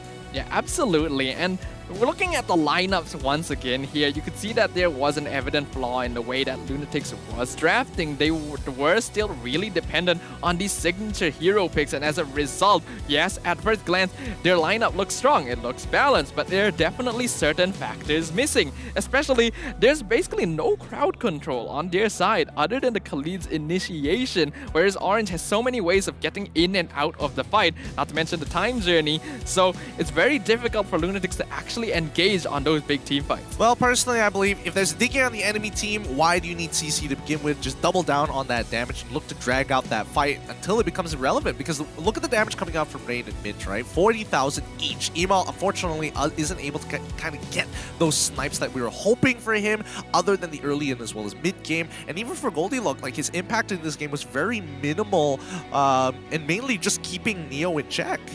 I gotta admit, I am personally kind of worried about Goldilocks as a player here. He's already been put in such a difficult situation whenever his signature Khalid is being banned out by other teams. And now we're seeing him actually get to play it and still not being effective against the likes of Orange Esports. I definitely think that his hero pool needs to be in question, but was there a better pick in mind? I think that even with Khalid, you switched out for Thamos, they're both going to achieve about the same thing. Yeah, Orange Esports was just a little bit too terrifying here, and yeah, as you highlighted, the time journey enabled them greatly alongside the space from Neo. So let's see who the MVP for this game is going to be, and it is Neo on that Benedetta. Yep, well deserved for Neo. 71 kill participation with a perfect KD of 3-0 and 9. His Petrifies with the Electro final blows, making engagement so easy for him, and more importantly, it just sucks to be Estes. You're about to pop your ult, Electro final blows suddenly. You're buffering it as much as you can, but you can't move, and getting cut away, and by the time it comes out, you're too low and it's too late. I gotta admit, subconsciously, I did underestimate Neo's gameplay a little bit going into this. Like, you usually see him playing on those really bulky, less mechanical heroes that just want to be defensive, but he's already shown he's more than capable of these micro plays on the Benedetta as well. And looking at these highlights once again, there were some really strange mistakes happening in the early game. Yeah, I mean, it came from both sides, to be fair, but once they kind of woke up, these dives became very, very interesting, very, very clean as well. And even for Emal, again, coming out from some awkward angles, AIM also ends up dying in certain situations, which he shouldn't. Both teams made some mistakes, but at the end of the day, Orange Esports, just faster, better.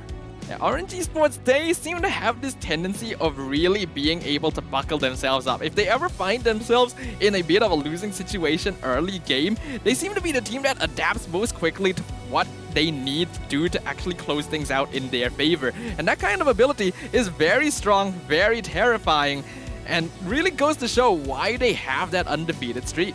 Yeah, I mean, just look at the way that they're playing. A lot of these ideas is just because they're responding to Team LUNATIX in a way where they can almost guarantee a winning situation. All they have to do is survive long enough to punish them. And for Team LUNATIX, they have some really good ideas as well, but Orange Esports identifies them very fast with the map control, and they're spread throughout the map.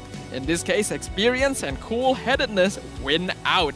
And Orange Esports are definitely going to be winning out in Group B at the end of week number 5. 8-0 is their match win-loss with 20 aggregate points, definitely way ahead of the rest of Group B. Yeah, so far Orange Esports continuing, and the first to actually break into that 20 points, as a matter of fact, looking real strong. But how does that fare up against Group A? That is the question after all. Lots of people, before the season even started, already pinned Group A as the group of death. And we're definitely seeing how close the competition there is. Obviously, we cannot count out Group B, but even Orange Esports themselves have recognized that there are some pretty terrifying enemies in Group A that I think all of us will be excited to witness their clash. Yep, I mean, it's going to be some level testing here. I don't think it's going to be a full 2-round robin. It's going to be a single round robin, so they will go through each of those teams to finish things up. But with that being said, let's recap these keys to victories in this game, because Gold Laner Impact already, we're seeing that Valence able to crush it all across the board. That's not my main focus here, right? It's all about executing those catch potentials that really make all that difference. In Game 1, we did see that, again, we saw 5 important catches coming out from the side of Orange Esports and another 5 in Game number 2. Most of these catches coming in from Neo himself in Game number 2. Yeah, Neo was definitely having a great time on that Benedetta, and I'm looking forward to seeing more of that. Honestly, seeing all of these EXP laners suddenly playing this hero kind of makes me feel like learning how to play this hero, but I know I'm not going to be very good at it. But well, who knows, it still looks fun, and you can see that the players are having fun. That makes a big difference. Again, we've pointed this out many times, and being able to operate off of these advantages makes a lot of difference. We already know Valence, he's going to be making a lot of impact. The gold laner impact is definitely there because he plays so aggressive for a marksman. But the mid and roam contribution, you can see how AIM and Stormy were basically everywhere on the map catching people out. Yeah, no, again, that's all they want to do. And Stormy in particular on his Julian, he's fast. He is really fast on the ball. As soon as he sees the enemy laner kind of hesitate or slow down, he's going to take full advantage of just shoving the wave, instantly moving at the same time to make sure he's losing no time or space. And again, that's why he's some of the best and has the best KDA. Yeah, tempo of execution does come into play here, but let's have a look a little bit at the heat map here. This is going to be Stormy's positioning in the map during the initial stages of the game, 30 seconds to 5 minutes 30 seconds.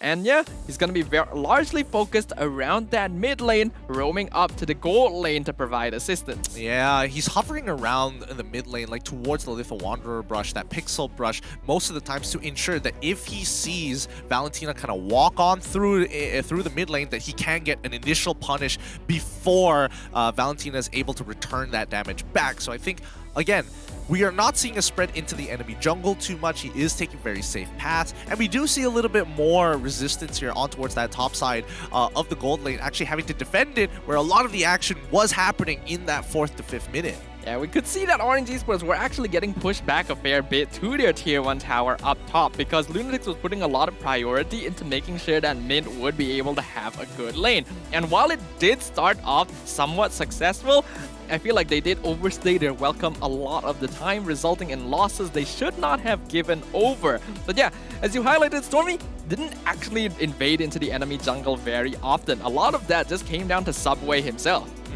Yep, but let's have a look at another heat map here from Neo specifically. Literally all across the map. He is not stopping for anybody. Like, again, he started off in the EXP lane. This is the 2 to 7 minute, right? So in the early game, he's looking to proxy the waves, look to rotate, proxy the waves, look to rotate. And when he rotates towards the mid side. And when he is playing, he's not taking a very forward angle in towards the enemy jungle. He's just hovering around the mid lane so he can make that quick decision of, do I double down on helping the team towards the Lord/Turtle Pit, or do I want to rotate back down to the lane? It is honestly very interesting to look at this heat map overall, because when we already looked at Stormy previously, we saw that he would not help the EXP lane at all, and that's understandable. But for that reason as well, you would expect Neo to mainly be hanging around the EXP lane. But that is not the case. He's basically in the gold lane almost as much as he is in his own, and that's just how much pressure he's creating across the map. He's going all over the place, and this works specifically well with Orange Esports because we know how aggressive Valens can be as well. He's also not the type of person that'll just stay in his lane, so we can see these players rotate around a lot to make sure that they are not losing out on structural advantage. Well, let's not forget, because we did see an early lane swap with Neo as well as Valens. They swapped lanes because they realized that Valens, he's not getting any leeway here, so while they still are on the mentality of holding on to that lane, let's just do a quick lane swap, get that early tier 1, and Neo, all you gotta do is just clear waves, and Benedetta is like, I'm the perfect hero to do that. Yeah, adaptation, that's the name of the game. You realize that you're not doing well in this lane, time to ask your teammate to perform a swap. Yes, you may lose out on the extra gold you expect from the gold lane, but we've already seen examples of marksmen in the mid lane. So honestly, that extra gold, not too important. What is important is all of you guys watching at home. So have a look. If your comment is at the bottom of the screen right now, you have been selected as one of our They Need You winners. And guys, remember, you can participate in They Need You. All you got to do is come up with a creative and supportive comment to your favorite team. Use that hashtag 10Bersama, and don't forget your game ID as well as server ID so we can reward you. Send those rewards straight to your account.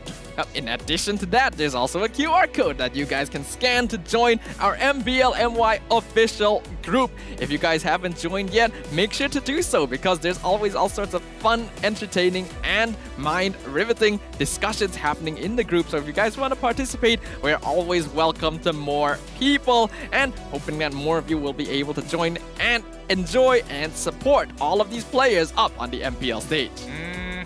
But with that being said, our favorite segment is already time to be back. Guess who? What's it gonna be? That's interesting. I can't tell from the picture at all. It's definitely one of the skins, but I'm not even entirely sure. It does look like it could be an eye going on here, but I don't know who has eyes like this. Yeah. Okay, let's look at some of the hints here. Gender female, role marksman, the Azriel Woodlands. Nana is her companion. Okay, somehow, just from impression-wise, I feel like it could be Iritel.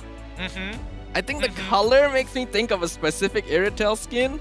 I don't remember the name of the skin. I mean, by process of elimination, none of these are from the Woodlands. Iritel is from the Woodlands. Hanabi, no. Popo and Koopa, no. Leslie, no. And Nana is her companion. I don't think anybody would have expected that. Like, I think any of these heroes could have been Nana's companion. They'd be like, yeah, cool. You could probably, like, just pass off any of them as being a friend of Nana. You could also pass off any of them as hating Nana. Yeah, agreed. But let's reveal the answers to you. It is going to be, it is Iritel. Oh, so it's supposed to be that. Oh, okay, I see where it is now. Okay. I didn't even remember there being an eye on that helmet in the first place. Yeah, maybe I didn't look too closely to it. It was just like gold to me, so I didn't realize it was an eye as well. So you didn't see. Yeah. Oh. No, I did not see it. I did not see it. With that being said, please take the QR code. Please take the codes while you still can. And while you can still participate, we still have one more best of 3 coming right up to you guys. And not to mention more codes to give away. I think the upcoming series is probably going to be the spiciest one of the day so far, and I hope all of you are just as excited to keep an eye out for it, because we have 2 teams that are really starting to show what they've got. So let's show all of you what it is going to be. It is none other than TODAK against RSGMY. Yes, this is going to be long awaited. The previous time they met up, it was a 2-1 victory in favor of RSG. So TODAK looking to bounce back from that loss. TODAK, oof. Let's see who's going to be in the lineup this time. Who knows? It could change. It could not change. Really tough to tell with this team. Yeah, what I'm most interested to see is whether or not they're going to be maintaining the same strategy of Chiku playing marksman mid and then having two fighters side lanes. It worked really well for them from what we saw yesterday. Will it work again? Well, hard to say. Honestly, hard to say.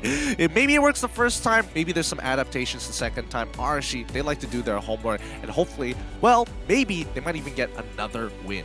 Yeah, that's going to be a really exciting way to end off not just the day, but the week as a whole. So we're going to be going on a short break. If you guys need to grab a snack, go to the bathroom. Make sure you guys do that because once we come back, it's going to be a match you don't want to miss. So we're going on a break. We'll see you in a bit.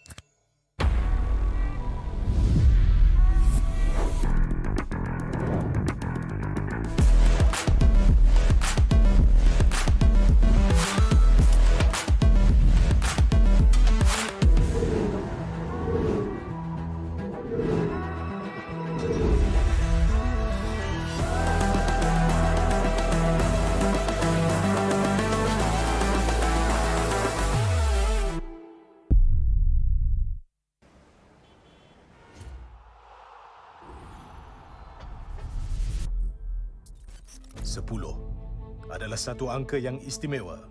Ia sentiasa dianggap sebagai representasi kesempurnaan. Ya, MPL Malaysia sudah sampai musim ke-10. Sama seperti bilangan jari kita. MPL Malaysia atau MPL MYSG ketika itu bermula 5 tahun lalu. Pada Januari 2018, ia adalah kejohanan utama MLBB rasmi pertama yang dianjurkan oleh Munton untuk Malaysia dan Singapura. Dengan kejayaan musim pertama, MPL MYSG berkembang seterus-terusnya, di mana kami menyaksikan kebangkitan ramai superstars dan legenda. Mulai 18 Mac 2020, Tetapi pelaksanaan MPL bukan tanpa sebarang halangan. ditutup. Kejohanan MPL terpaksa diteruskan secara online. Dan dengan penubuhan, pasti ada perubahan. Musim ke-7 adalah musim pertama MPL MY berpisah dari Singapura. Lebih ramai bakat tempatan dapat menyinar di pentas kompetitif MLBB yang terutama di Malaysia. Sejak permulaan MPL MY, terdapat 9 piala kejohanan yang dimenangi oleh 8 pasukan. Lebih 200 pemain telah melangkah ke pentas MPL MY. Dengan musim yang akan datang ini, terdapat banyak kisah yang menanti untuk ditulis dalam sejarah MPL MY. Mampukah TODAK mempertahankan takhta mereka dan menjadi juara MPL MY untuk kali ketiga? Sementara mampukah RSG MY dan tim SMG meningkatkan jumlah piala MPL MY mereka kepada 2? Atau adakah akan ada juara baru untuk musim 10? Dan pasukan manakah yang akan mewakili Malaysia di M4? Inilah musim baru kita, musim ke-10. Ini gaya kita.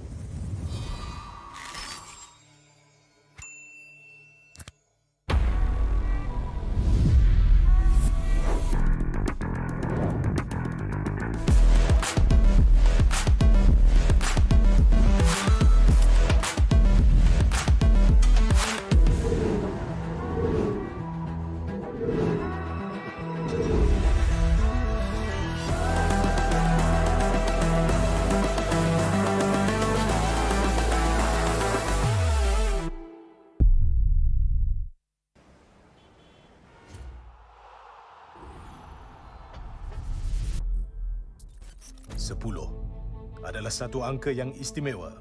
Ia sentiasa dianggap sebagai representasi kesempurnaan. Ya, MPL Malaysia sudah sampai musim ke-10. Sama seperti bilangan jari kita. MPL Malaysia atau MPL MYSG ketika itu bermula 5 tahun lalu. Pada Januari 2018, ia adalah kejohanan utama MLBB rasmi pertama yang dianjurkan oleh Munton untuk Malaysia dan Singapura. Dengan kejayaan musim pertama, MPL MYSG berkembang seterus-terusnya, di mana kami menyaksikan kebangkitan ramai superstars dan legenda. Mulai 18 Mac 2020, Tetapi pelaksanaan MPL bukan tanpa sebarang halangan. ditutup. Kejohanan MPL terpaksa diteruskan secara online. Dan dengan penubuhan, pasti ada perubahan. Musim ke-7 adalah musim pertama MPL MY berpisah dari Singapura. Lebih ramai bakat tempatan dapat menyinar di pentas kompetitif MLBB yang terutama di Malaysia. Sejak permulaan MPL MY, terdapat 9 piala kejohanan yang dimenangi oleh 8 pasukan.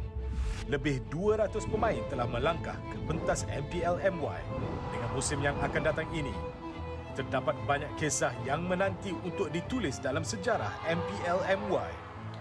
Mampukah TODAK mempertahankan takhta mereka dan menjadi juara MPL MY untuk kali ketiga? Sementara mampukah RSG MY dan tim SMG meningkatkan jumlah piala MPL MY mereka kepada 2? Atau adakah akan ada juara baru untuk musim 10? Dan pasukan manakah yang akan mewakili Malaysia di M4? Inilah musim baru kita, musim ke-10. Ini gaya kita.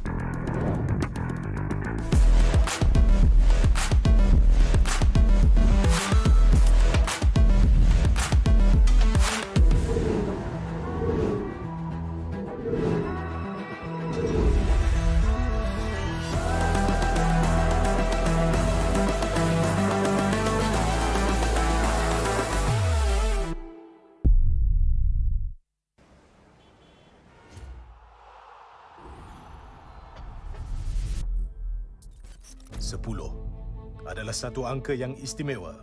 Ia sentiasa dianggap sebagai representasi kesempurnaan. Ya, MPL Malaysia sudah sampai musim ke-10. Sama seperti bilangan jari kita. MPL Malaysia atau MPL MYSG ketika itu bermula 5 tahun lalu. Pada Januari 2018, ia adalah kejohanan utama MLBB rasmi pertama yang dianjurkan oleh Munton untuk Malaysia dan Singapura. Dengan kejayaan musim pertama, MPL MYSG berkembang seterus-terusnya, di mana kami menyaksikan kebangkitan ramai superstars dan legenda. Mulai 18 Mac 2020, Tetapi pelaksanaan MPL bukan tanpa sebarang halangan. ditutup. Kejohanan MPL terpaksa diteruskan secara online. Dan dengan penubuhan, pasti ada perubahan. Musim ke-7 adalah musim pertama MPL MY berpisah dari Singapura. Lebih ramai pakat tempatan dapat menyinar di pentas kompetitif MLBB yang terutama di Malaysia. Sejak permulaan MPL MY, terdapat 9 piala kejohanan yang dimenangi oleh 8 pasukan. Lebih 200 pemain telah melangkah ke pentas MPL MY. Dengan musim yang akan datang ini, terdapat banyak kisah yang menanti untuk ditulis dalam sejarah MPL MY.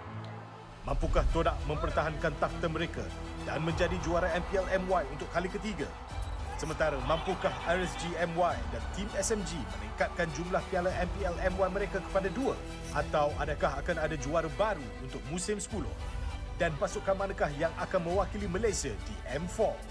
Inilah musim baru kita, musim ke-10. Ini gaya kita.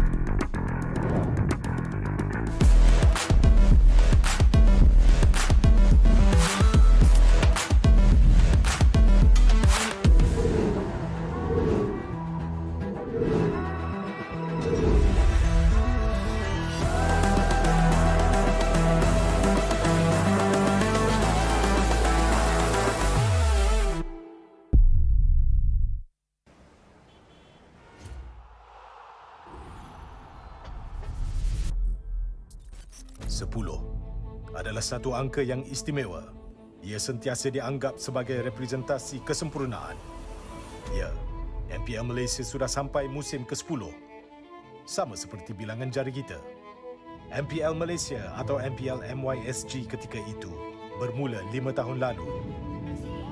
Pada Januari 2018, ia adalah kejohanan utama MLBB rasmi pertama yang dianjurkan oleh Munton untuk Malaysia dan Singapura.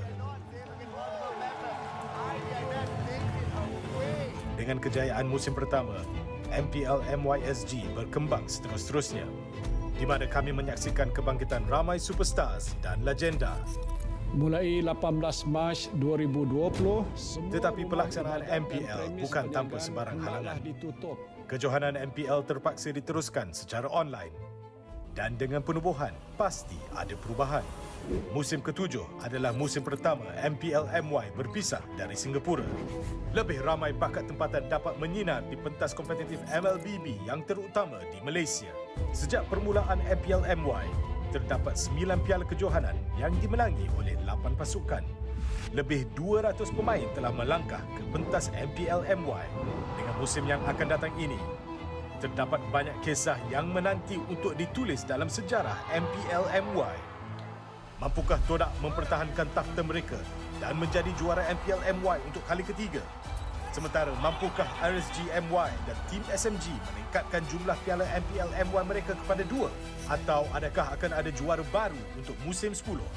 Dan pasukan manakah yang akan mewakili Malaysia di M4? Inilah musim baru kita, musim ke-10. Ini gaya kita.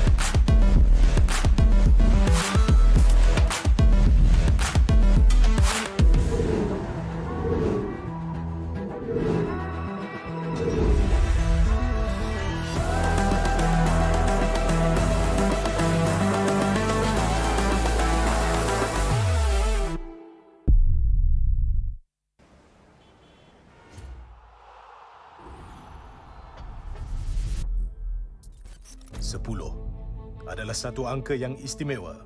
Ia sentiasa dianggap sebagai representasi kesempurnaan. Ya, MPL Malaysia sudah sampai musim ke-10. Sama seperti bilangan jari kita. MPL Malaysia atau MPL MYSG ketika itu bermula 5 tahun lalu. Pada Januari 2018, ia adalah kejohanan utama MLBB rasmi pertama yang dianjurkan oleh Munton untuk Malaysia dan Singapura. Dengan kejayaan musim pertama, MPL MYSG berkembang seterus-terusnya, di mana kami menyaksikan kebangkitan ramai superstars dan legenda.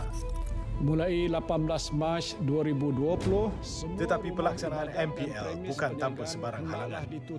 Kejohanan MPL terpaksa diteruskan secara online. Dan dengan penubuhan, pasti ada perubahan. Musim ke-7 adalah musim pertama MPL MY berpisah dari Singapura. Lebih ramai bakat tempatan dapat menyinar di pentas kompetitif MLBB yang terutama di Malaysia. Sejak permulaan MPL MY, terdapat 9 piala kejohanan yang dimenangi oleh 8 pasukan. Lebih 200 pemain telah melangkah ke pentas MPL MY. Dengan musim yang akan datang ini, terdapat banyak kisah yang menanti untuk ditulis dalam sejarah MPL MY. Mampukah TODAK mempertahankan takhta mereka dan menjadi juara MPL MY untuk kali ketiga? Sementara mampukah RSG MY dan tim SMG meningkatkan jumlah piala MPL MY mereka kepada 2? Atau adakah akan ada juara baru untuk musim 10? Dan pasukan manakah yang akan mewakili Malaysia di M4? Inilah musim baru kita, musim ke-10. Ini gaya kita.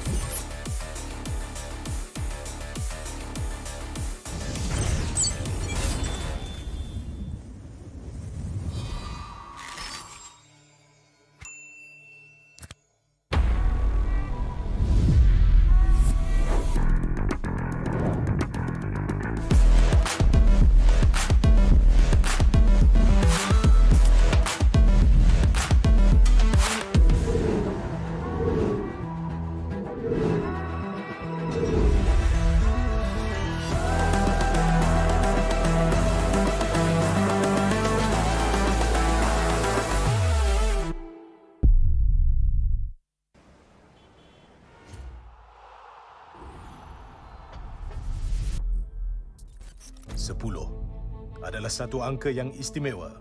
Ia sentiasa dianggap sebagai representasi kesempurnaan. Ya, MPL Malaysia sudah sampai musim ke-10. Sama seperti bilangan jari kita. MPL Malaysia atau MPL MYSG ketika itu bermula 5 tahun lalu.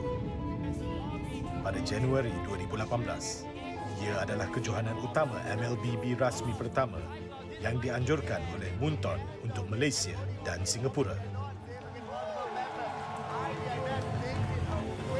Dengan kejayaan musim pertama, MPL MYSG berkembang seterus-terusnya, di mana kami menyaksikan kebangkitan ramai superstars dan legenda. Mulai 18 Mac 2020, Tetapi pelaksanaan MPL bukan tanpa sebarang halangan. ditutup. Kejohanan MPL terpaksa diteruskan secara online. Dan dengan penubuhan, pasti ada perubahan. Musim ke-7 adalah musim pertama MPL MY berpisah dari Singapura. Lebih ramai bakat tempatan dapat menyinar di pentas kompetitif MLBB yang terutama di Malaysia. Sejak permulaan MPL MY, terdapat 9 piala kejohanan yang dimenangi oleh 8 pasukan. Lebih 200 pemain telah melangkah ke pentas MPL MY. Dengan musim yang akan datang ini, terdapat banyak kisah yang menanti untuk ditulis dalam sejarah MPL MY. Mampukah TODAK mempertahankan takhta mereka dan menjadi juara MPL MY untuk kali ketiga? Sementara mampukah RSG MY dan tim SMG meningkatkan jumlah piala MPL MY mereka kepada 2? Atau adakah akan ada juara baru untuk musim 10? Dan pasukan manakah yang akan mewakili Malaysia di M4? Inilah musim baru kita, musim ke-10. Ini gaya kita.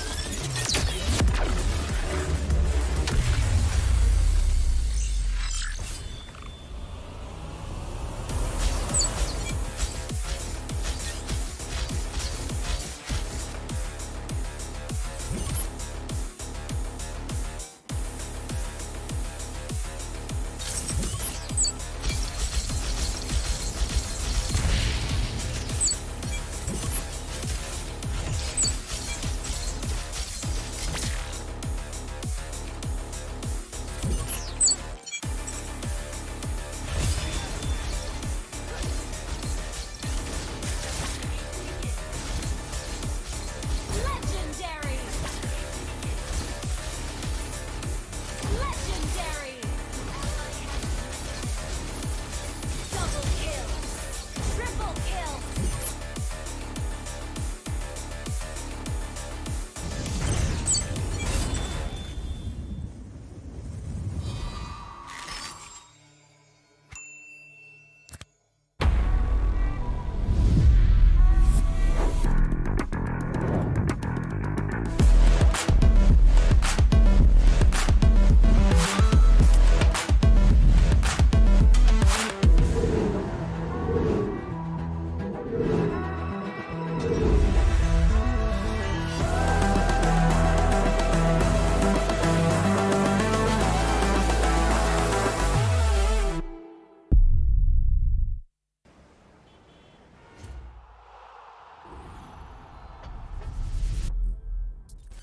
Sepuluh adalah satu angka yang istimewa.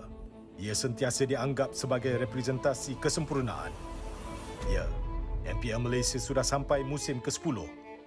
Sama seperti bilangan jari kita. MPL Malaysia atau MPL MYSG ketika itu bermula 5 tahun lalu.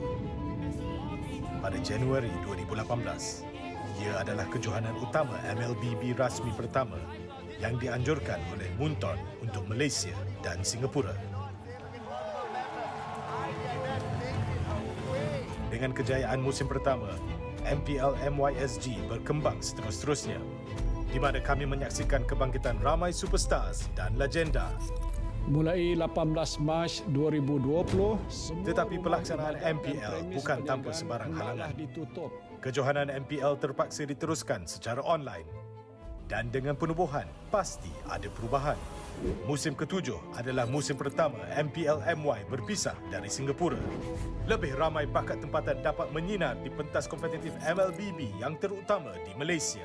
Sejak permulaan MPL MY, terdapat 9 piala kejohanan yang dimenangi oleh 8 pasukan. Lebih 200 pemain telah melangkah ke pentas MPL MY. Dengan musim yang akan datang ini, terdapat banyak kisah yang menanti untuk ditulis dalam sejarah MPL MY. Mampukah TODAK mempertahankan takhta mereka dan menjadi juara MPL MY untuk kali ketiga? Sementara mampukah RSG MY dan tim SMG meningkatkan jumlah piala MPL MY mereka kepada 2? Atau adakah akan ada juara baru untuk musim 10? Dan pasukan manakah yang akan mewakili Malaysia di M4? Inilah musim baru kita, musim ke-10. Ini gaya kita.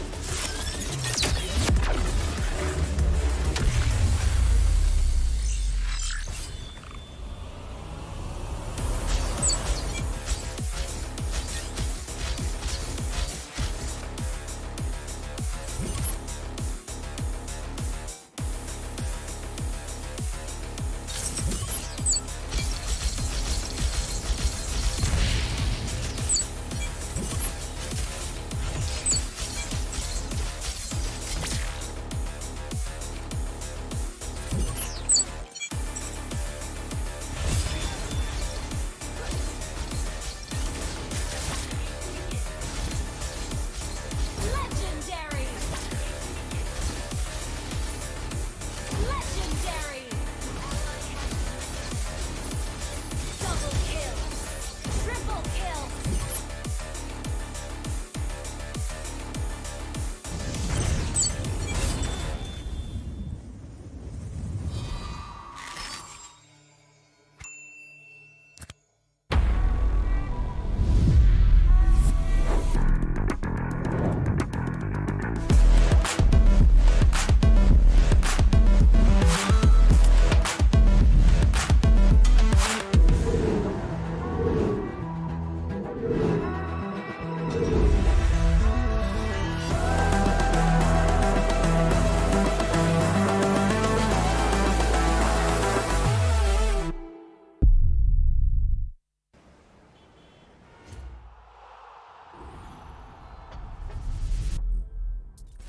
Sepuluh adalah satu angka yang istimewa. Ia sentiasa dianggap sebagai representasi kesempurnaan. Ya, MPL Malaysia sudah sampai musim ke-10. Sama seperti bilangan jari kita. MPL Malaysia atau MPL MYSG ketika itu bermula 5 tahun lalu. Pada Januari 2018, ia adalah kejohanan utama MLBB rasmi pertama yang dianjurkan oleh Munton untuk Malaysia dan Singapura. Dengan kejayaan musim pertama, MPL MYSG berkembang seterus-terusnya, di mana kami menyaksikan kebangkitan ramai superstars dan legenda. Mulai 18 Mac 2020, Tetapi pelaksanaan MPL bukan tanpa sebarang halangan. ditutup. Kejohanan MPL terpaksa diteruskan secara online. Dan dengan penubuhan, pasti ada perubahan. Musim ke-7 adalah musim pertama MPL MY berpisah dari Singapura. Lebih ramai bakat tempatan dapat menyinar di pentas kompetitif MLBB yang terutama di Malaysia. Sejak permulaan MPL MY, terdapat 9 piala kejohanan yang dimenangi oleh 8 pasukan. Lebih 200 pemain telah melangkah ke pentas MPL MY. Dengan musim yang akan datang ini, terdapat banyak kisah yang menanti untuk ditulis dalam sejarah MPL MY. Mampukah TODAK mempertahankan takhta mereka dan menjadi juara MPL MY untuk kali ketiga? Sementara mampukah RSG MY dan tim SMG meningkatkan jumlah piala MPL MY mereka kepada 2? Atau adakah akan ada juara baru untuk musim 10?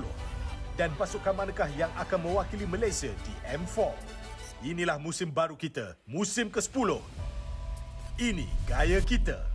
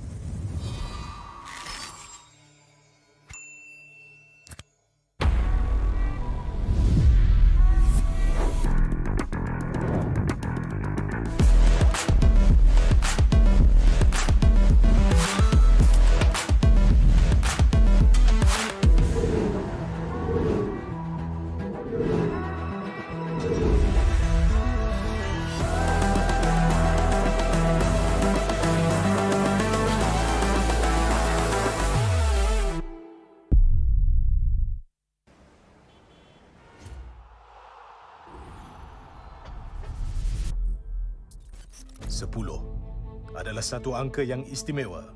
Ia sentiasa dianggap sebagai representasi kesempurnaan. Ya, MPL Malaysia sudah sampai musim ke-10. Sama seperti bilangan jari kita. MPL Malaysia atau MPL MYSG ketika itu bermula 5 tahun lalu. Pada Januari 2018, ia adalah kejohanan utama MLBB rasmi pertama yang dianjurkan oleh Munton untuk Malaysia dan Singapura. Dengan kejayaan musim pertama, MPL MYSG berkembang seterus-terusnya, di mana kami menyaksikan kebangkitan ramai superstars dan legenda. Mulai 18 Mac 2020, Tetapi pelaksanaan MPL bukan tanpa sebarang halangan. ditutup. Kejohanan MPL terpaksa diteruskan secara online. Dan dengan penubuhan, pasti ada perubahan. Musim ke-7 adalah musim pertama MPL MY berpisah dari Singapura. Lebih ramai bakat tempatan dapat menyinar di pentas kompetitif MLBB yang terutama di Malaysia. Sejak permulaan MPL MY, terdapat 9 piala kejohanan yang dimenangi oleh 8 pasukan. Lebih 200 pemain telah melangkah ke pentas MPL MY. Dengan musim yang akan datang ini, terdapat banyak kisah yang menanti untuk ditulis dalam sejarah MPL MY. Mampukah TODAK mempertahankan takhta mereka dan menjadi juara MPL MY untuk kali ketiga? Sementara mampukah RSG MY dan tim SMG meningkatkan jumlah piala MPL MY mereka kepada 2? Atau adakah akan ada juara baru untuk musim 10? Dan pasukan manakah yang akan mewakili Malaysia di M4? Inilah musim baru kita, musim ke-10. Ini gaya kita.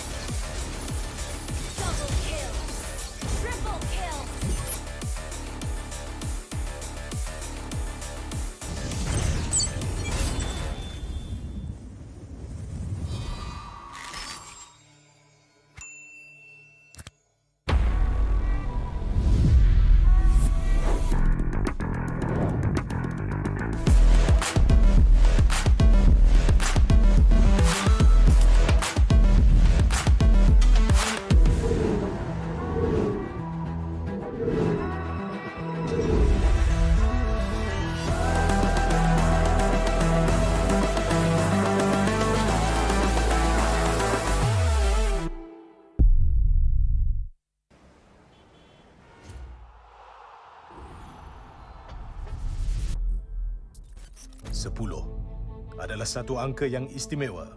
Ia sentiasa dianggap sebagai representasi kesempurnaan. Ya, MPL Malaysia sudah sampai musim ke-10. Sama seperti bilangan jari kita. MPL Malaysia atau MPL MYSG ketika itu bermula 5 tahun lalu. Pada Januari 2018, ia adalah kejohanan utama MLBB rasmi pertama yang dianjurkan oleh Munton untuk Malaysia dan Singapura.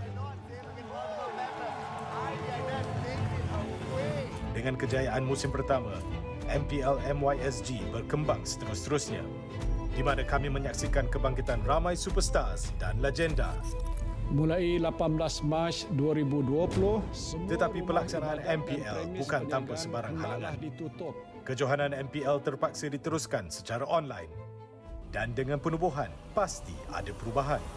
Musim ke-7 adalah musim pertama MPL MY berpisah dari Singapura. Lebih ramai bakat tempatan dapat menyinar di pentas kompetitif MLBB yang terutama di Malaysia. Sejak permulaan MPL MY, terdapat 9 piala kejohanan yang dimenangi oleh 8 pasukan. Lebih 200 pemain telah melangkah ke pentas MPL MY. Dengan musim yang akan datang ini, terdapat banyak kisah yang menanti untuk ditulis dalam sejarah MPL MY. Mampukah TODAK mempertahankan takhta mereka dan menjadi juara MPL MY untuk kali ketiga? Sementara mampukah RSG MY dan tim SMG meningkatkan jumlah piala MPL MY mereka kepada 2? Atau adakah akan ada juara baru untuk musim 10? Dan pasukan manakah yang akan mewakili Malaysia di M4? Inilah musim baru kita, musim ke-10. Ini gaya kita.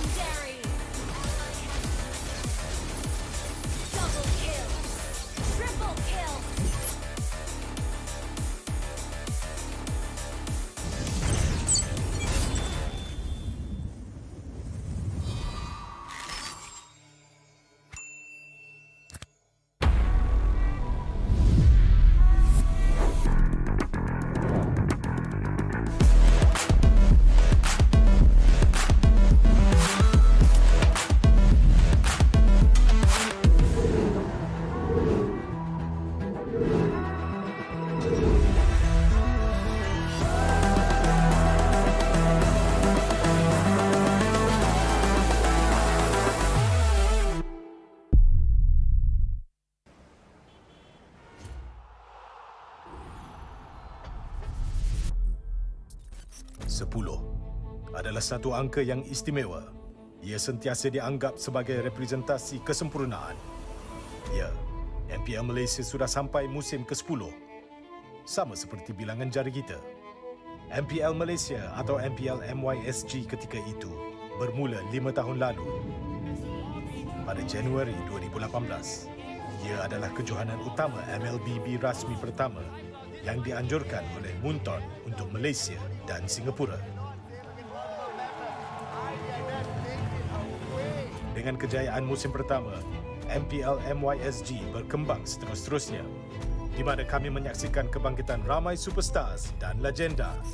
Mulai 18 Mac 2020, Tetapi pelaksanaan MPL bukan tanpa sebarang halangan. ditutup. Kejohanan MPL terpaksa diteruskan secara online. Dan dengan penubuhan, pasti ada perubahan. Musim ke-7 adalah musim pertama MPL MY berpisah dari Singapura. Lebih ramai bakat tempatan dapat menyinar di pentas kompetitif MLBB yang terutama di Malaysia. Sejak permulaan MPL MY, terdapat 9 piala kejohanan yang dimenangi oleh 8 pasukan. Lebih 200 pemain telah melangkah ke pentas MPL MY. Dengan musim yang akan datang ini, terdapat banyak kisah yang menanti untuk ditulis dalam sejarah MPL MY. Mampukah TODAK mempertahankan takhta mereka dan menjadi juara MPL MY untuk kali ketiga? Sementara mampukah RSG MY dan tim SMG meningkatkan jumlah piala MPL MY mereka kepada 2? Atau adakah akan ada juara baru untuk musim 10? Dan pasukan manakah yang akan mewakili Malaysia di M4? Inilah musim baru kita, musim ke-10. Ini gaya kita.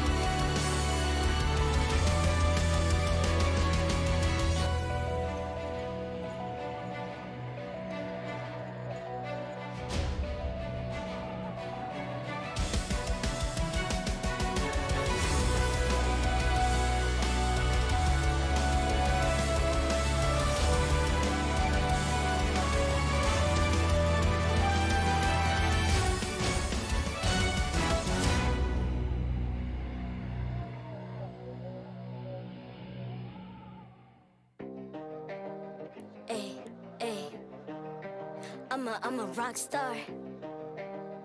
Yeah, Rockstar. Ay, ay, ay. I'm a rock star, baby, I'm a rock star. I'm a rock star, I'm a rock star. I'm a rock star, panggil aku rock star. Ini kejohanan kita semua orang rock star. Kita rockstar, kita buat saja gaya kita. Makin panas apinya sudah membara. Macam mana pun kau menempuh segala. Demi negara kau buat semua bangga. Step into my world, you know I'm always in my zone. You know I got my team, no I'm never alone. Bring out my best, buat yang terbaik. Jadi juara perlahan kita Get on my way, naik. aku nak push. Naik-naik jadi lebih bagus. Jadi hero, ku ada skill. Berapa banyak musuh aku dah kill. Ramai cuba mencabar, cause they envy me. Tiap game aku pasti jadi MVP. Easy. I'm a rockstar, baby, I'm a rockstar. I'm a rockstar, I'm a rockstar. I'm a rockstar, panggil aku rockstar. Ini kejohanan kita semua orang rockstar. I'm a rockstar, baby, I'm a rockstar. I'm a rockstar, I'm a rockstar. I'm a rockstar, panggil aku rockstar. Ini kejohanan kita semua orang rockstar. Tengok nanti siapa yang juara. Ni peluang kita bawa pulang piala. This is my game, this is my time. Menang semua, everything will be mine. Kalau jatuh kau pasti kembali. Bangun balik ku tegak berdiri. Kuatkanlah tenaga, ganjaran diperoleh. Ni kejohanan kita, Malaysia memang boleh. Rise up to the top, kita buat bersama. Semangat kita kuat di bawah satu bendera. Ay. I'ma go hard for the win. Win. On the battlefield till the end. I'm trying to beat the greatest anyone has ever seen. Stand by, I'm coming in for I'm the a win. rockstar. I'm a rockstar, baby, I'm a rockstar. I'm a rockstar, I'm a rockstar. I'm a rockstar, panggil aku rockstar. Ini kejohanan kita semua orang rockstar. I'm a rockstar, baby, I'm a rockstar. I'm a rockstar, I'm a rockstar. I'm a rockstar, panggil aku rockstar. Ini kejohanan kita semua orang rockstar.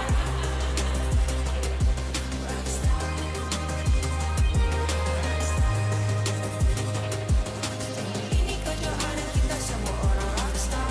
I'm a rockstar, baby, I'm a rockstar. I'm a rockstar, I'm a rockstar. I'm a rockstar, panggil aku rockstar. Ini kejohanan kita semua orang rockstar.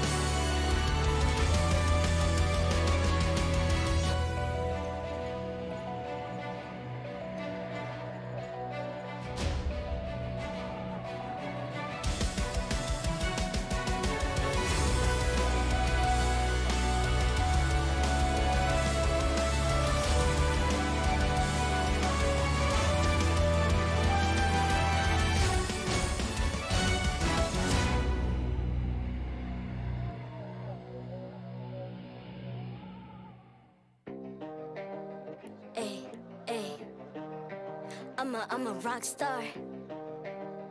Yeah. Rockstar. Ay. I'm a rock star, baby, I'm a rock star. I'm a rock star, I'm a rock star. I'm a rock star, panggil aku rock star. Ini kejohanan kita semua orang rock star. Kita rockstar, kita buat saja gaya kita. Makin panas apinya sudah membara. Macam mana pun kau menempuh segala.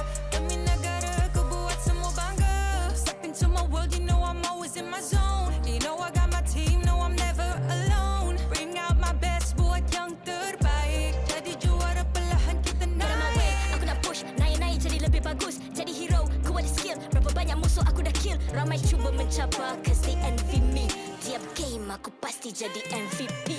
Easy. I'm a rock star, baby, I'm a rock star. I'm a rock star, I'm a rock star. I'm a rock star, panggil aku rock star. Ini kejohanan kita semua orang rock star. I'm a rock star, baby, I'm a rock star. I'm a rock star, I'm a rock star. I'm a rock star, panggil aku rock star. Ini kejohanan kita semua orang rock star. Tengok nanti siapa yang juara. Ni peluang kita bawa pulang piala. This is my game, this is my time. Menang semua, everything will be mine. Kalau jatuh kau pasti kembali. Bangun balik, ku tegak berdiri. Kuatkanlah tenaga, ganjaran diperoleh. Ni kejohanan kita, Malaysia memang boleh. Rise up to the top, kita buat bersama. Semangat kita kuat di bawah satu bendera. Hey. I'ma go hard for the win. Win. On the battlefield till the end. I'm trying to beat the greatest anyone has ever seen. Stand by, I'm coming in for I'm the a rock win. star. I'm a rock star, baby, I'm a rock star. I'm a rock star, I'm a rock star.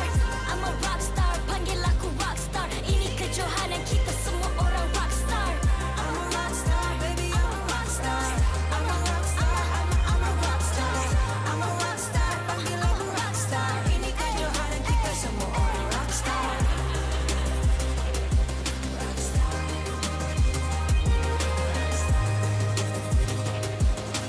Ini kejohanan kita semua orang rock star. I'm a rock star, baby, I'm a rock star. I'm a rock star, I'm a rock star. I'm a rock star, panggil aku rock star. Ini kejohanan kita semua orang rock star.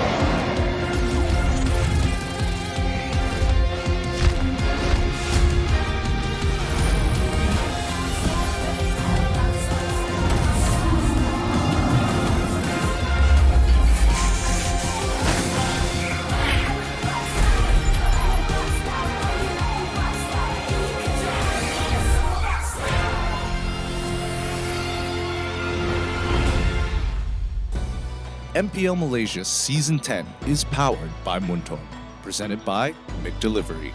It's the perfect time to catch all the action with McDelivery.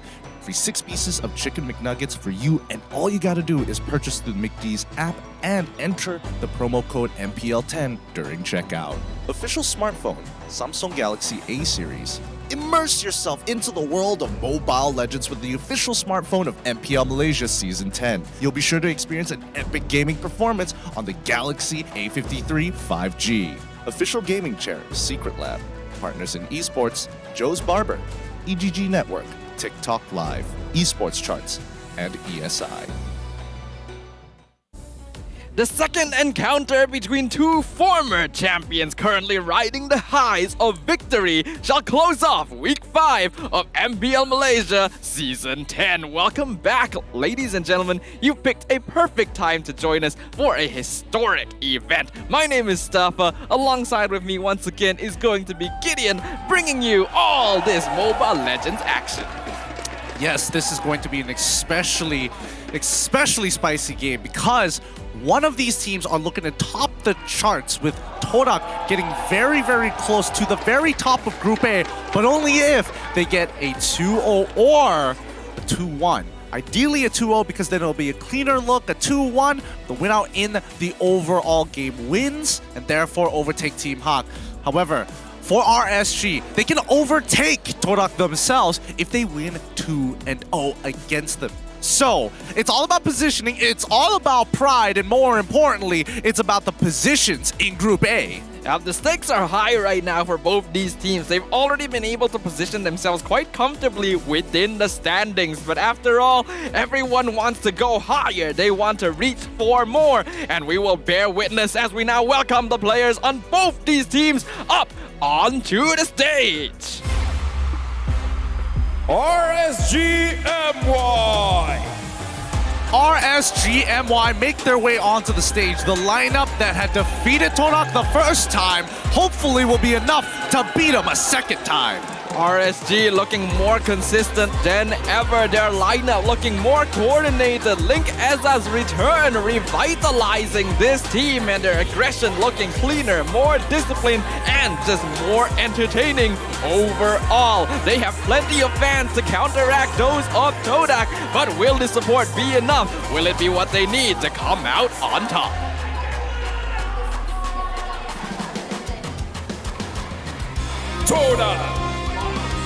TODAK, former champions themselves, come in hand with Formays leading the charge. The walk to the stage is going to be the most important. Its presence against their former champions. They've already dealt with them before. Can they do it this time and even out this score? Just like the fans say, a 2-0 to sit on top of Group A. The unpredictability of TODAK has ever been their strength, and they have continued with that unorthodox gameplay, breaking the mold once again with weird lineups and strange strategies, but they still make it work. Chiku, once again, going to be reprising Moon's position on the lineup. Will we be seeing the same sort of strategies we saw from them yesterday? Well, hopefully we do. I don't think they're going to stray too far away, especially when they have their coaches and analysts ensuring that they are coming up with the most optimal draft for each of their respective squads. Let's bring it up here and introducing to you Moon, our analyst, Ajim as coach, Kuja as their coach for RSG, and Lexia as their analyst. Man's got a new fresh cut. Indeed, things looking pretty spicy, things looking pretty hot up on stage. You can imagine emotions will be riding wild. So keep your eyes peeled as we now review the history between TODAK and RSG. So far, it is looking good for TODAK in terms of the numbers that matter. That first tower rate outnumbering ever so slightly, but game win rate is the most important one for these standings. Overall total damage dealt is going to be overtaking RSG. So far, both of these teams throughout Season 10 have had moments of inconsistency, with TODAK in the initial stages of the season not performing all that well, RSG being the same. But ever since the arrival of Chiku as well as LinkEzaa to replenish their ranks, things have really been looking up. The first time that they went head-to-head, RSG did end up coming out on top 2-1 against TODAK, so this is going to be a little bit of a grudge match. Exactly. TODAK has had their ups and downs and inconsistencies in their play, which is very much like them, of course. Hashtag TODAK Langar, as they say, but RSG a little bit more consistent. Their average KDA 4.5, which is nearly doubled of TODAK's current average KDA, and more importantly, just the 63 and 63% for first tower rate as well as first lord rate. 4.5 as of average KDA is honestly very impressive and speaks to the volumes of aggression that RSG has been able to adapt to recently. But we'll find out exactly what both these teams need in order to reach their recipe for success. Firstly, composition strength is going to come into play very heavily here. These two are very strong, very accomplished teams. So winning out that draft will give them a huge advantage going into the game. And here's where things get a little funky. With the mid laner Impact Izanami playing the role that he was born to play, but Chiku, however, as we saw yesterday, did actually bring out that marksman in the mid lane with 2 fighters in the side. Their flexibility knows no bounds, but is there a weakness to it? Yeah, that's going to be the big question here. Even this strange lineup from TODAK was able to unnerve Team Hawk, which so far has been such a stable and consistent team. Will TODAK be claiming another victim today? We'll find out based on how much the roamers are able to contribute to the game overall. Yumes doing a very good job on that fair miss in the games we saw yesterday. Will Hawk, this being his first season in the MPL, be able to match up?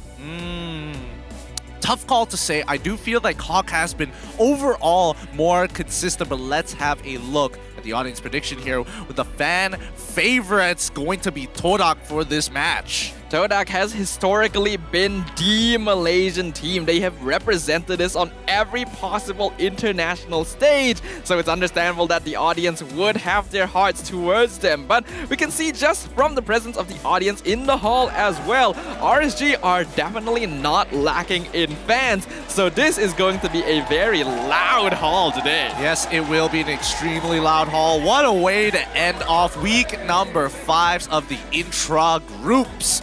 The intergroup soon to come the week after, but what are your predictions for this match? You feeling TODAK? You feeling RSG? I personally always like seeing something new, something different, so I'm gonna have a little bit of bias towards TODAK here, unless RSG suddenly brings out something strange in return. That's always fun to watch, and it looks like you guys agree that it's fun to watch because we have hit our 500 share milestone. Thank you to everybody on the English broadcast who has contributed to the share milestones. Don't worry, there are more prizes to come. All you gotta do is keep hitting that share button no matter on what platform you are. Looks like Mali is sticking around for this game. You know it's gonna be good. You definitely do, and with the seconds counting down, you can tell that the audience, they are excited. They cannot wait for things to begin. So without further ado, it is not our place to keep y'all waiting. The draft shall now officially begin for our final series of the day. All right, RSGMY now on blue side, TODAK on red side. LUNATIX immediately banned out for the side of RSGMY with a quick response in Fanny from TODAK. Massive respect from RSG straight away, banning out the LUNATIX that Rival was picking up consistently from the games yesterday. As we already know, Chiku in the mid lane seems to be playing more on those early game marksmen, so Rival shifted towards LUNATIX to have more consistent late game magic DPS to make up for the fact that they would have no mage in the mid lane, and that's something that RSG has locked in on. Yep. So let's see what the adaptation is going to be. Does that mean that we're expecting to see Julian come out into the jungle just for any form, honestly, of magic damage? Maybe even Yumski himself having to pick up a damage role in Selena. Hard to say, but so far, Link gets banned out for the side of RSG. Looks like they're trying to punish Rival as much as they can. TODAK getting rid of the classic Wanwan. Yep. Pretty common bans coming out from TODAK right now. Obviously, these are heroes you don't want to give away when you are on the red side of the draft. And speaking of the red side of the draft, TODAK has consistently shown a lot of proficiency in drafting on this side of the matchup. So that's something RSG has to be very careful of. Right now, it does look like they're focusing more onto Rival's hero picks. But what I'm wondering about here is that yes, they could ban out magic junglers, but that doesn't negate the possibility of Chiku going for a more magic-based marksman himself. For sure. And we'll see whether or not that's going to be the case. Akai going to be the follow-up ban for the side of RSGMY. 3 bans dedicated to make sure that Rival is going to feel as uncomfortable as possible. TODAK, on the other hand, do they want to get rid of the Valentina? Hold the Valentina. I mean, the draft is wide open at this point of time. So many power picks could be led through. Farmis, Masha, so many common bans not being dealt with here. TODAK can only get rid of one of them. Yeah, they're definitely contemplating between Farmis and Valentina right now. Looks like they're most likely gonna get rid of Farmis. That is going to be the choice locked in. And so Valentina is wide open for RSG. All right, first picks. What's it gonna be for RSGMY? They only get one of these. Valentina could be the go-to, but, well, I don't know. The performances on either of these teams when they do have the Valentina have varied pretty often. In addition to that, you also have to consider things like the Julian, like the Diggy, but RSG actually going back to an older style of drafting. They're gonna start off by giving Lolios that signature Beatrix, opening up the Julian, the Diggy, the Valentina, all for TODAK. Okay, let's see what TODAK wants. In which combination do they want to go with? They could opt to go for a single flex pick and a power pick to kind of pair it up with. They could go Valentina Diggy as well. That's very doable. TODAK could go for a lot of preference here, but we have to keep in mind that Chiku will be playing, well, assumingly will be playing in the mid lane. Yeah, we don't know for certain because TODAK can always flex things around. And speaking of flexing, something like the Paquito is also not a bad choice. We've already seen both Momo and Formaze play on that in the past. They could even flex it into the jungle if they wanted. So yes, Paquito gonna be locked in, but they're also gonna follow it up with Ruby. Rather interesting why they want to hold Ruby up this early on for Yumski. I'm assuming it's going to Yumski, but then again, Formace can play it, Mobo can play it, same predicament. It's an interesting situation for TODAK because they're basically taking away one of Hawk's comfort picks and even giving him the opportunity to grab the Diggy in full counter to the Ruby if they wanted to. RC looks like they're not gonna bite the bait. Instead, they're gonna go for the Valentina, and a very smart choice. The Phoveus is a hard counter to both these heroes on TODAK's side. Let's see what the pick is going to be for the side of TODAK. Roamer, gold, and mid. The roles played by Chiku himself. Again, it's TODAK, so it's not surprising to anyone, but for anyone else who doesn't know this team, yeah, it happens pretty often. Esmeralda gets locked in for the side of TODAK, as to be expected, get a guaranteed counter matchup there. And now, this proves to be, I don't know, again, a lot of flex picks to start things off with TODAK, but immediately getting that Esmeralda does kind of relieve some stress from them. They ban out the Atlas to ensure that their team fighting, again, their whole composition as of what we see right now are all melee. Yeah, right now, the Esmeralda is being picked up specifically to counteract the Phoveus and just as a safe choice in the EXP lane. And it also confirms to us that this Ruby is probably going to be Yumski's pick because there's already two other fighters on the map. And even if TODAK were to go for the double side lane fighter style again, they already have those choices. Julian gets banned out for the side of RSGMY, which is a pretty good option. As of right now, they are looking to make sure that there isn't more magic damage, and if it only is going to be on that Esmeralda, that could prove a couple of problems. TODAK, oh, ban out the Dyro, but they've already shown Phoveus. Does that mean that there is a possibility that this Phoveus could have been played in the mid lane? No, I think TODAK are just afraid of the possibility of LinkEzaa tear off in the jungle. That's a good point. They're just making sure that all possibilities are off the table because it's just very difficult to have to deal with it, and it counteracts not just the Esmeralda but somewhat the Ruby as well. TODAK just don't want to give away that armor shred. Yeah, no, that's actually a really good call there. RSGMY now hovering over in the mage section. Do they want to lock anything else out? I mean, unless they're getting rid of Karina as well for rival, Karina wouldn't be too bad, but is there anything else of choice? Lilia? Okay, they ban out the Lilia this time for the side of RSGMY. Okay, interesting choice from RSG there. They are currently looking at TODAK's draft. There's a lot of fighting power, a lot of dive potential on their side as well. So I suppose they don't want to give more slow to TODAK. Okay. Oh my goodness, man's got the fattest hashtag of all time listed ready to go. Oh, he's trying to keep it to himself. Moon's not looking, gotta put it in while he still can. Quickly hide on off. Lancelot, Yuzong going to be locked in. What a big daddy comp for the side of TODAK. So many hard divers, so much catch potential, but more importantly, they're all melee. Okay, this basically confirms that Rival is actually playing the jungle Paquito. They're gonna be keeping Chiku's pick for as long as possible. But yeah, as you mentioned, they are all melee. They are mostly physical as well. TODAK most likely needs a bit more magic damage. So Chiku still wants to go for a mid lane marksman. Choices like the Kimi like the Natan are actually possible. Yeah, I think both of those are really good shout-outs here. And TODAK, again, very unique composition if you haven't watched from yesterday. Matilda, going to be the pick of choice for RSG MY, gives a bit more kiting capabilities, especially for that Beatrix to get away from these hard divers, example Paquito, or more importantly, Zong, who's going to chase her halfway across the map, and Karina as a final denial.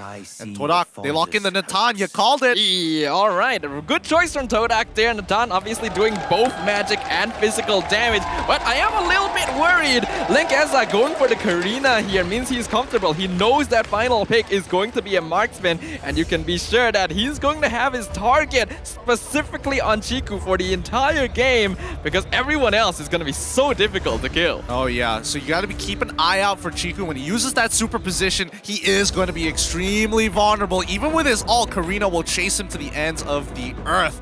This is going to be a best of 3 to decide who is going to be sitting on top and who is going to take over. It's RSG versus TODAK. Let's recap the compositions one more time, with RSG themselves prepared to deal with the shenanigans that TODAK is proving as deadly since yesterday. A mid-lane mage marksman. Let's bring it in towards the land of Dawn. Our audience is excited right now. They've evolved into a screaming match against one another to support their team as much as possible. So let's hope the festivities on the land of Dawn will be able to match up to their fervor. RSG, they'll be playing on the blue side, TODAK on the red. All right, it looks like the starts are pretty standard. No cheese strategies going on right now.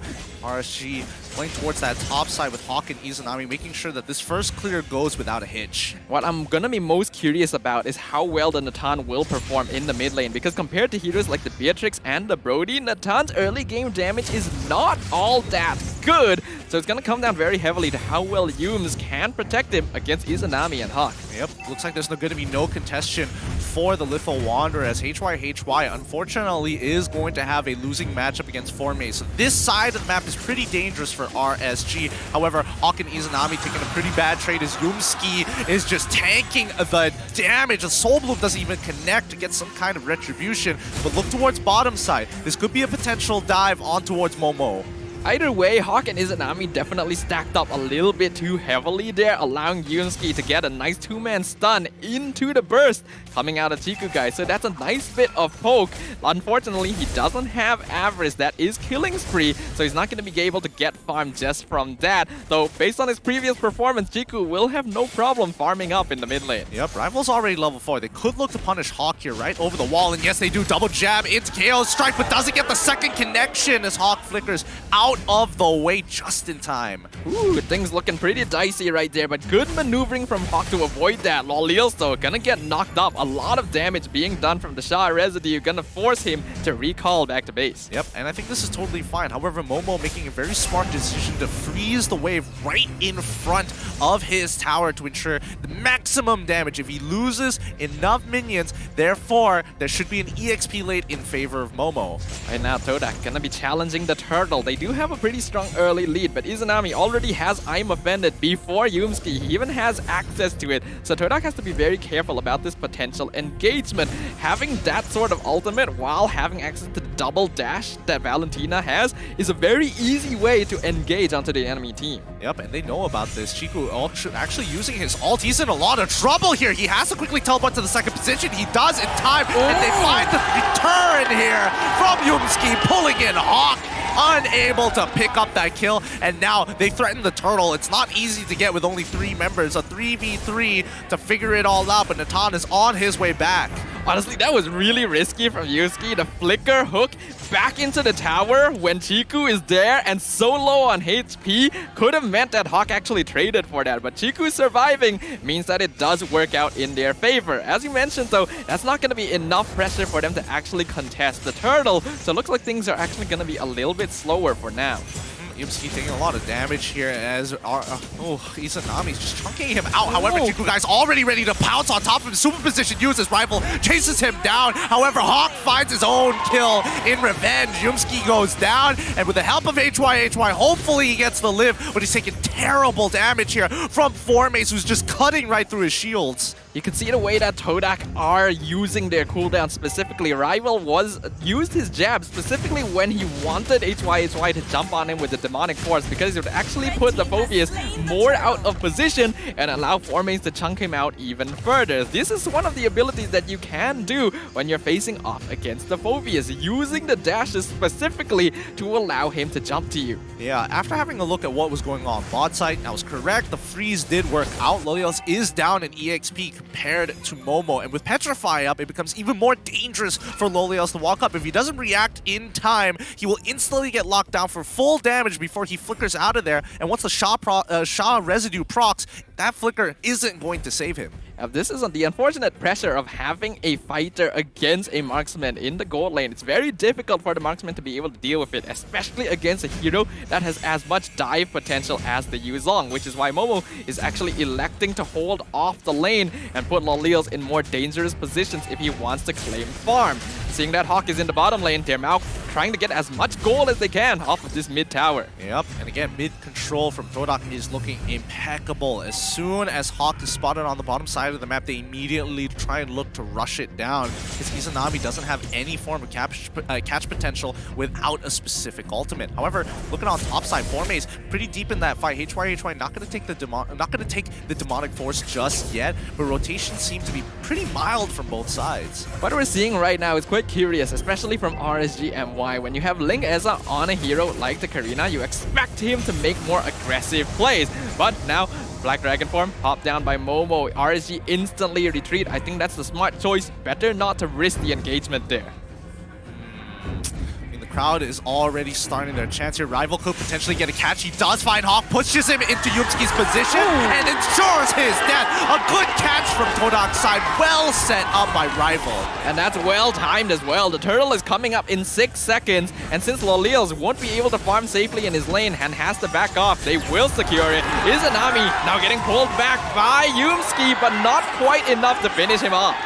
He manages to walk away here. So far, 1-2 is the score. Turtle falls into the hands of TODAK, who are trying to play as mechanically and macroly sound as possible. But look towards topside. Now Esmeralda has to deal with this Beatrix. A quick lane swap could make the difference. Alright, now we can see TODAK still trying to siege the mid lane. They want as much control over this mid side as possible, because when you have this many fighters in a team composition, the more mobility and freedom they have to move around the map, the more pressure they are able to exert. Especially since they know that they will be strongest once you hit that mid game, and they can just full dive against RSG.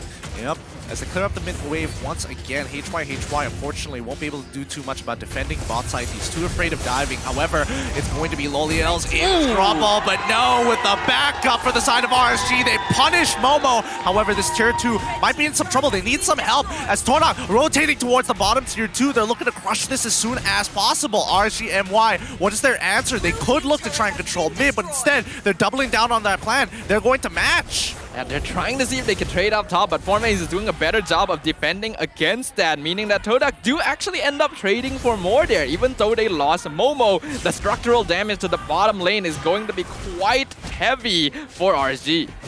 Yep, Rival could look to actually take the fight, but no, instead he retributes, camp away, immediately focuses purely on his jungle pathing. He needs to be efficient here, because with a 1.3k lead, we don't know how long that's going to hold for TODAK.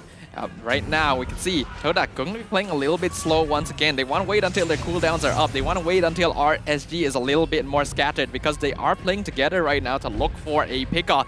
Something that we have to note about RSGMY's draft overall is that they don't have the strongest form of initiation power, since their roamer is the Matilda instead of a typical tank, and that could be a problem against TODAK.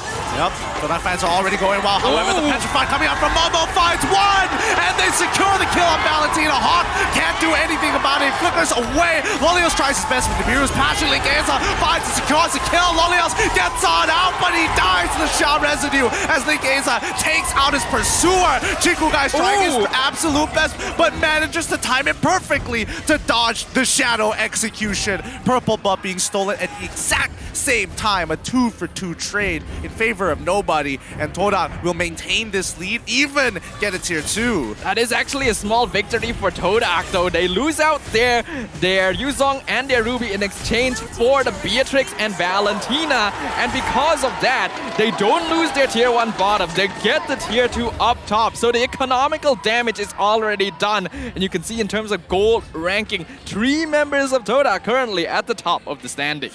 Yep, don't walk up to that brush. They're checking it with the demonic force, and that's great. That spots him and allows Izanami to actually steal the I'm Offended. Hawk taking so much damage from Chiku as well. He's got to be careful. Chiku, again, he's using his ult for that extra bit of damage. He doesn't care about his positioning as of yet. He knows the team will handle it, and if they are going to fight, it's going to be on their timing. Yumski gets hit by the circling eagle. They see Momo, but do they realize that Rival's in there? Yes, they do. They back off. TODAK right now are actually scattered across the map. They are not looking to contest this just yet. They're just trying to delay RSG for as long as possible, forcing them to respawn to Formaze, who is pushing straight into the inhibitor. Instantly, Black Dragon form comes out. They're not letting them recall to the base. Formaze jumping in from the backline. HY, Demonic Force gonna get caught out by the Petrify. I'm Offended, pulls in two. LinkEzaa finds the mega kill onto the Natan, but Formaze is still in the backline. HY trying to clear up the wave with Loliels. TODAK, they got what they came for. Nicely done. And despite the fact that Chiku, guys, was the only person who died, RSG lose no structures whatsoever, but they don't get much back. In fact, TODAK now stealing away resources in the jungle instead, making it a priority for Rival to actually get ahead in this matchup to ensure the damage dealers, Izanami as well as Loliels, are going to have a rough time. HY, he's scrambling for gold literally anywhere across the map, but the Circling Eagle comes through as well as the Demonic Force. They're looking to initiate onto Momo, who's already under tower, but Formaze falling Star Moon into the middle of it. HY just walks away, and Yumski very low. Loliels doesn't have Renner out. They want this Lord. Loliels is already starting to do a lot of damage. They have their eyes onto Chiku, but Izanami pulls them back. Rival is there to provide backup. Chiku picks up Loliels. LinkEzaa looking for the Natan. He's still alive. LinkEzaa isn't able to follow up. Formaze is cutting off the back line. HY and Hawk are out of position. Here comes Momo jumping in, forcing the flicker from the Matilda. He pulls HY back with the guiding wind, keeping him alive. What a turnaround. RSGMY late on the execution.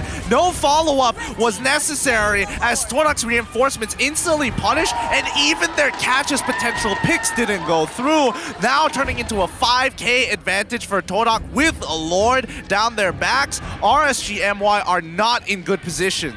That's gotta feel a little bit bad for LinkEzaa too. He actually should have been able to pick up that kill if not for the displacement from the interference that Chiku ended up firing, and because of that he was able to survive that fight. Otherwise, things would have been much more even for RSG. But LinkEzaa still in a pretty good spot. He's 4-0 on this Karina. The problem is the rest of his team has not been able to get the space to farm. Well, if we're talking about farm, we have to look at the items so far. It's 3 items for LinkEzaa. Loliels only has 2 currently compared to Chiku, who has a comfortable 2 item, about to get his 3rd as well. And I think that should be it. I'm surprised that Izanami, despite the fact that he does have a mystery shop, it does show how far behind he is compared to the rest of TODAK's members. Yeah, he's been having a rough time. His rival nearly one-shots HY, and he knows what he's done. He's flexing in front of the base now. The Lord doing a lot of damage to the inhibitor. The rest of TODAK, Yumski gonna miss the I'm Offended, but the damage is done. They've taken out the mid inhibitor. They're now transitioning to the top. Oh, Chiku gets pulled back by Izanami into the crystal. That is the marksman down, and RSG want to engage. Hawk trying to jump in, but not able to stick on them, and the Black Dragon form will zone them away. Yep, they get on out of there as RSGMY losing all their inhibitor turrets off of that first Lord push. That's not a good position to be, as Hawk now gets caught out by Rival. No, he survives. HY on the chase now. He could go for this, but Formaze is trying to slow them down. Yumski, unfortunately, able to get that first initial taunt. Doesn't get hit by Nibiru's passion, but LinkEzaa finds that first execute. Rival in the back line. Circling Eagle comes on through. That's a double for LinkEzaa. Can he find that 3rd? No. They back off. They're going to heal back to full, but they got to be careful as their base is exposed wide open. Yeah, they got a recall, but they were able to pick up some really good kills onto TODAK, chasing them away. It's just unfortunate that Rival and Formaze are constantly pressuring the lanes. They have to defend. They can't get anything, even though they were able to win that fight. Oh, the turnaround could be huge for RSGMY, but look at the lead TODAK has made for themselves, right? 13 minutes into the game, Luminous Lord is about to come on up. 4.9 is more than enough. Very little gold was earned, but look at that structural damage. I know the problem for TODAK specifically is that Chiku is consistently getting picked off. LinkEzaa is doing a very good job of finding these targets in these fights. He's actually now 7-0, getting 3 kills just in that last engagement alone. So this Karina is still a problem. Yeah, it's all about target priority, right? He needs to get these resets off of that Shadow Execution. And now, with 2 seconds left, this Luminous Lord is going to be spawning real quick here. Let's see that timer. Yep. 14 minutes now. TODAK immediately on top of it. RSGMY getting slowed down by Yumski by himself.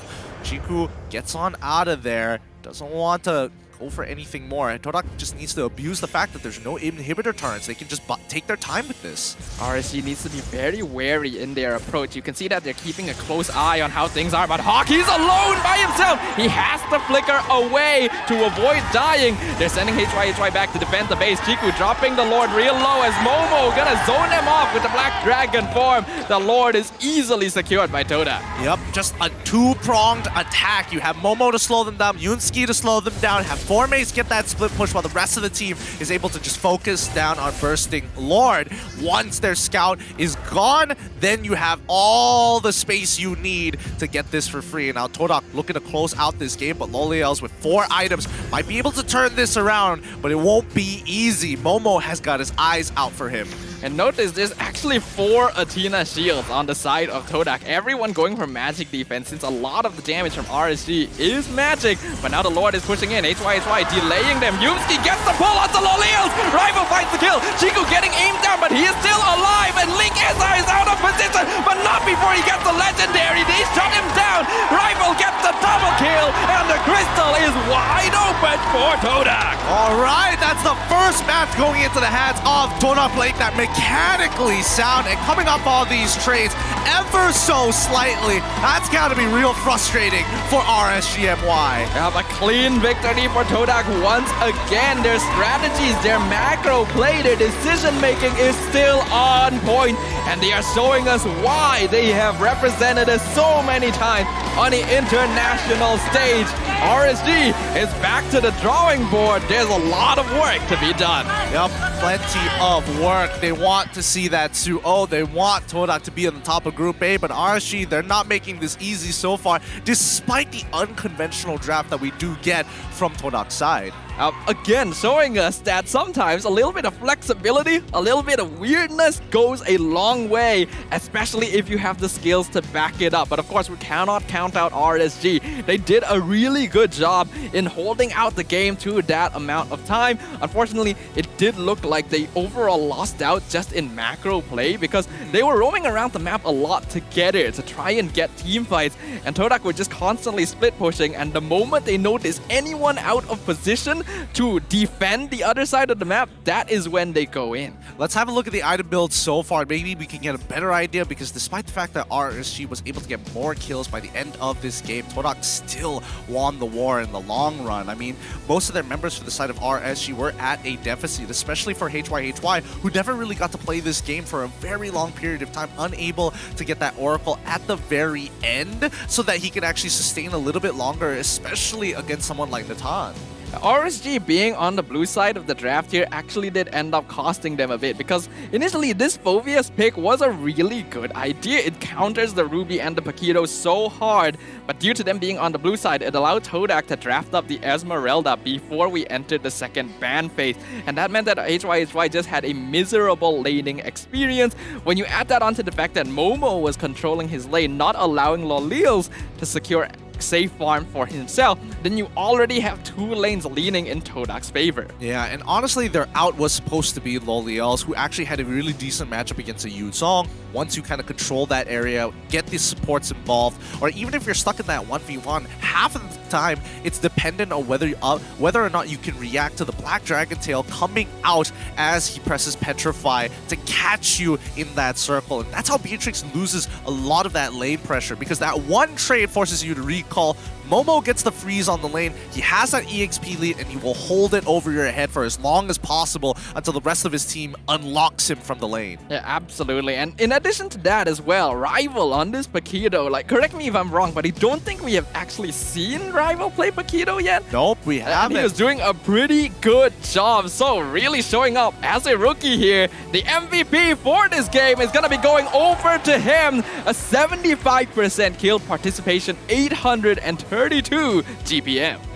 With for the perfect KDA of 3-0-3. Rival playing a strong game, good communication with Yums. There were moments where he could have one-shot the Matilda, but Yums did get the hook off, so he ended up missing the second knock-up strike, which is a little disappointing, but hey, at the end of the day, they still won the game. But personally, I'm so impressed with Rival's performance overall. Like, I think a lot of weaknesses that newbies will encounter on their first season in the MPL is a limited hero pool. And in this case, in the first phase, RSG banned out all of Rival's heroes, the Lunax, the Ling, the Akai, and he's still able to pull out the Paquito for the first time and do an amazing job on it. Man, I don't know. I think Rival is the fit for TODAK. It's taken this long to actually find somebody who actually enjoys the style that TODAK brings to the table, but also has the mechanical prowess. And if you look at this highlights brought to you by the Samsung Galaxy A series, you can see that a lot of these brawls do come down to whether or not they get the trade.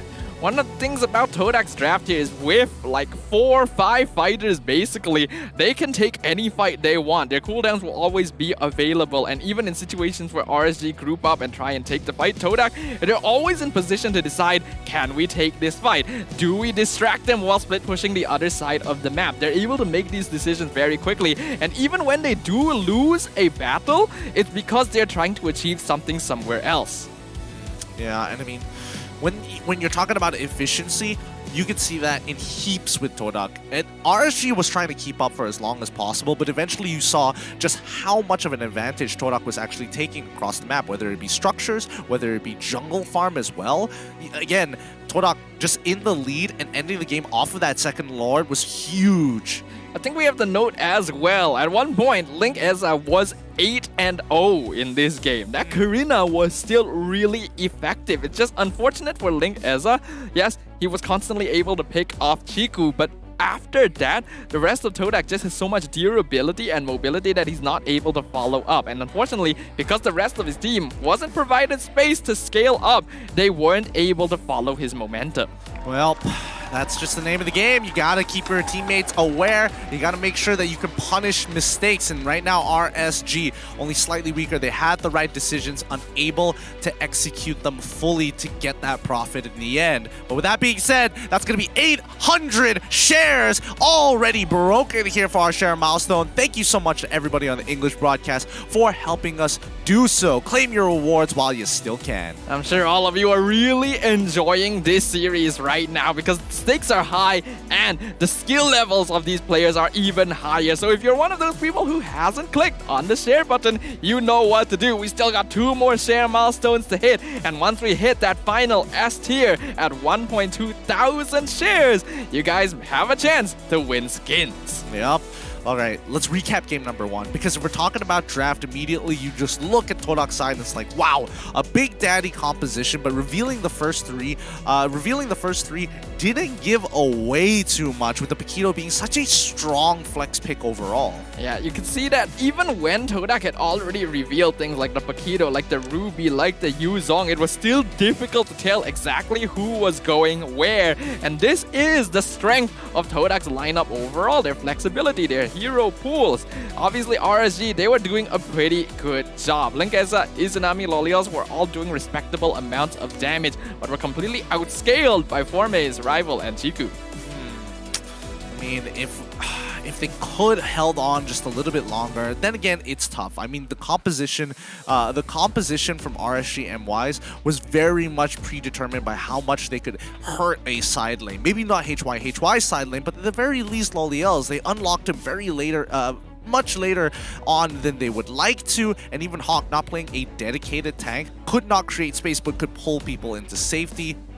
I would hope that RSG MY are going to start drafting a little differently. Yeah, I agree that they do need to draft something a little bit different here because, as we highlighted during the game as well, RSG is lacking some really strong initiation potential because they have a Matilda as their support instead of a more typical tank roamer. And while that's not necessarily a bad thing, in this case, they're relying heavily on HYHY to be able to distract the TODAK backline to allow LinkEzaa to go ham. But TODAK, they are already aware of this, and they have a winning lane against the hero, so it's very difficult for HYHY to actually achieve this. Yeah, so I think they need to really consider the side lane matchups most importantly, because so far that is going to be another time that...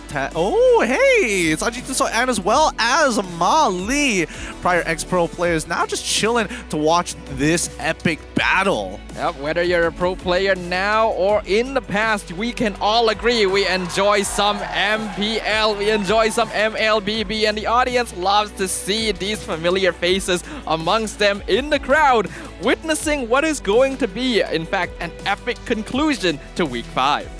Yep, Formace, again, people pleaser, knows when the cameras are on him. He doesn't even really have to think too much about it. He knows how to make people smile.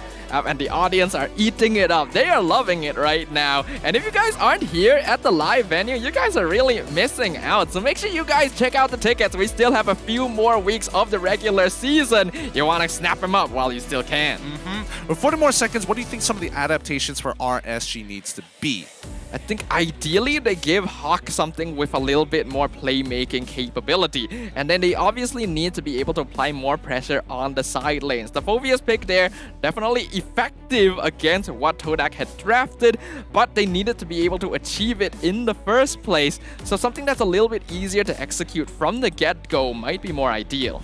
Easy to execute from the get-go. Cho maybe. I mean, Atlas was banned out for the side of RSG. They knew they had an idea. They could smell that Hawk wanted it, but it's time here for game number 2. Let's jump into the drafting phase. Oh boy, I don't know what to expect coming out from the draft for game number 2 because at this point, you will never know what to expect when TODAK is one of the teams playing, but I guess we will persevere to try and find out. TODAK are now going to be drafting on the blue side, RSG on the red. The Atlas, once again, going to be respected and banned out to start things off.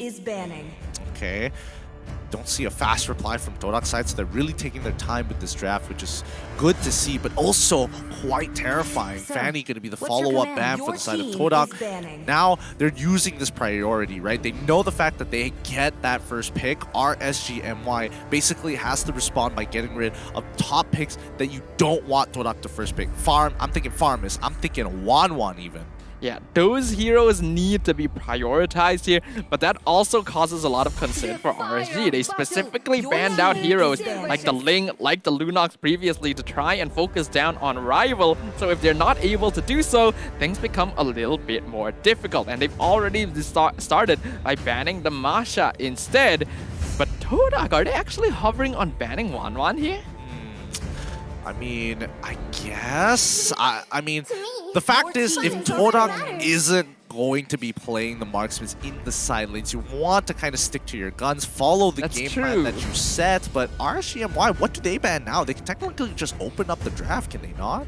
Do they want to ban Valentina? Because just based on the way TODAK has been drafting recently, it doesn't look like they're gonna prioritize it, and they're gonna continue banning out Rival's Ling.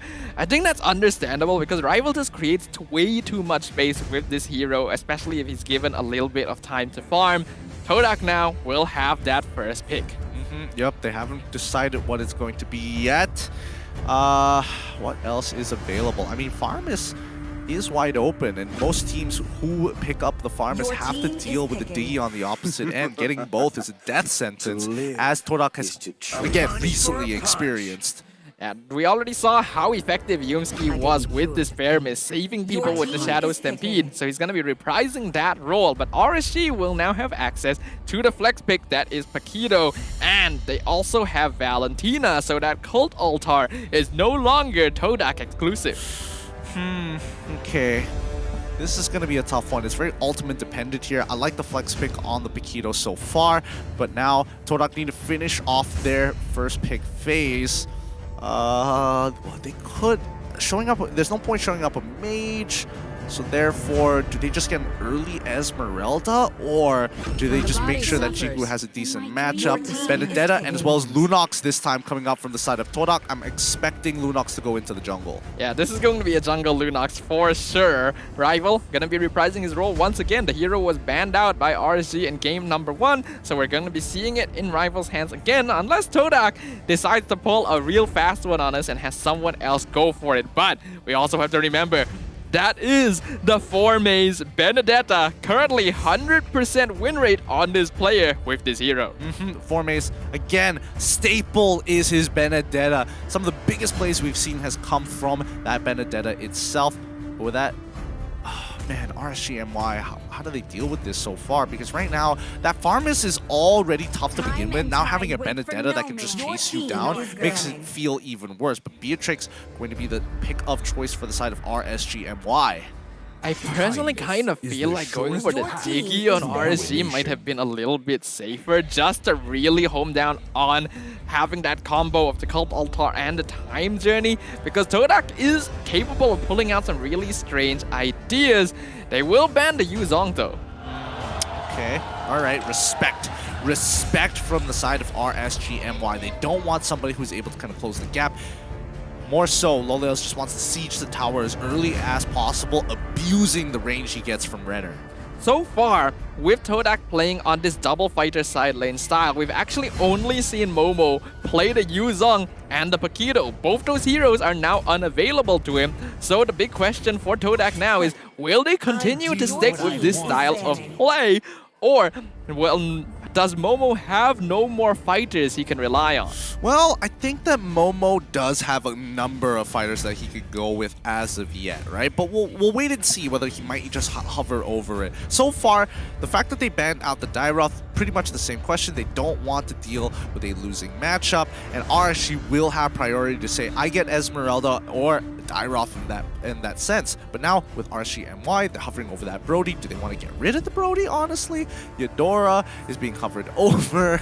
Again, tough to say, tough to say. I think respecting the Brody here is a very good idea, because we've already seen how well the jungle LUNATIX and the mid lane Brody works for TODAK. You cannot give that away. They already have the Beatrix, so they don't have to worry about that. I think this is a good ban to finish things off for RSG, and TODAK gonna continue focusing on Hawk's options by taking out the Ruby. Yep, with Ruby now gone, this means that there isn't going to be that hard of a snowball effect, and with RSGMY deciding what they want to play, they see Dairoth out. They could lock the LUNATIX early in for HYHY. What do they want to do then? Right now, I'm still contemplating the idea of Diggy for RSG, especially now that Hawk, a lot of his heroes have been banned out. But no, they're going for the safer option. Lolita, I think that is a good choice here. Numanon Blast going to be a very good initiating method, especially since TODAK might group up under the Cult Altar. But we've already seen their positioning in the past. It's going to be quite difficult for Hawk to land this. Yeah, how is he going to slip on through?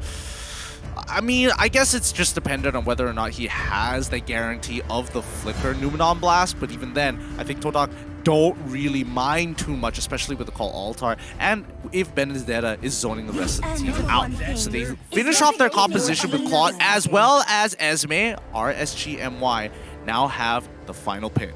So it looks like this is going to be a mid lane Claude, and I assume Momo will be playing on the Esmeralda. I think that's a good choice here, but if he is up against the Beatrix, things are going to be a little bit more difficult, and that'll allow Lolios to have a much more comfortable lane.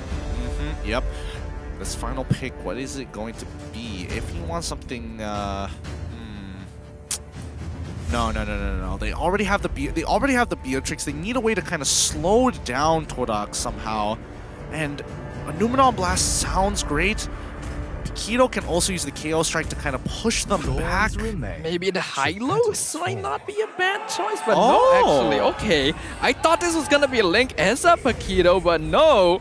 It is LinkEzaa Lancelot. When was the last time we got to see this? I mean, forever ago. I mean, I hope LinkEzaa is ready to go at it, because it's going to be up to him to kind of dictate the tempo of this game. Even if he's walking away with 7 kills, if they don't win the war at the end of the day, that means TODAK going to be sitting at number 1 with a 2-0 victory. As we now prepare to enter game number 2, this is going to be an exciting one, ladies and gentlemen. So you guys, you want to make sure you got everything you need because you don't want to leave your seats. You don't want to miss a single moment. This is game 2 between TODAK and RSGMY. Looking at the lineup once again, TODAK actually have a very heavy scaling comp. Their early game going to be a little bit weaker, and that is the opportunity RSG needs to take advantage of with this Lancelot, with this Paquito. Once they hit those level 4, they have to go before TODAK gets their farm, before they hit that late game where they will take over the Land of Dawn.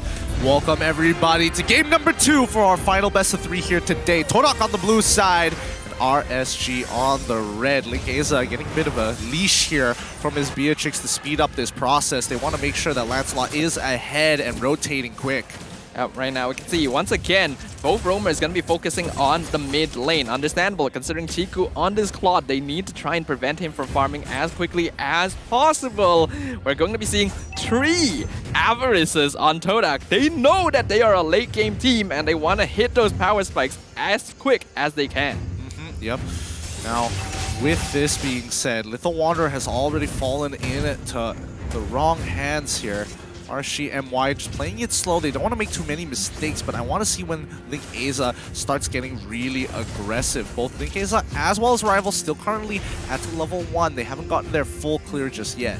Especially when RSG hit that level 4, that is where there's going to be pressure on them to start making things happen across the map. They need to put pressure on TODAK and not give them the space they need to scale up, because RSG are going to have the much stronger early to mid game comp in comparison, and they have to take advantage of that. I mean, let's see how much advantages they can take. At this stage of the game, it looks like it is a stalemate on either side. Nobody wants to make any daring moves. You can see that even Loliels should be able to trade against Momo fairly efficiently, but Momo, every time he takes one single auto hit, Frost Moon Shield walks up immediately, looks to get an auto attack to win out. What I'm gonna be terrified of is this first turtle contestation. This is where people are going to start hitting that level 4. Speaking of, HY, he's gonna get caught out here. Fair amount of damage by Formaze coming in as the turtle will now spawn on the map. Formaze getting stunned by Hawk. He should be able to get out of there, but he's on half HP now.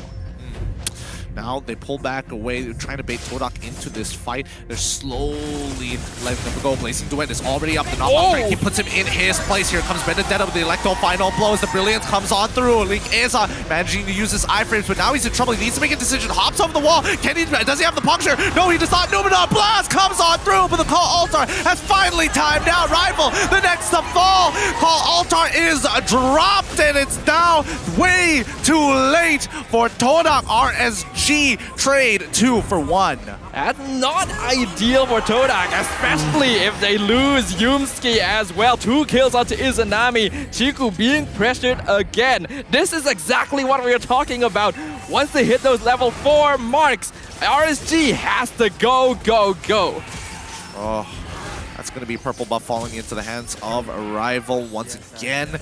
I want to see if RSGMY would have made an attempt to actually invade and steal it away, but back to the game, we see quick rotations coming out from LinkEzaa as he wants to steal camps from TODAK as soon as possible to make sure that Rival doesn't reach his level 15 faster than him, but even Loliels, he's got to be careful. Numenor Blast to try and initiate this dive. Yums doesn't care. Shadow Stampede cancels it immediately, and this dive has been called off. TODAK, their goal in this game is just going to be to delay as much as possible. The only time you see them playing aggressive is if they want to cheekily contest an objective or if a member of RSG is truly out of the way. Otherwise, it is up to RSG to be the ones to create the tempo here and prevent TODAK from taking things slow.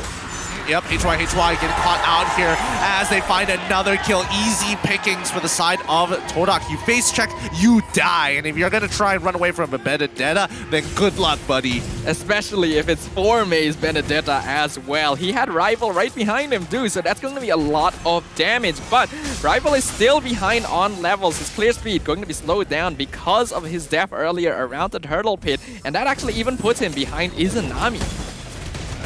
Now the dive is already commenced as the call altar has been dropped. Noom Blast to slow them down, but Momo unfortunately doesn't find it. Opening up a blazing duet of a lifetime as Chiku cuts them down one by one.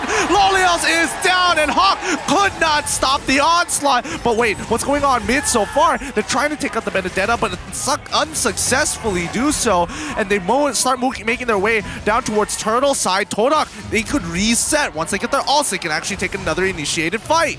RSG was hoping to get a gank there so they could safely secure the turtle, but Rival is the one that steals it away. Excellent retribution timing, and now TODAK has shifted the net worth lead. They are now in favor. Yep, Loliel's trying to get some good shots onto Forme so far. Even going for this lane swap is going to be extremely important here. But Electo Final Blow will easily clear this wave without putting him in any more danger. Formes can rotate back up after he resets. Ooh, things are looking kind of spicy right now. RSG definitely needs to be more in the lead than this if they want to be able to take advantage of their mid-game momentum. We already mentioned multiple times, TODAK cannot be allowed to scale, and as long as they go even with RSG, that is already the best case scenario for them. Let's see how they play this through, because again, in Tier 1, getting pressured side lanes seem to be okay for now, but a lot of priority from the TODAK squad to break this mid-Tier 1. They find it, call Altar as well, Shadow Stampede into the Blazing Duet to send them into the next dimension. Even Izanami stealing away the call Altar. Can he actually survive? Yes, the Spellbound keeps him alive, and Rival quickly uses Regenerate and makes it out of there! They get the killing spree! HY finally finds one back, but on top side, a new engagement has begun as Momo dealing with a 2v1 situation as Lolios tries to get out of the way, goes into Red form. One more shot is enough, but Chiku should be able to secure this kill. They're trying to punish him as much as he can. He's low, and that's going to be the rest of RSG MY hitting the deck. TODAK are completely outmaneuvering their opponents right now, and RSG can't really do much to respond to it. Their power spike is slowly falling out of their hands, and that's exactly what TODAK is trying to achieve. Their macro play right now is immaculate, and they're taking control of the flow of these fights to make sure that RSG cannot control their positioning. Incredible laning so far from the side laners of TODAK, making sure, even Momo, he's taking a lot of pressure on himself, and same goes for Formes. He does go for the execute instead of the petrify, but oh, actually a good cancel by HY. He could look to secure this kill, but no, doesn't commit too far into it. The rest of RSG and MY need to kind of work together to make sure that Lolios can get his siege online as soon as possible, because they've only broken top tier 1. This should be bottom tier 1, but where's the rest of TODAK members actually looking to do? Shadow Stampede already pulled, finds one grass, pulls back Hawk, but they're not going to get too much off of this. Just look at the way TODAK was positioned across the map there. Yes, they lose that tower down bottom, but they're getting so much else done. Forme is pressuring the top lane rival, getting the turtle.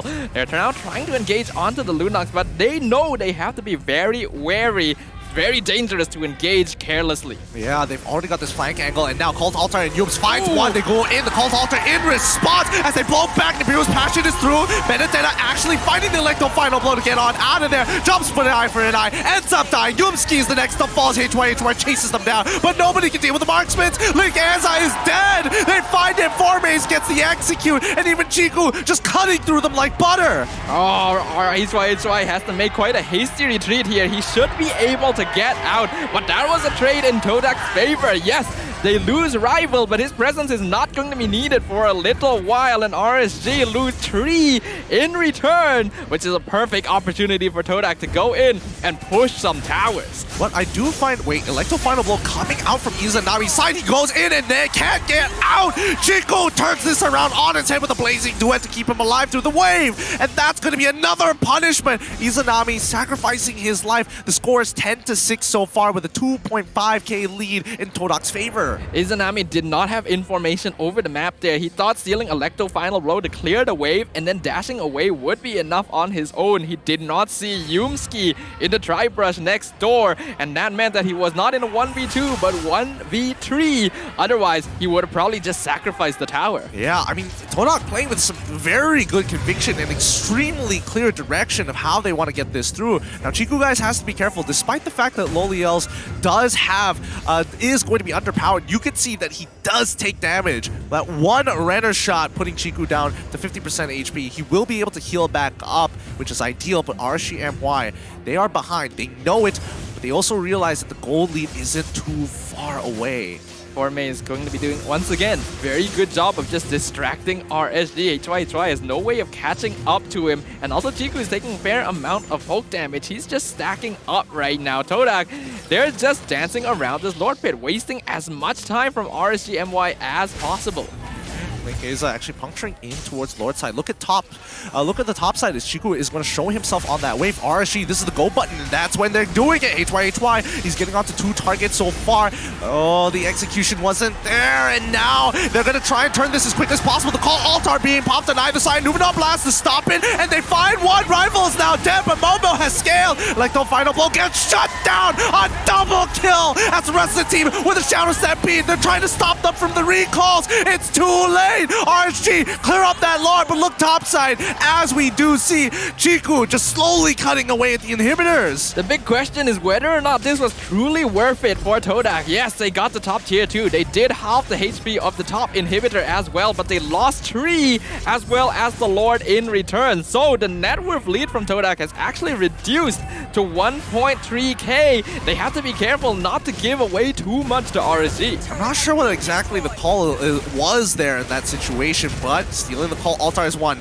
Blazing Duet's already getting on top of Lolios. He doesn't pop it in time. Izanami missed the timing, and now they're going to get punished as they start running on through. Momo's going to slow them down. Lecto final blow to push up on. HY has to hold back. LinkEzaa gets into the middle. Numenor Blast gets cancelled as he dies. Killing spree. A 2-for-2 trade so far. TODAK's lead gets even smaller. Based on how that fight started, TODAK should not have had an even trade. And now HY jumping in, doing a lot of damage to Momo, and LinkEzaa gets the shutdown. Rival trades HY, but that's a double kill for the Lancelot. Yumski trying to buy as much time as he can, but he gets taken out by Izanami. That's a team wipe on TODAK. Oh, the turnaround from RSGMY at the 11th minute of this game. 14-14. Not a moment to spare. They're going to back away, even though they did get this Lord. So worth it for them. So worth it for RSGMY. TODAK still have an opportunity to get back into this. We'll see how this is going to work as the inhibitor turrets are now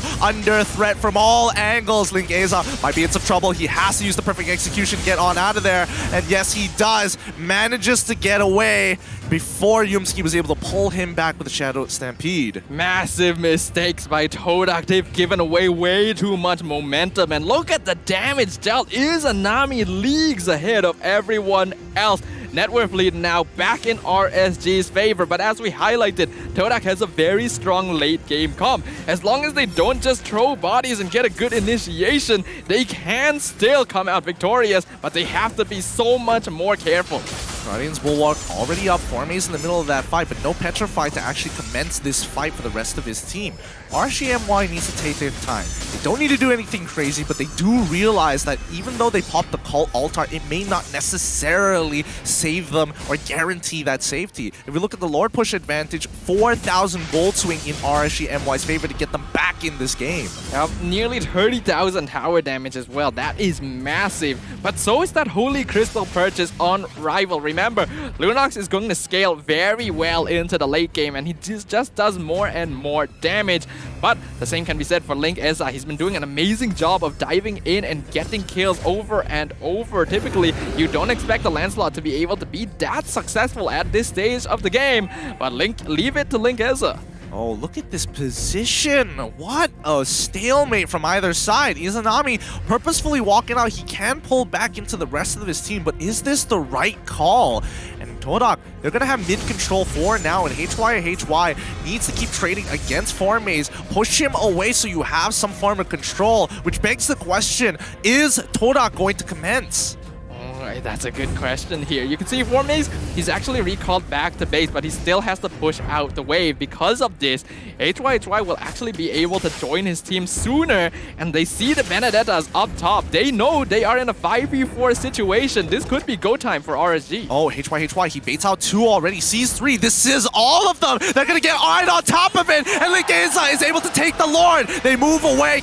Are they going to go for the chase here for the side of TODAK? I don't think they should, as HY pushes them backwards. Lolios does see Formaze. This could be an opportunity, but no. They get on out of there. Not a single life lost. Just some incredibly good plays as HY himself saving that double jab and delaying it to ensure he gets the maximum amount of information before he gets away. RSG made a really good split decision there, and using HY as distraction. Once they see that, oh, TODAK, they're trying to pick off the Paquito, instantly go in, and Lolios has so much damage that the Lord just falls instantly, not allowing TODAK any time to respond, and now it is go time. The Lord is pushing in. Will they be able to defend? This should guarantee at least one inhibitor turret here, and there we go. The Lord's gonna go for the charge, secures that one inhibitor turret, but now the fight begins. Numenor Blast actually flickering forward to the backline. Brilliance already out here as the Beerus Passion comes on through. Lord still alive. Call Altar on the enemy team has already pushed. They gotta get on out of here, but Izanami, he's trapped. He forces the flicker as Chico comes in with a blazing duet in that backline. He finds one, takes it, the battle mirror image back,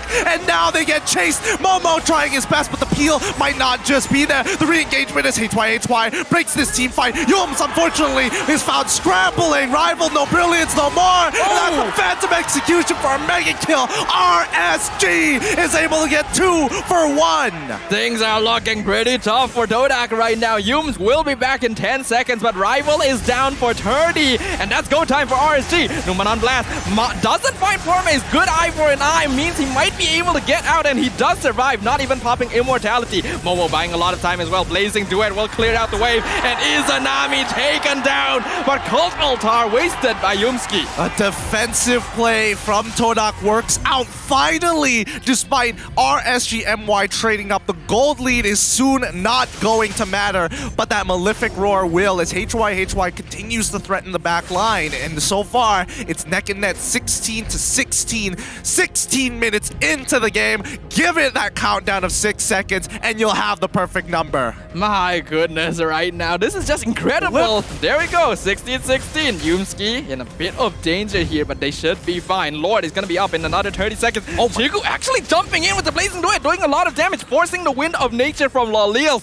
That's an important cooldown already expended. Yep, and with that being said, the waves are going to get cleaned up here. Now, TODAK is at a significant disadvantage because they have no inhibitor, so RSGMY can utilize that, but if they keep on doing this, if specifically Chiku goes in for these plays on towards Loliels and LinkEzaa, again, he's got more than enough damage, but without a Winds of Nature, that puts Loliels at his, again, a very, very precarious situation. Yeah, Loliels needs to position really safely here, and TODAK are obviously aware that he doesn't have Wind of Nature up. If they want to make something happen, they have to do it soon before the cooldown becomes available again, as the Lord is going to be a heavy point of contention. Yep, look, mid lane getting contested once more, but RSG are trying to pull the Lord to their side of the map. Formaze could get into the back lines here. He sees HY, so they can figure out 3 people towards Pixel Brush. They make sure that they can see Momo as well, so they revealed all the members from TODAK's side.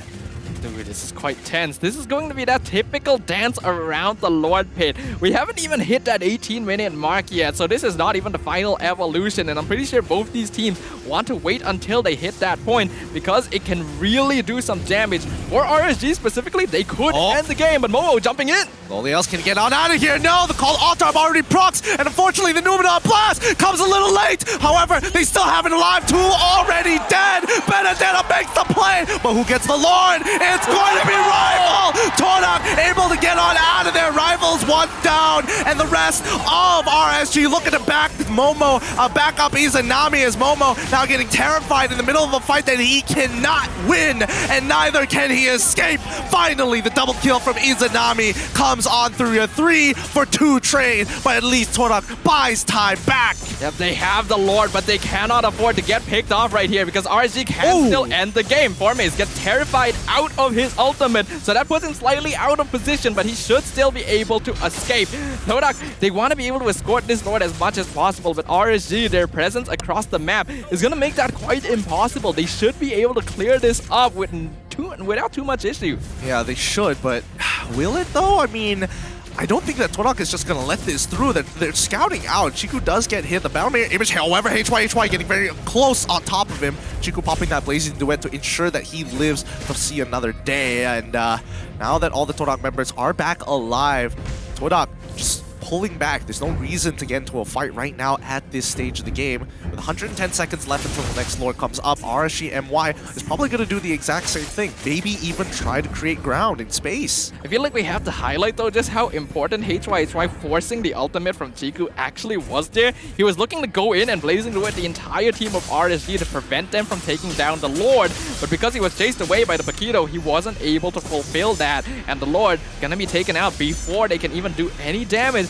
to the structures on RSG. Oh, this is a real tense game here. Full item builds coming in from both sides. Situational items as well have been purchased, but for the time being, it is going to be peace and quiet before the next World War is going to begin in about 70 seconds. This is still so tense. Honestly, I have been on the edge of my seat for the last few minutes, and I would not be surprised if most of the people watching are in a similar situation. Even at this point in the game, we have hit the 20-minute mark.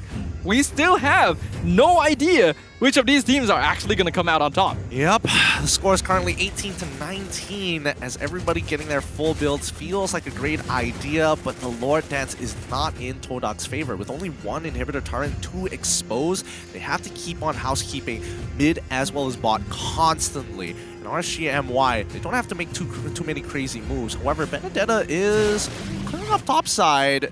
Is anybody going to deal with that wave? Hopefully they remember that. Yeah, the benefit of TODAK in comparison though is that they actually have more heroes that are able to split push the lanes. You obviously have Benedetta already, but both the Esmeralda and the Claude are able to split pushing their lanes quite respectively. In comparison, only HY can safely do that on RSG, and if anyone else wants to push out a lane, they need the entire entourage to be able to defend them. Yep, and now the entourage is here. Mid lane again. Look at the way TODAK is playing it. The push and pull constantly happening. First showing up on top side, leaving it to slowly push, and then going down to bot side to clear up that wave and do the exact same situation. Now, RSG MY do have full control, but they don't know exactly where everybody is. Chiku in particular. Yeah, this is quite dangerous for TODAK. They want to be able to contest this. Right now, Lalil's doing a lot of damage. HY choking out a lot of damage himself. Cult Altar popped on both sides. LinkEzaa retreating to safety. And neither team looking to full commit just yet. That means that there's gonna be no Cult Altar at all as Rival chunking down the Lord. He gets the steal. Chiku jumping in the backline. Wind of Nature keeps Lalil's alive, but Rival will be targeted by RSG. The LUNATIX already taken down. Forme still jumping in. Lalil's gonna get caught out by the Execute. Momo getting knocked up, alive by the Winter Trunkian. Chiku gets the tower. He's pushing out mid lane. The rest of his team is just distracting for as long as possible. Yumski's still alive. Momo's still alive. LinkEzaa behind Formes, the unstoppable, but Chiku is there to shut him down. And they find Izanami. They find LinkEzaa. Hawk, the only one alive. HY out of position. TODAK going to be able to finish off the game. Numenon Blast slotted up to defense. A clean victory for TODAK. What hell of a game. GG, well played to TODAK 2-0 in RSG. What a game 2. Holy cow. That was everything the fans have come for. That is truly getting your money's worth right there. And what a way to close out week 5. What a way to close out the intra-group matches. This is making a statement. Oh my goodness, RSG, they knew for a fact that they gave it their all, but unfortunately, TODAK came the victors at the end. Had they not dropped the ball so hard in game number 1, maybe this could have been different. But the results speak for themselves. Let's see what the winners have to say. Throwing it over to our host on the stage. Seperti melihat perlawanan Grand Final, itulah persembahan daripada pasukan TODAK dan juga RSG. Dan sekarang ni anda bersama saya Sid selaku host anda untuk menemu ramah pemain-pemain daripada pasukan TODAK. Alright, sebelah saya ada Momo. Momo, anda akan diberikan peluang untuk memegang mikrofon ini. First of all, 2-0 Sky Goose berada di tangga pertama untuk kumpulan A. Apa perasaan Momo? Sekali happy lah. Alhamdulillah. Lagi? Biasa aja. Alright. Game menang 2-0 berhadapan dengan RSG MY. Rival, jungler baru kepada pasukan TODAK, tapi macam dah main lebih 5 tahun. Apa rahsia korang ada chemistry ni? Apa rahsia? Sebab selalu makan kepala ekor. Siapa ajar format saja. Alright. Kita dapat saksikan bagaimana komposisi daripada pasukan TODAK. Moon tak main, Ciku main di bahagian tengah.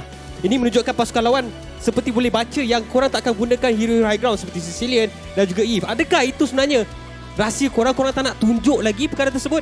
Mungkin Ciku. Sebenarnya ada high ground tu. Ada high ground, okey. Kalau diorang ban, kita dah buat lah. Nasib diorang tak ban. So, kita orang hold dulu lah. Oh, masih terlalu awal. Alright, tapi 2-0. Satu perlawanan yang cukup-cukup sengit. Berjaya berada di tempat pertama untuk kumpulan A. Kepada peminat-peminat pasukan TODAK yang full house pada hari ini. Kata-kata terakhir, pengantin baru. Terima kasih kepada fans-fans RSG dan fans TODAK. Terima kasih kerana datang support kita orang dekat sini. Dan terima kasih juga kepada family-family yang support anak-anak korang yang bermain kat sini. Terima kasih sangat. Alright, tanya sekali lagi diucapkan kepada pasukan TODAK berjaya untuk mendapatkan kemenangan 2-0. Seperti biasa, kita akan saksikan mic check untuk kali ini. Bebe. Dekat. Dek. Dah flicker. Dapat ke? Dek. Baik. Woi, mana lagi tu? Depan tu. Ke belakang. Skor. Dapat. Dek. Mana suaranya, Dek? Jaga. Mana, Dek? Mana, Be? Woi, mana, Be? Go, Power Ranger. Mati, Be. Mati. Tutor entry dari konten. Be. Dia ada tak ada skill. Mati, Be.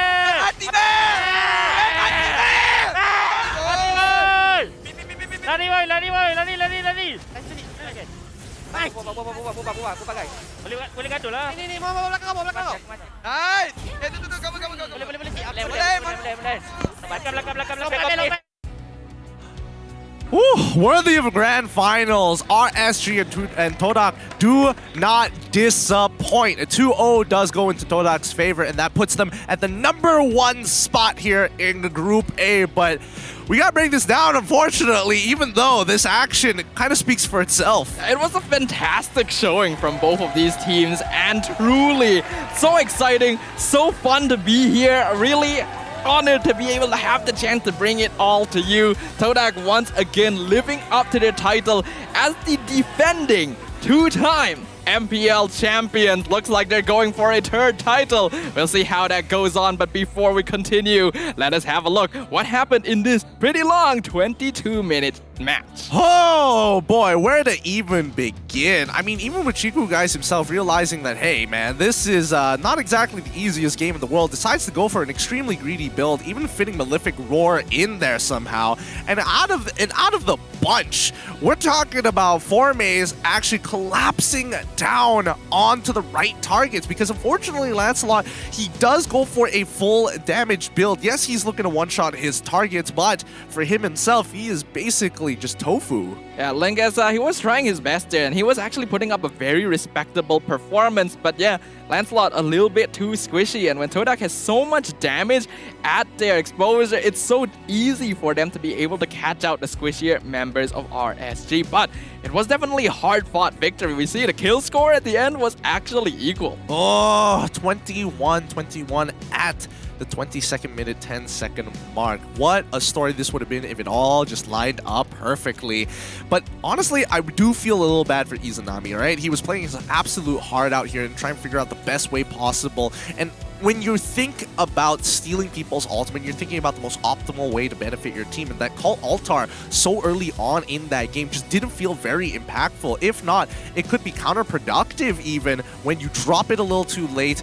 You lose your Beatrix, you drop it early, Beatrix dies, and she's unable to protect her. Yeah, it definitely felt like Izanami wasn't quite comfortable yet with having the Cult Altar at his disposal. And even if Izanami was able to fulfill such a thing, I think RSG still need a little bit more practice playing around this sort of lineup. But it was still a very close fight. If we see the damage dealt actually lean more towards RSG, and Izanami doing 118,000 damage on the Valentina. How can you not feel a little bad for that? Even with 118,000, still wasn't enough to turn the tides around. TODAK, unfortunately, when you have Esmeralda scaling that hard and chasing down Loliels, who's just been pounded the entire game, and Formace just picking up the pieces whenever LinkEzaa or even Loliels get low, it can be rather frustrating.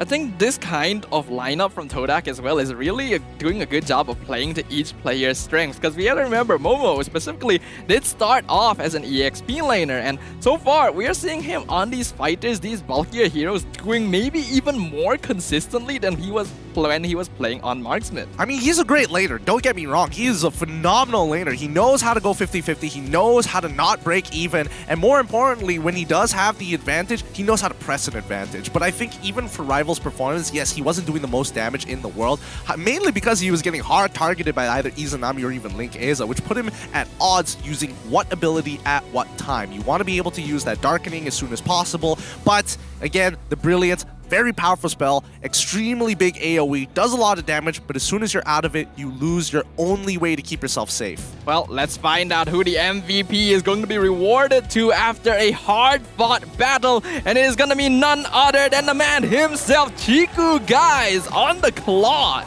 There's no doubt about it that Chiku on this Marksman is when he is the most comfortable. His Blazing Duets deal so much more damage, it feels like he's playing a completely different character. Yeah, Chiku just feels so comfortable here, and we already knew that Chiku was always that guy who wanted to play the hard carry, and being able to not just do that, but also perform his duties as a shot caller, as someone who has control over the entire battlefield when he's playing in that mid lane. It really does feel like this is something like his life's calling. It's as if all of his experiences accumulated have led him to this moment. It really has, and I mean, even with, you could tell that he wants to be able to run people down. He has the sprint, he also has the Malefic Roar to ensure, but let's look at these highlights here, brought to you by the Samsung Galaxy A series, because again, the earlier stages of these games were not in RSGMY's favor. In the first few minutes, they were actually doing a good job. They did get an excellent trade around the first turtle, and that should have been their cue to snowball their momentum and take advantage of the strength of their comp. But after that, TODAK started coming online. Once they got their first item, things really started changing around. They took advantage of the mobility, of the durability of their heroes as well, to just split up the fight against RSG and make it difficult for them to control the battlefield the way they wanted. Yeah, and especially around these lore pits is when things got extremely dangerous. An unfortunate mistake here by Izanami, dropping that call altar a little too late mid-animation, and I think he might have been a little too far even if he did. They did lose Loliels very early on, but just look at the amount of damage Chiku, guys, and the value that he was getting in the middle of that fight. Half the time when he is using that Blazing Duet, if not to look out for Loliels, ensuring that he can at least bring down the rest of the RSGMY members for the rest of TODAK to slowly chip away at them and even take them out. Yeah, just really good decision making. The macro on TODAK has always been immaculate, and now we are seeing a next level of micro play from every single player on the team. It is honestly impressive to watch how they work, and it makes you think like, wow, it's as if they can do no wrong. But of course, RSG, they did do a very good job as well, so respect has to be given for them. It just wasn't their day. Yep, and there you have it. It's official. TODAK stand on top of Group A, finally dethroning Team Hawk, who has been sitting at the #1 spot for the past 4 weeks. TODAK now take them over by 1 point, 17-16. Yep, that's gotta feel good right there. And now we see the final standings for both these groups at the end of week 5. And as we approach this beginning of the intergroup matches, it just creates that much more intrigue, that much more mystery about how these teams are going to truly clash when they meet up with members of the other group. Oh, it will be glorious. It will be absolutely glorious once week 6 is about to kick off. But until then, we'll just bask in the glory of this game, the light of which it has given us. Oh boy, I gotta calm down from this one. This really got my blood pumping. Yeah, I agree with you there. The excitement is palpable, and honestly, having the audience being so cheerful, so excited, so passionate, alive here at the venue really does a lot to change the way that the atmosphere feels. But before we end things off, let us once again recap what happened with these keys to victory. Yeah, first of all, let's talk about compositional strength for both of those games. Game 1 being fairly straightforward.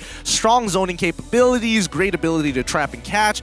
And they're basically a fortress with a cannon. And as soon as they open up the gates, and if somebody wants to take a peek in, well, you're gonna get trapped in it. Yep, and of course in Game 2, they took advantage of their late game power spike and wave clearance capabilities, as well as the overall survivability of their heroes to take control of the map and constantly make it so that RSG could not take favorable fights. Of course, we again have to highlight the mid lane impact, because none other than Chiku, again, on this mid lane marksman, showing us what it's capable of. It's frustrating. It's frustrating. Like, it should be like a gold laner impact sort of thing, but no, it's Chiku on a marksman nonetheless. So I think that speaks for itself. However, the Romans here, Yumski's overall kill percentage, despite the kill count that we just saw, he was able to get 90% of those, so at least 20 of those kills, if not 23 of those kills, Yumski was there. Yeah, that's just really impressive. 90% of the kills in a 22-minute game is already really quite a thing. And really goes to demonstrate that Yums, he seems really comfortable on this Faramis. He's able to make really impressive things happen, and instantly you know that every team watching this has to respect the Faramis against TODAK. Just plop that onto the long list of heroes you have to respect when you're playing against TODAK. Oh, well, I mean, that's what to expect here from TODAK, man. That kill participation still rather ridiculous overall, but gosh, what else can you really say about them? I mean, I would think that the draft would have played a much bigger impact specifically for RSG's side, but I guess they didn't really, I guess they couldn't really fathom how good their clearance was at the end of the day, right? I mean, let's first look at the heat map, especially towards that final game. 19 minutes to 22 minutes, just the motion of which Momo was playing by, right? As you mentioned before, the split pushing is really strong from their side. When you have the Esmeralda, you can tank so much damage and you can pull a lot of attention to yourself, and the same goes for this Benedetta. I would expect that Formace would look generally quite similar here, with the gold lane getting shift up pretty often. However, if we look on the opposite side of the map of where they're playing, and I'm guessing that's where the Lord Turtle spawn is on the top side of the map, that's when you see Momo actually playing around it pretty often to actually gain information. Yeah, Momo's gonna rotate to assist with his team whenever they are contesting for that Lord objective, but otherwise he's just constantly going to be split pushing the bottom side.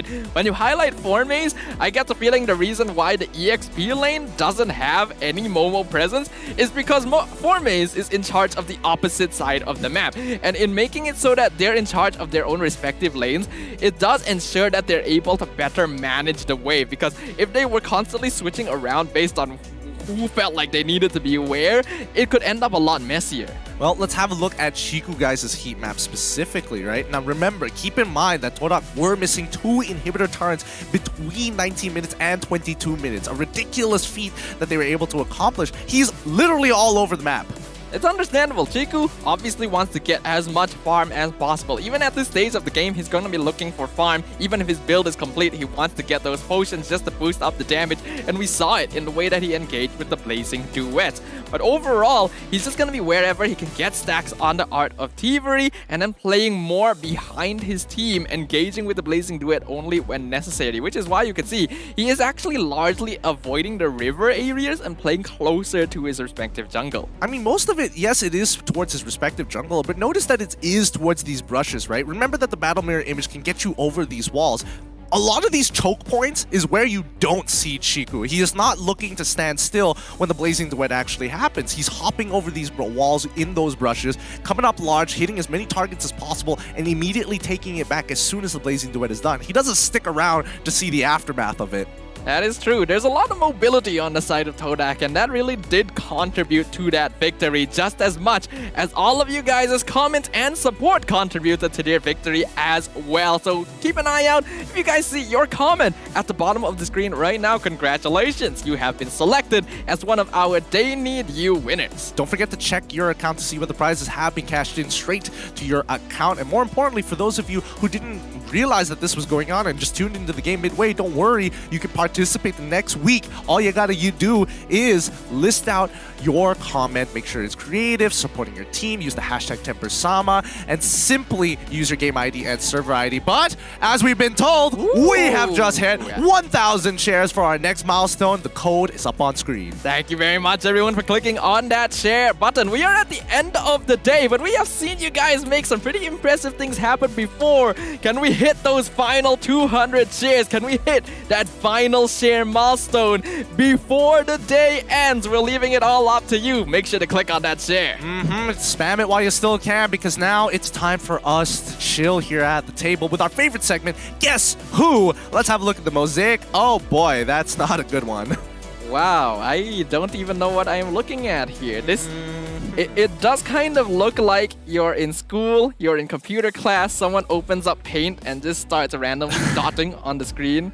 That looks like Ferb from Phineas and Ferb. That's the best example I got. I can see the shape. Yep, it's just a silhouette. That's all you need to know. But let's look at the hobbies and trivia. Watching anime, very typical these days. Featured heroes, Wanwan, Beatrix, and Bruno. Birthplace, Hospital Quantum Pahang. Our choices are Chiku, Momo, and Lolios. Now, obviously, all of these players have played Gold Lane. So it could be any one of them. Ooh, this is a tough one. I know it's not Loliels for sure. He is from East Malaysia. So it's between Momo and Chiku, guys. Momo and Chiku, guys. Which one of them do you think would like watching anime? You know, that's a good point. That's a good point. That's a good point here. I feel like both of them are sort of that watching anime sort of thing. Can we get specifics on the anime? I'm looking at production reports that they would like give us a better idea. They asked the player which anime they like the most, but the answer is about to be revealed, and it is actually Momo. Oh, that was his picture at the SEA Games. I was wondering why the colors were like real weird there. Nicely done for those of you who could have guessed it in time, because again, we had no idea between Chiku and Momo, guys. They're basically the same person at this point.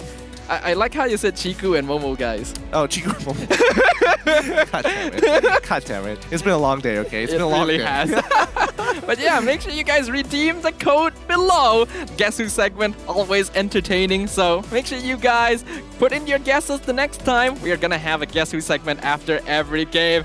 And you guys actually did it. Well done. Well done. Hit that S tier 1.2 thousand share milestone. Claim the code, guys. You all deserve it. I've heard it can contain skins. Yes, it can. So quickly claim it while you still can. And thank you to everybody on the English broadcast who helped push those numbers up. We appreciate every single one of you.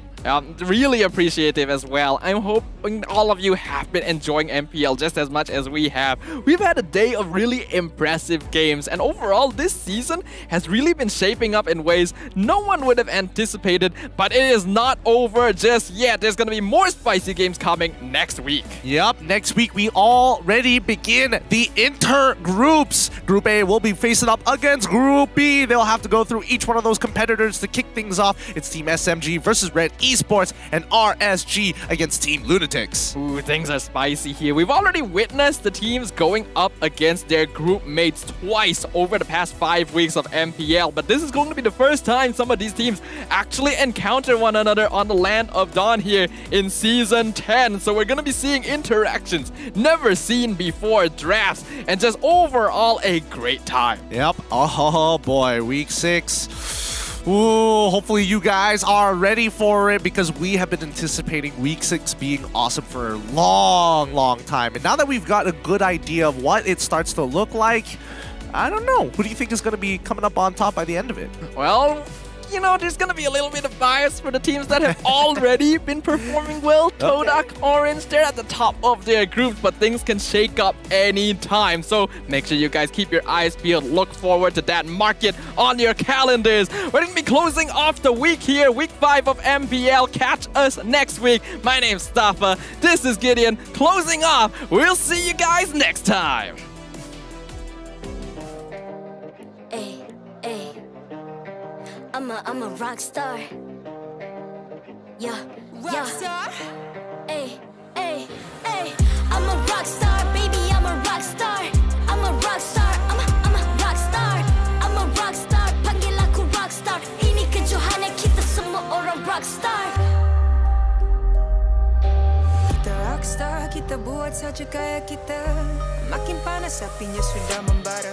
Macam mana pun kau menempuh segala. Demi negara kau buat semua bangga. Step into my world, you know I'm always in my zone. You know I got my team, no I'm never alone. Bring out my best, buat yang terbaik. Jadi juara perlahan kita naik. Aku nak push, naik-naik jadi lebih bagus. Jadi hero, ku ada skill. Berapa banyak musuh aku dah kill. Ramai cuba mencapai, cause they envy me. Tiap game aku pasti jadi MVP. Easy. I'm a rockstar, baby, I'm a rockstar. I'm a rockstar, I'm a rockstar. I'm a rockstar, panggil aku rockstar. Ini kejohanan kita semua orang rockstar. I'm a rockstar, baby, I'm a rockstar. I'm a rockstar, I'm a rockstar. I'm a rockstar, panggil aku rockstar. Ini kejohanan kita semua orang rockstar. Tengok nanti siapa yang juara. Ni peluang kita bawa pulang piala. This is my game, this is my time. Menang semua, everything will be mine. Kalau jatuh kau pasti kembali. Bangun balik ku tegak berdiri. Kuatkanlah tenaga, ganjaran diperoleh. Ni kejohanan kita, Malaysia memang boleh. Rise up to the top, kita buat bersama. Semangat kita kuat di bawah satu bendera. Ay. I'ma go hard for the win. Win. On the battlefield till the end. I'm trying to beat the greatest anyone has ever seen. Stand by, I'm coming in.